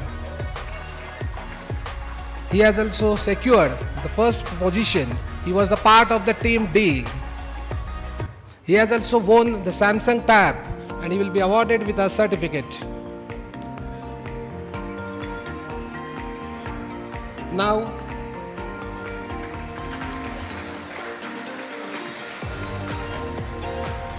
I invite winners from NDRI, Dr. Nikita Mehna and Dr. Kundgir Sumit Shaligram from ICR NDRI. 1 TB hard disk and a certificate will be awarded. I think Dr. Nikita was already given award, so I invite Dr. Kundgir Sumit to join the dais.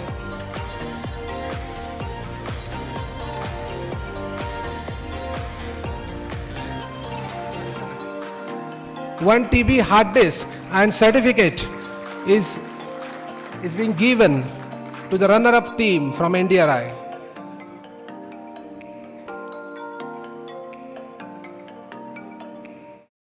Many congratulations.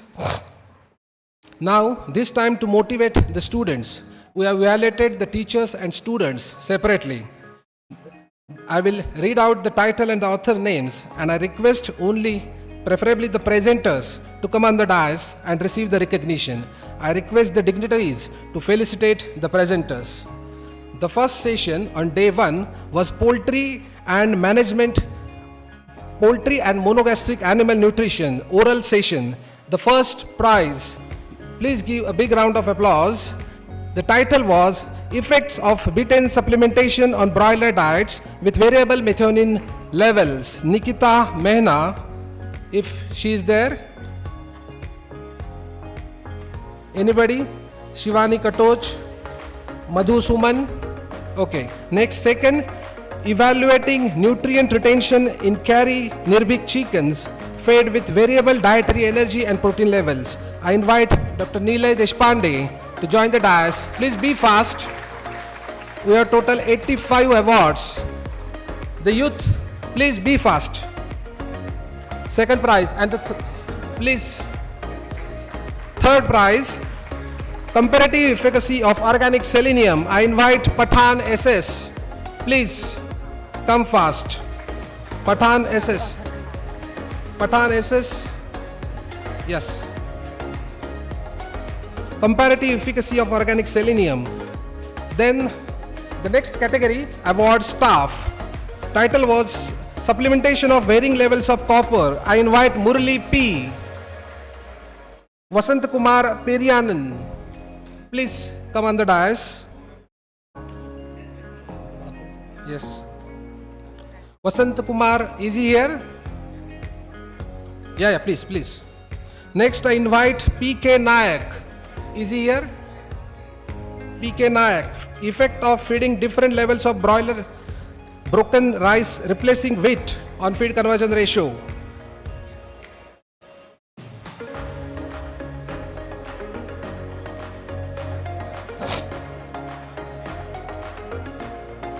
I invite Manjulata.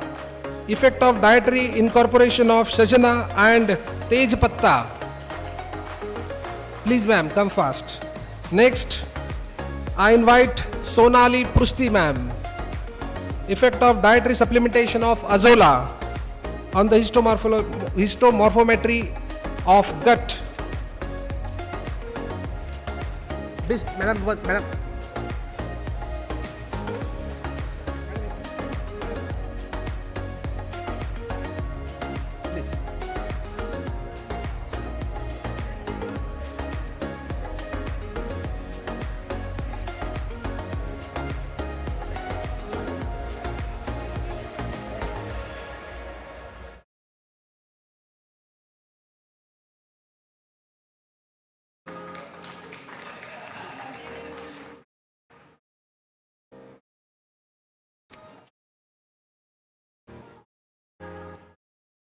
Next, poultry and monogastric animal nutrition poster session. Yeah, award student. I invite Praneet Mankher.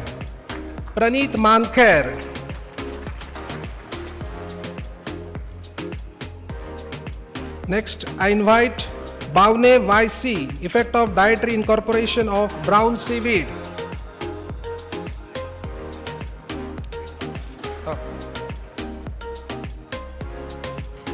Third prize goes to US Mehra.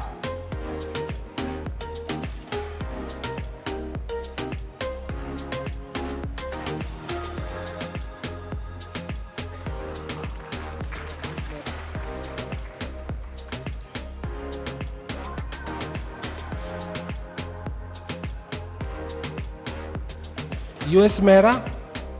Here. I invite GS Gawad.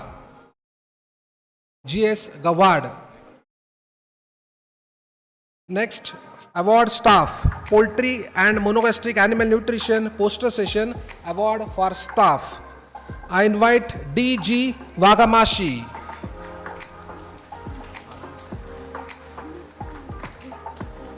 Next, I invite SG Vahora.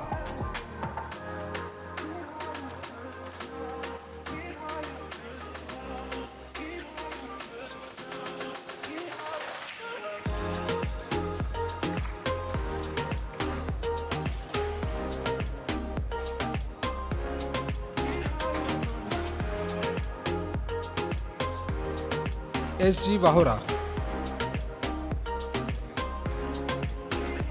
M. Vade. Effect of essential oil on performance carcass traits.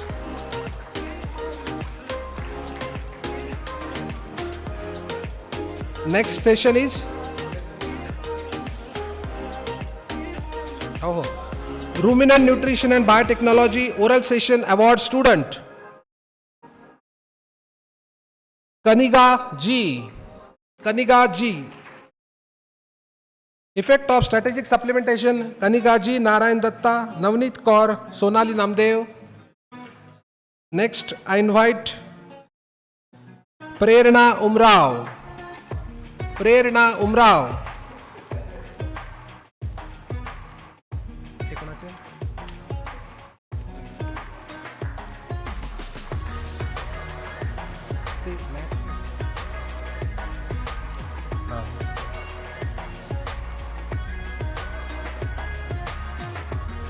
Next, R.B. Makwana J.K. Chaudhary, Award for Student, J.K. Chaudhary, S.S. Parikh. Student, please come on the dais.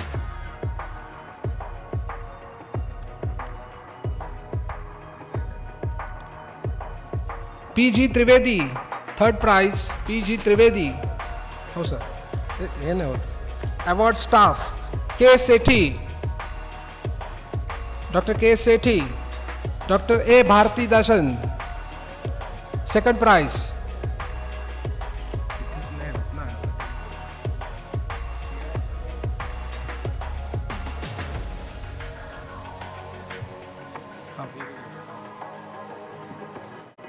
Minu Dubey, R. Nehra, please be in the queue to facilitate.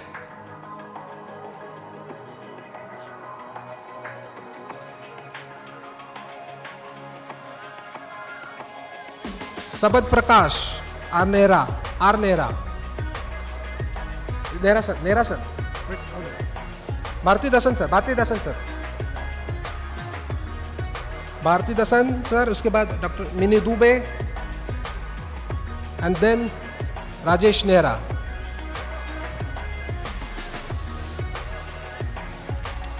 Madam आइए. Next session is Ruminant Nutrition and Biotechnology Awards for Students. I request the student to be ready. Vinay Venkatesh Varda.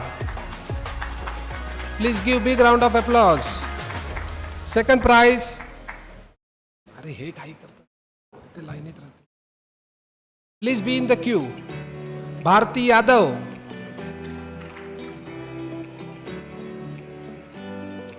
Please be ready. P.R. Harne.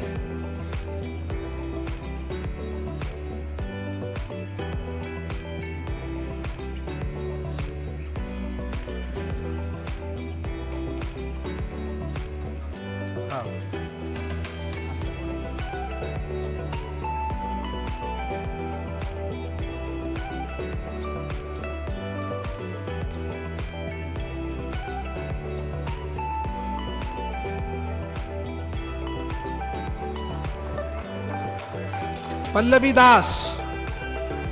And third prize also goes to Madhu Patel. Please be in the queue. Student category, if student is there, Madhu Patel.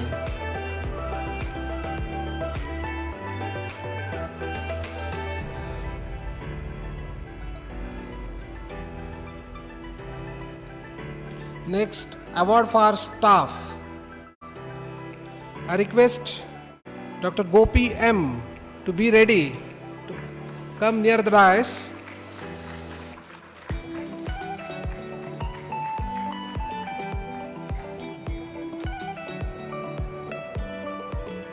Next, R. Nehra, T. Sharma and R. K. Dhuria. Dr.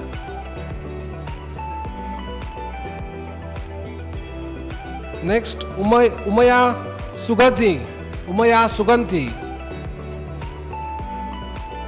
Sai Chanakya, R. Sumaya Suganthi.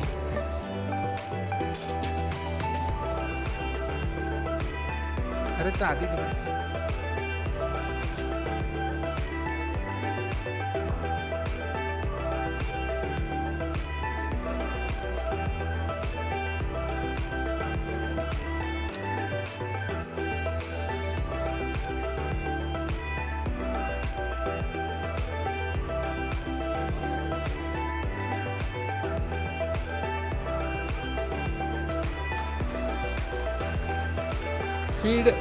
Feed Resource Technology oral session awards for the students.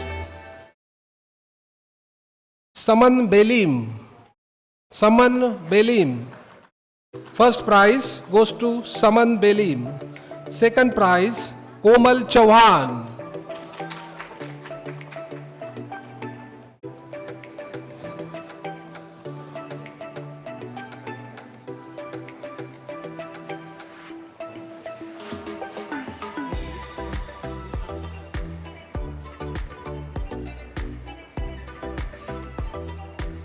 Third prize, Rahul Lanje and Srishtipriya Prasad.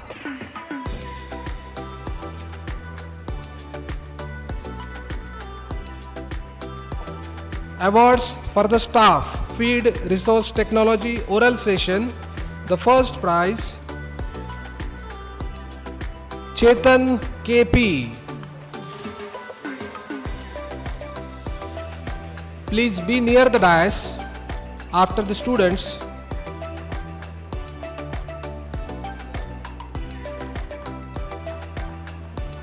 Next, Dr. Sultan Singh.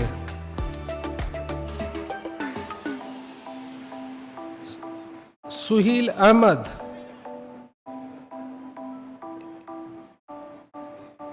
Sultan Singh, Suhail Ahmed, Shiraz Bhatt, if anybody there. Then third prize, I invite Anil Kumar C. Anil Kumar C. Is he there? Yes, please. Now, I invite winners of the session, Feed Resource and Technology poster session. Award for the students, A.P. Bansod. Next, I also request V.V. Aglave.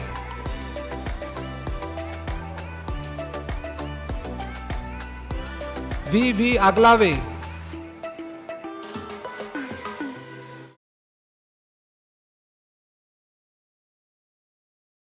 Second prize, Pratibha Tati.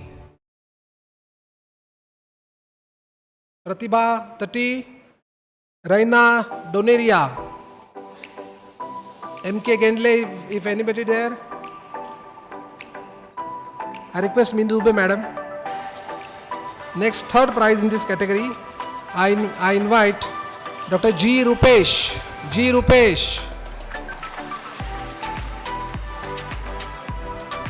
I also request Bhosle Ankita Ramesh.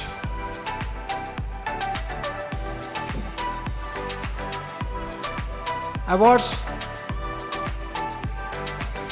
to the staff.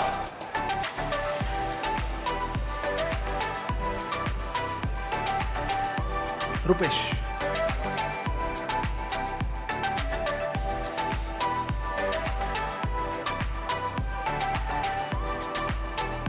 G. Rupesh, इसके बाद Bhosle Ankita. And awards staff, I invite Dr. R.B. Makwana. First prize in the session Feed Resource and Technology poster session.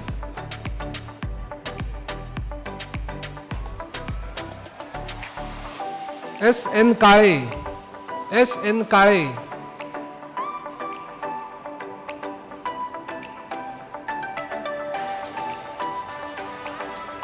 Third prize, K.M. Rashmi. T.M.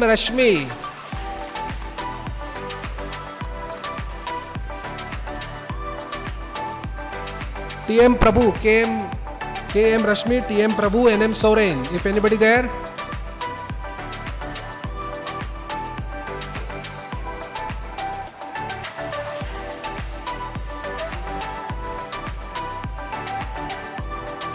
Next, Animal Nutrition, Climate and Resilience oral session, awards student category.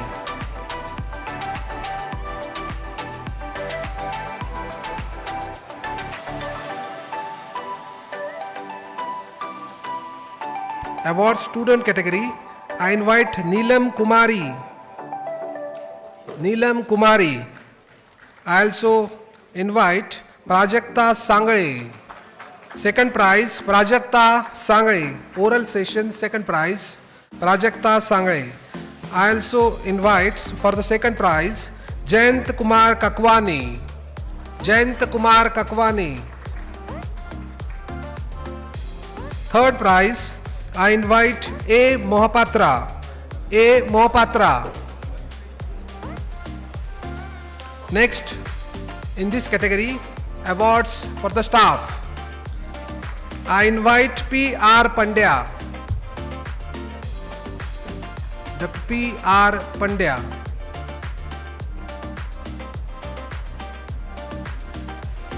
Dr. K. Sethi. No, sir. Dr. K. Sethi.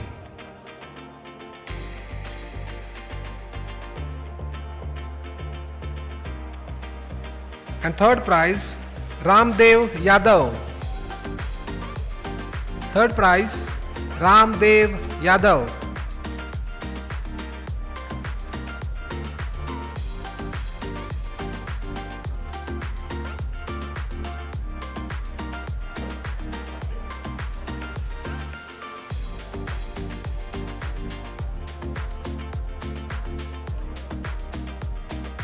Next session is Animal Nutrition, Climate and Resilience poster session. I invite from students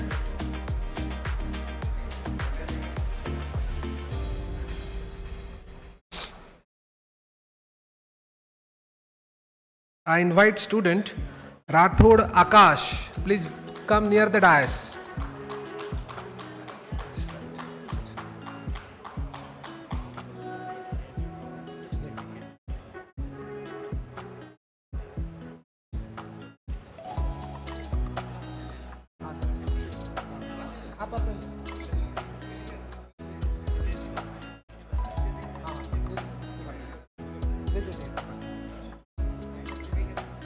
दे देते ये होने के बाद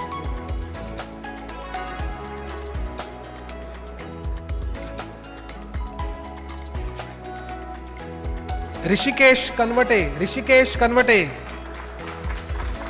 Third prize, Shivani Karpe.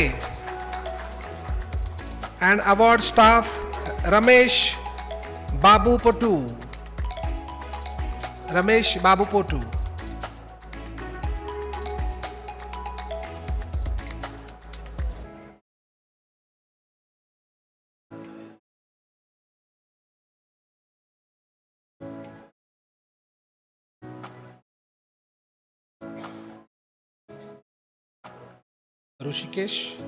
Rishikesh कन्वर्टे.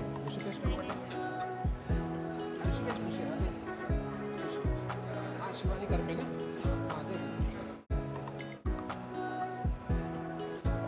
Now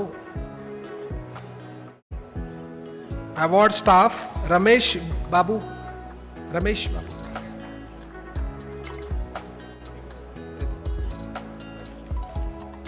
Next session, Nutrition for Health and Well-being. Award student category, S. Gurve. Is he there? Second prize, Thamizan P. Thamizan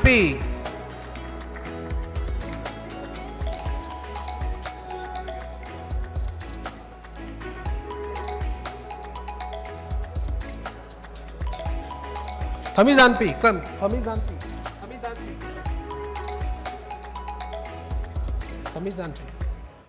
Third prize, I invite Narayana Rathode.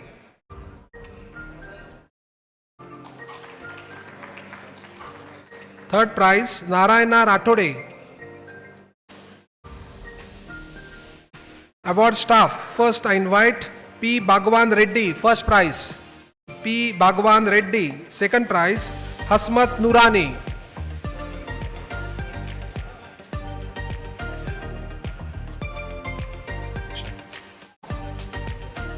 Hasmat Nurani.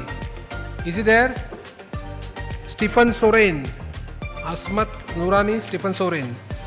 Third prize, MP Singh.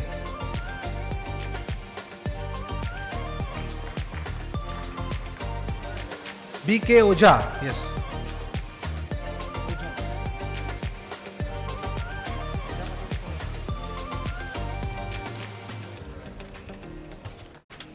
Next session, Companion Aqua and Wildlife Nutrition, oral session. Among student, first prize, I invite Sukalpa Mandal. Sukalpa Mandal, please. Sukalpa Mandal, first prize. Next, KK Shinde. Second prize, KK Shinde. Third prize, Y Garg. Y Garg. Y Garg.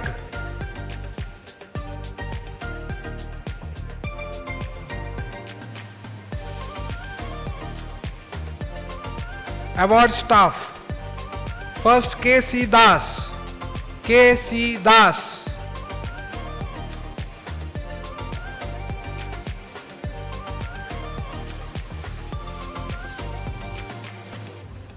Sir, एक minute. Sir, एक minute. आओ. Madhusudan HS.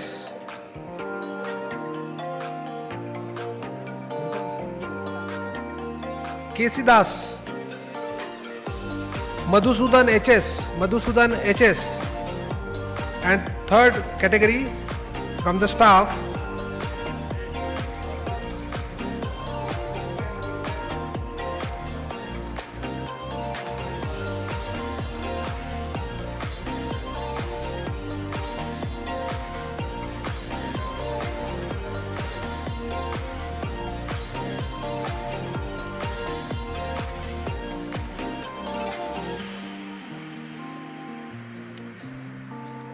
नहीं just Companion Aqua and Wildlife Nutrition from the student Rajdeep Madavi.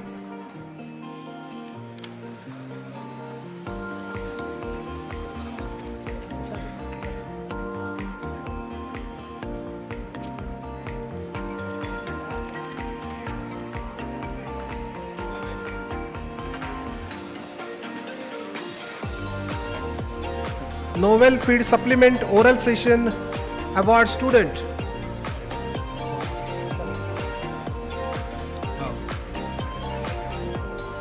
I invite Vinay Venkatesh Varda. Vinay Venkatesh Varda. Student Kaniga G. Kaniga G. Praneeth Mankher.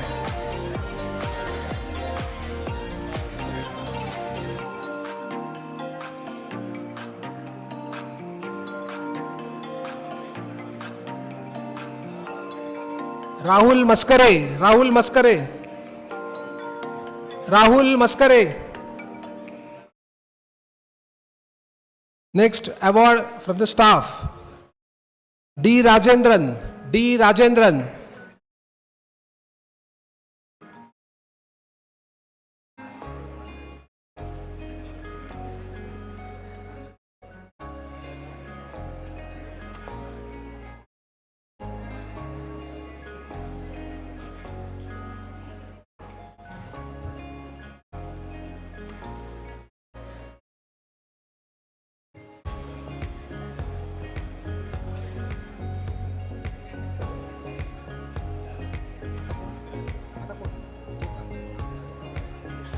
ये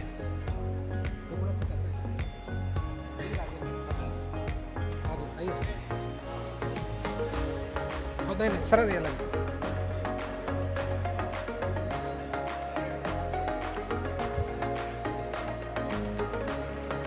P Vasan.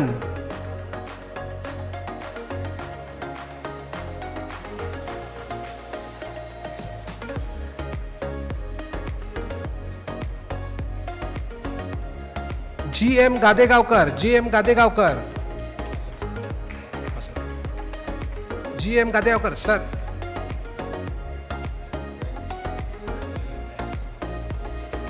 Lakshmi R, Lakshmi R.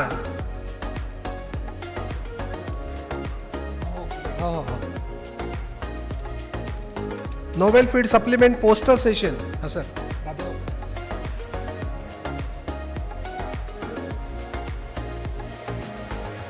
Novel Feed Supplement Poster Session Award Student Category. I invite Neelam Kumari. Neelam Kumari. संपले 4-5 राहिले बस. Praveen Kumar Agarwal. Praveen Kumar Agarwal. Praveen Kumar Agarwal. Third prize Deepshree. Deepshree Das. Ojal Singh. Ojal Singh. Ojal Singh. Award staff S.A. Amritkar. S.A. Amritkar. Saujanya Lakshmi. हम Amritkar sir. हो Amritkar sir.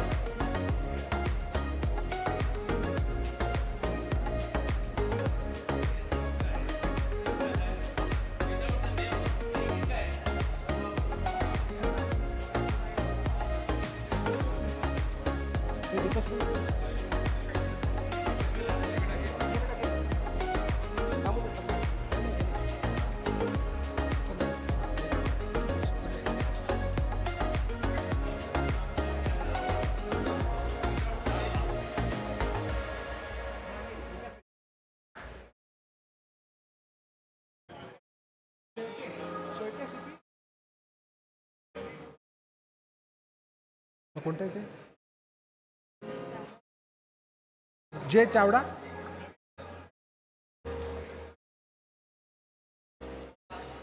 Agarwal.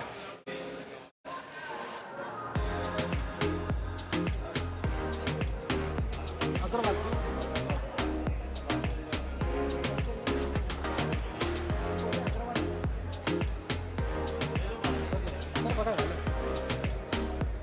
J Chavda. Amritkar.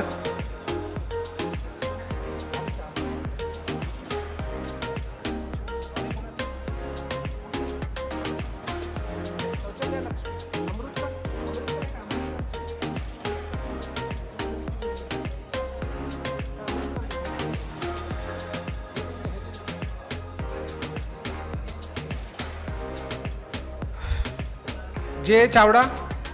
Chavda.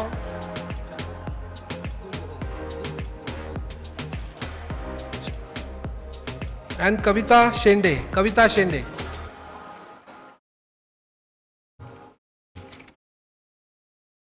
Saujanya Lakshmi. Saujanya Lakshmi.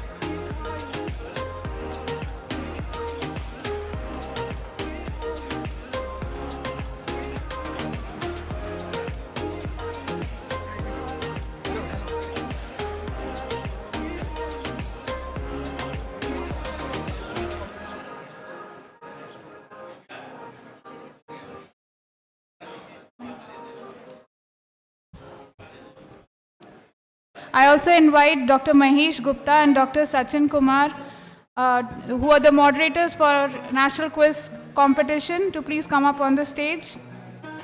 The organizers wish to felicitate you as well.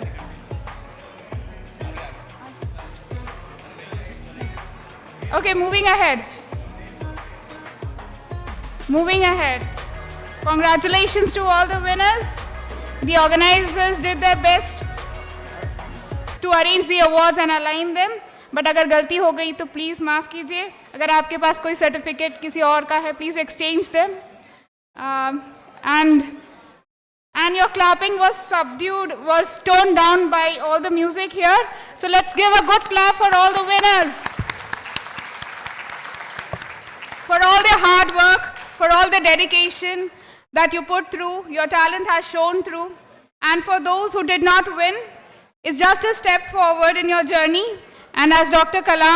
Abdul Kalam sir had said, the full form of fail is just first attempt in learning. So keep striving and success will surely follow. Now, we are eager to hear what our chief guest, Dr. R.R.B. Singh, Honorable Vice Chancellor, Dao Shri Vasudev Chandrakar Kamdhenu Vishwavidyalaya Durg has to say to us. I request Honorable Singh sir to address the gathering. Sir, please.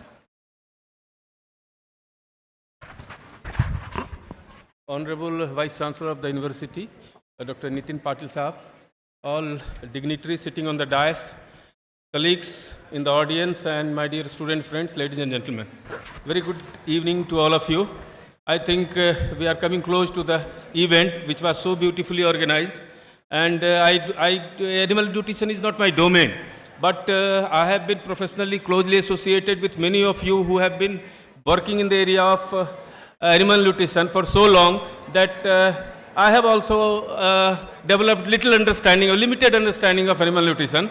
And I think this is not the time for me to be talking about animal nutrition at this point of time, because you have been listening to these talks for last 3 days rather, and therefore I will refrain from talking anything about animal nutrition. I can only say I join all of my friends who have already expressed how decently it was organized. I also congratulate the organizers for having structured the entire talks or different talks in such a way that it very comprehensively covered the entire spectrum of animal sector, livestock sector particularly, because you have talked about animal nutrition, how it is linked to animal productivity, and then food security, livelihood security, and nutritional security. Everything probably you have tried to cover. But then certainly the focus of the entire conference has been rather climate change, because everyone, I listened to only couple of talks because I joined you very lately because of my other preoccupation. But nevertheless, I could understand that many new things which we are talking about, particularly climate change, and then precision animal nutrition, all these things you have been talking about for last 3 days. So I also join my colleagues in congratulating all of you, and thank you so much for having given me this opportunity to be amongst you. Thank you.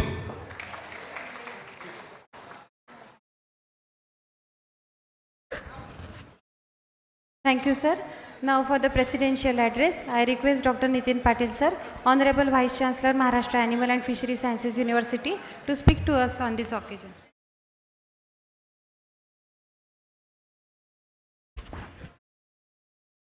Thank you, Dr. Shweta, and namaskar to all. I know that there are few persons now left, but as I recall that 3 days back I was here welcoming you, and at the end of this 3 days grand function that WANACON-2025 is coming to an end. For this concluding function, we have got the chief guest, Dr. R.R.B. Singh in him, the Honorable Vice Chancellor for Dao Kamdhenu Veterinary University located in Durg, Dr. A.K. Tyagi as a guest of honor, Dr. Barbude, who has just left, he was also here. Shri Sudhir Diveji, Honorable Member of Executive Committee of MAPSU, Dr. L.C. Chaudhary, the President of ANA, Dr. Saha, General Secretary, ANA. My own people were on the dais, Dr. Upadhyay, Director Instruction and Dean Veterinary Science, Dr. Kurkure, the Director Research, Dr. Bikane, Director Extension Education, Dr. Somkuar, who remain to be the president for this organized WANACON 2025, Dr. Dhok, the person who was behind all the activities and all you appreciated that, the organizing secretary. Dr. R.J. Kukude in front of me, who has been my teacher and also the mentor for organizing such events also. So I welcome him here. All the foreign delegates, with very little persuasion, they made it possible to be here. John McFadden, Dr. Bernard Fay, the SARC representative, Dr. Yunus, Dr. Avinash Deshmukh, who was here from USA, Dr. Mike, who was online, and Dr. Ajay Bhoyer from USA, he was also here. And all the distinguished persons who are sitting in front of me. It's very difficult time to see that after 3 days of mere, means 3 days with you people, but developed a very long association for the forgotten days that we had spent together with so many who are part of this particular conference.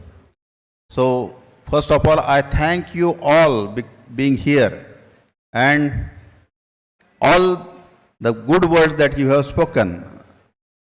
I must tell that the credit must go to my people. Here I am as an authority only to take the credit, but I know it well that all those things which pleased you, which actually made you happy, it is because of the team that we are working. And all my officers, then your organizing secretary, you have seen how difficult job he has performed, very well he has done it. So, on this occasion, I must tell you that when we had gathered and we had spelled out what we could be doing in these 2.5 days, because half a day was spent in inauguration and all those things, but it was, I think, the well-deserved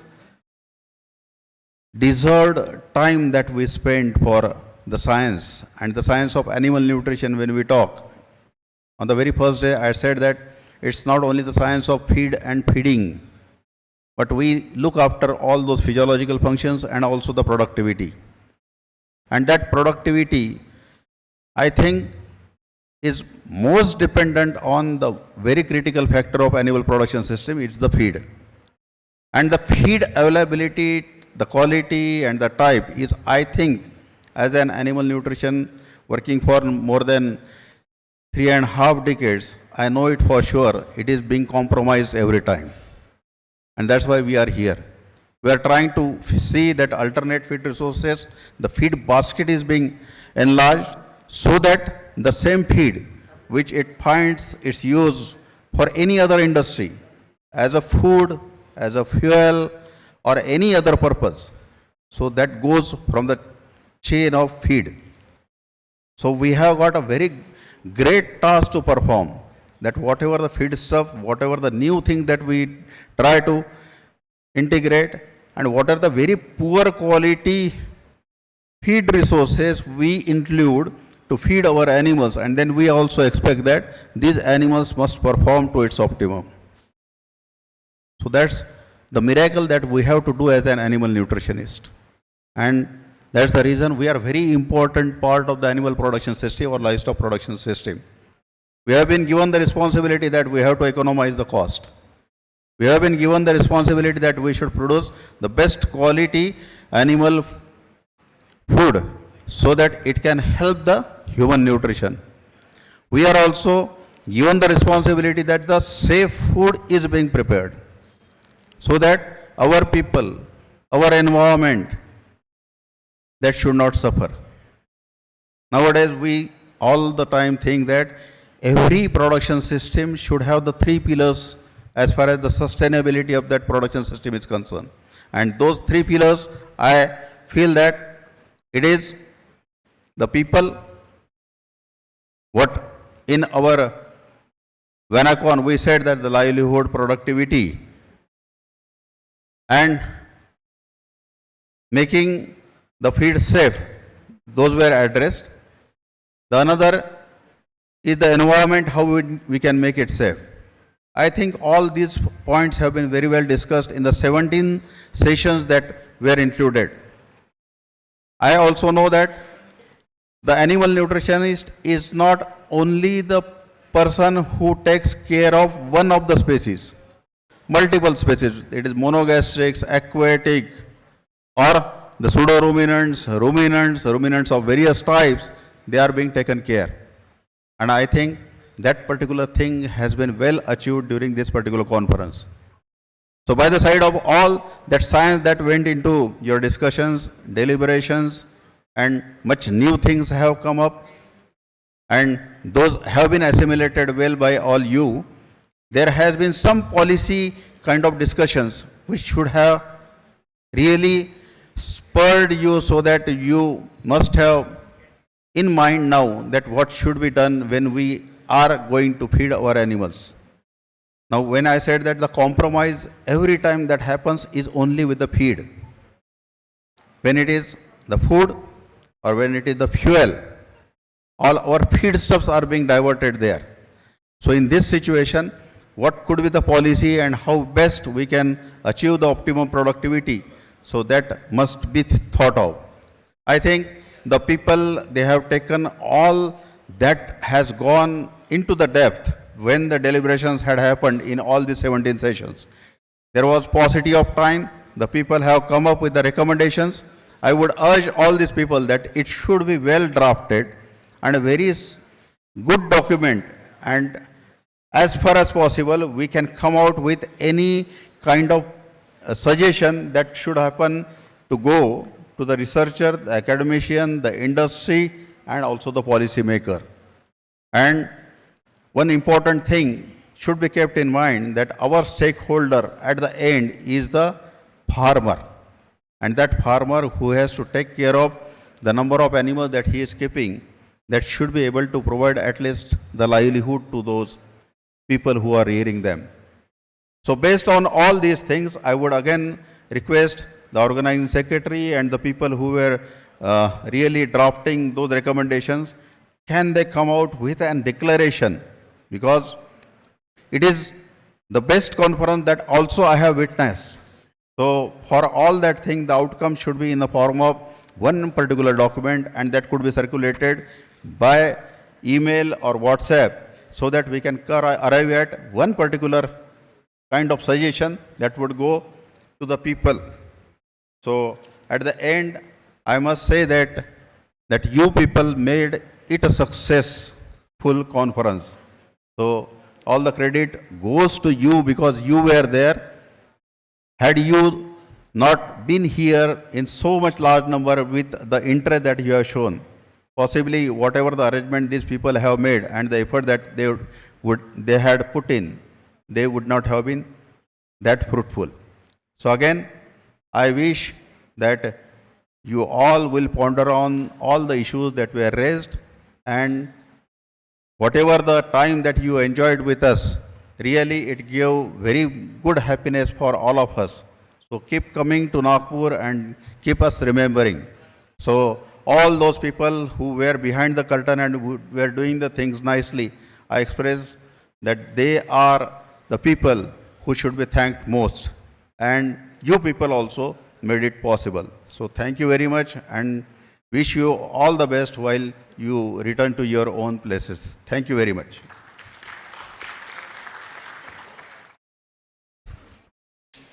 Thank you, sir, for your appreciation and your inspiring and insightful address, and also to lead the university from the front. There's an announcement. If the award winners have somebody else's certificate, please stay back in the auditorium. The organizers will sort it out. Now, for the final address of the day, the organizing secretary has much to say before bidding farewell to all. I call upon Dr. Atul Dhok, sir, to deliver the vote of thanks. Sir, please.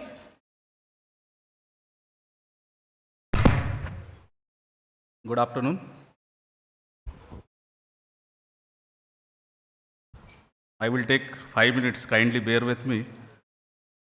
Honorable dignitaries on the dais, distinguished scientists, dear participants, students, ladies and gentlemen. We are at the fag end of this conference, valedictory, and that too the vote of thanks of this valedictory. So everybody was talking about the different highlights of this conference. I again repeat in some brief way that this time we have introduced, of course, the national quiz. And again that quiz was hosted, or it was celebrated, I can say, on the dais. It was a very wonderful quiz and wonderful experience. Apart from this, we have conducted campus interviews. So a lot of response we gathered there for the campus interview. That was also an excellent avenue for the students, what we could experience in this conference. Then the third, that is Expo. We have tried our level best to get the Expo success. So that is the third different kind of activities what we have targeted this ANA conference. Apart from this, in technical sessions also, we have planned the plenary session, 2 plenary sessions, one for the industry person, the eminent industry speakers we have invited for this plenary session 1, then plenary session 2, where we have invited all honorable directors of the National Institute for plenary session 2. Then we have the pet nutrition separate session. That was very excellent, very informative session we have conducted. Then the wildlife session. In earlier conferences, we used to see the wildlife session, 1 or 2 speakers. Here we have invited a lot of speakers, that too very impressive speakers, one from the USA also, one grassman of India, and of course our director, Dr. Upadhyay sir. It was a very informative session. Then aqua nutrition was also very well tackled, and the good speakers on aqua nutrition also were present. Then the participation from fisheries faculty were also taken into consideration for this conference. So these are the new things which we tried to achieve, and I can say mostly we have succeeded in doing this.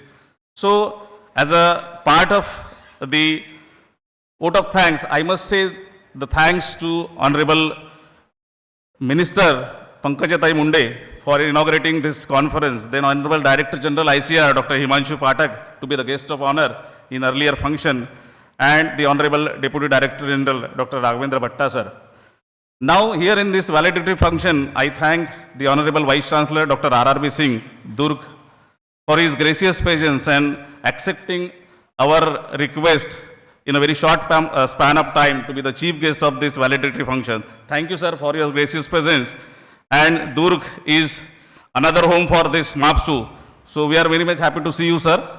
Then I must say thank to Honorable ADG sir, Dr. A.K. Tyagi, for his gracious presence and to act as a guest of honor for this valedictory function. Thank you very much sir.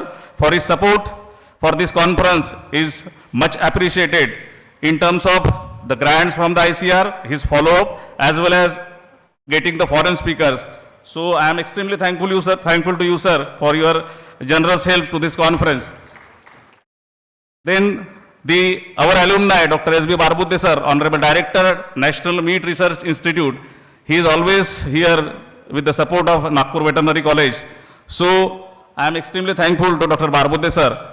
Then our Honorable Executive Council Member, Dr. Sri Sudhir Deve, he is always involved in the livestock activities of the university as well as this region, and he is well known livestock or progressive, I can say farmer. He is not the farmer, he was the bureaucrat earlier, but he is now turned into the farmer and industrialist. So I am thankful to Deve sir also for his lot of inputs in this conference.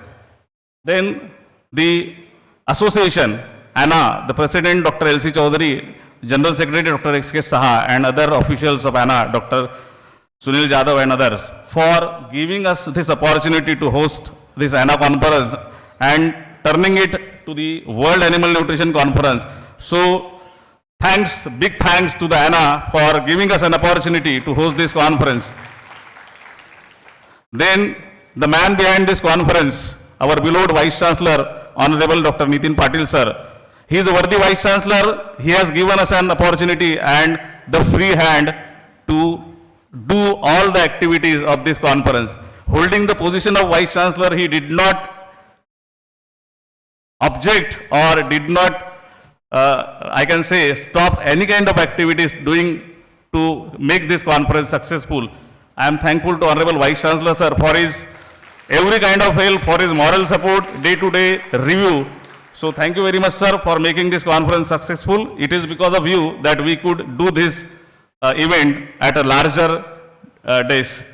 Then our respected deans and director, the foremost Dr. S.V. Upadhyay sir, Director Instruction and Dean Faculty of Veterinary Science, for his, I can say, the brotherly advice, brotherly help.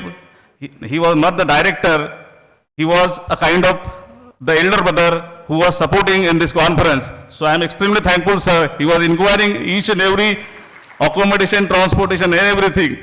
So big hands to Dr. Upadhyay sir.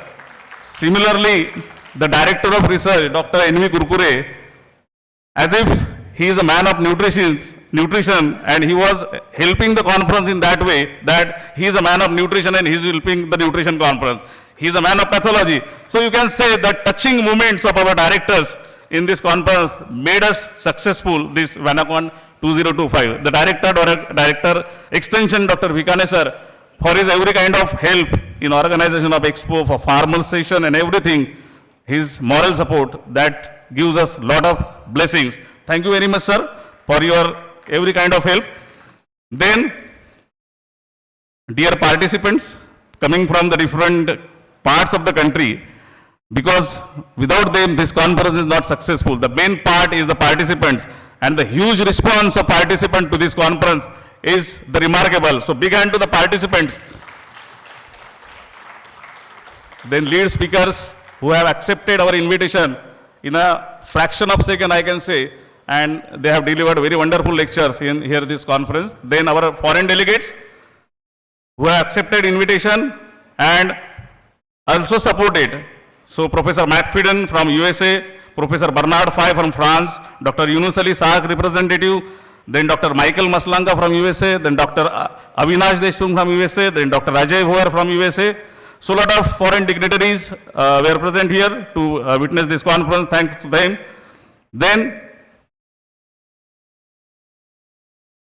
our Associate Dean, he is again the man behind this conference, getting all the preparations done at this college. Apart from the preparations, the infrastructure, of course, our Vice Chancellor has supported in all activities. So it is because of Dr. Somkur sir, our beloved Associate Dean, who has supported every activity to get this conference successful. Again, he has also given us the free hand.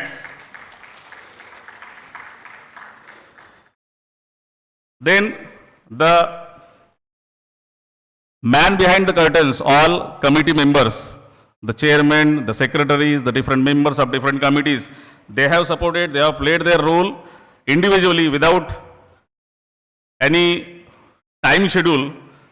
So they exerted a lot since last 7 days. They have exerted a lot.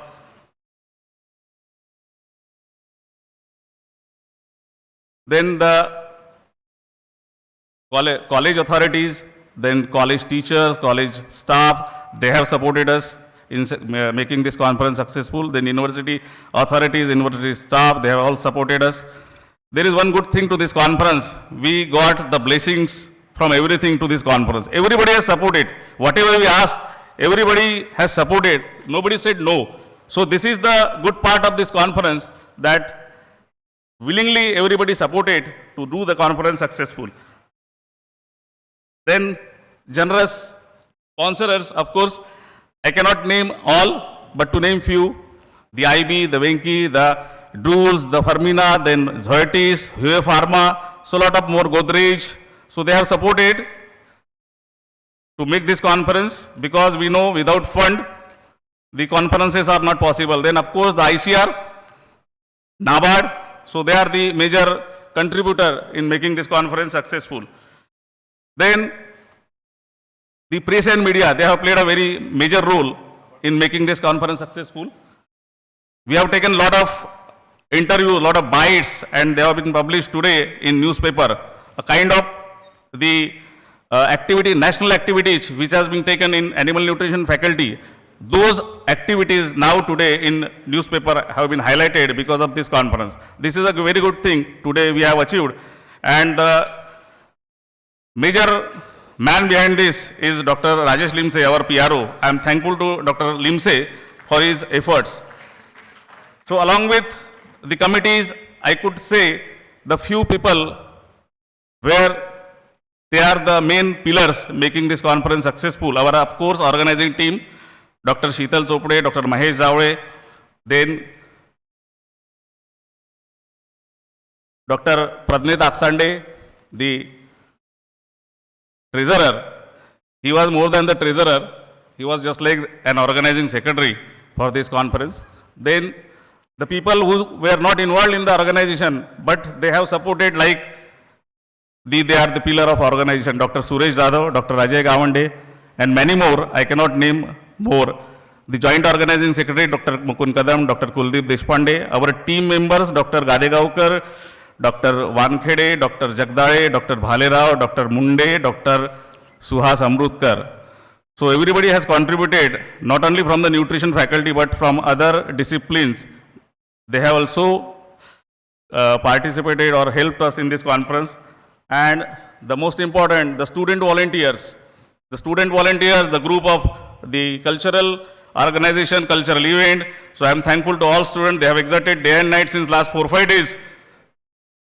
So a big thanks, a big round of applause to all student volunteers. I hope that you must have your stay comfortable here at this Orange City. We tried to make you more comfortable, but if there are any lacunae with respect to food, accommodation or transportation, kindly bear with us and make some suggestions so that next time we can improve a lot on that. So with this, I wish you a very happy, safe and comfortable journey. Thank you one and all.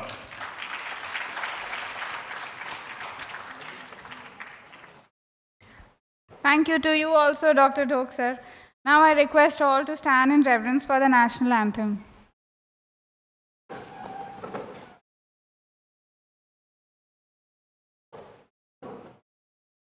Jana Gana Mana अधिनायक जय हे भारत भाग्य विधाता पंजाब सिंध गुजरात मराठा द्राविड उत्कल बंगा विंध्य हिमाचल यमुना गंगा उच्चल जलधि तरंगा तव शुभ नामे जागे तव शुभ आशीष मागे गाहे तव जय गाथा जन गण मंगलदायक जय हे भारत भाग्य विधाता जय हे जय हे जय हे जय जय जय जय हे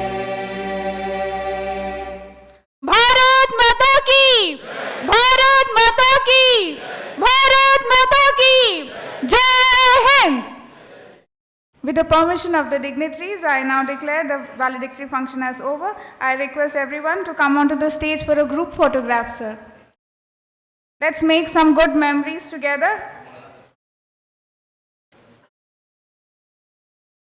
Wish you all a happy journey and good days ahead.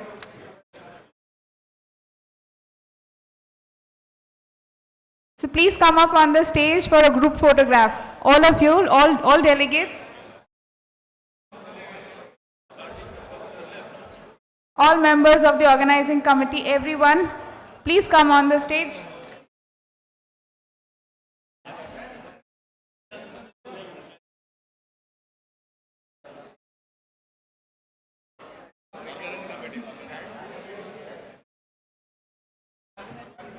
All organizing committee members, please come up.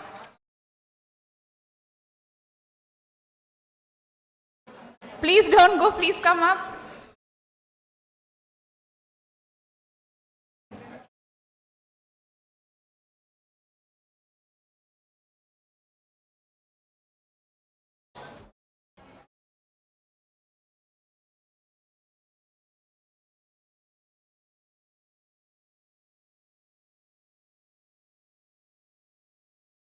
बताएंगे ना क्या करना है. आप बताइए.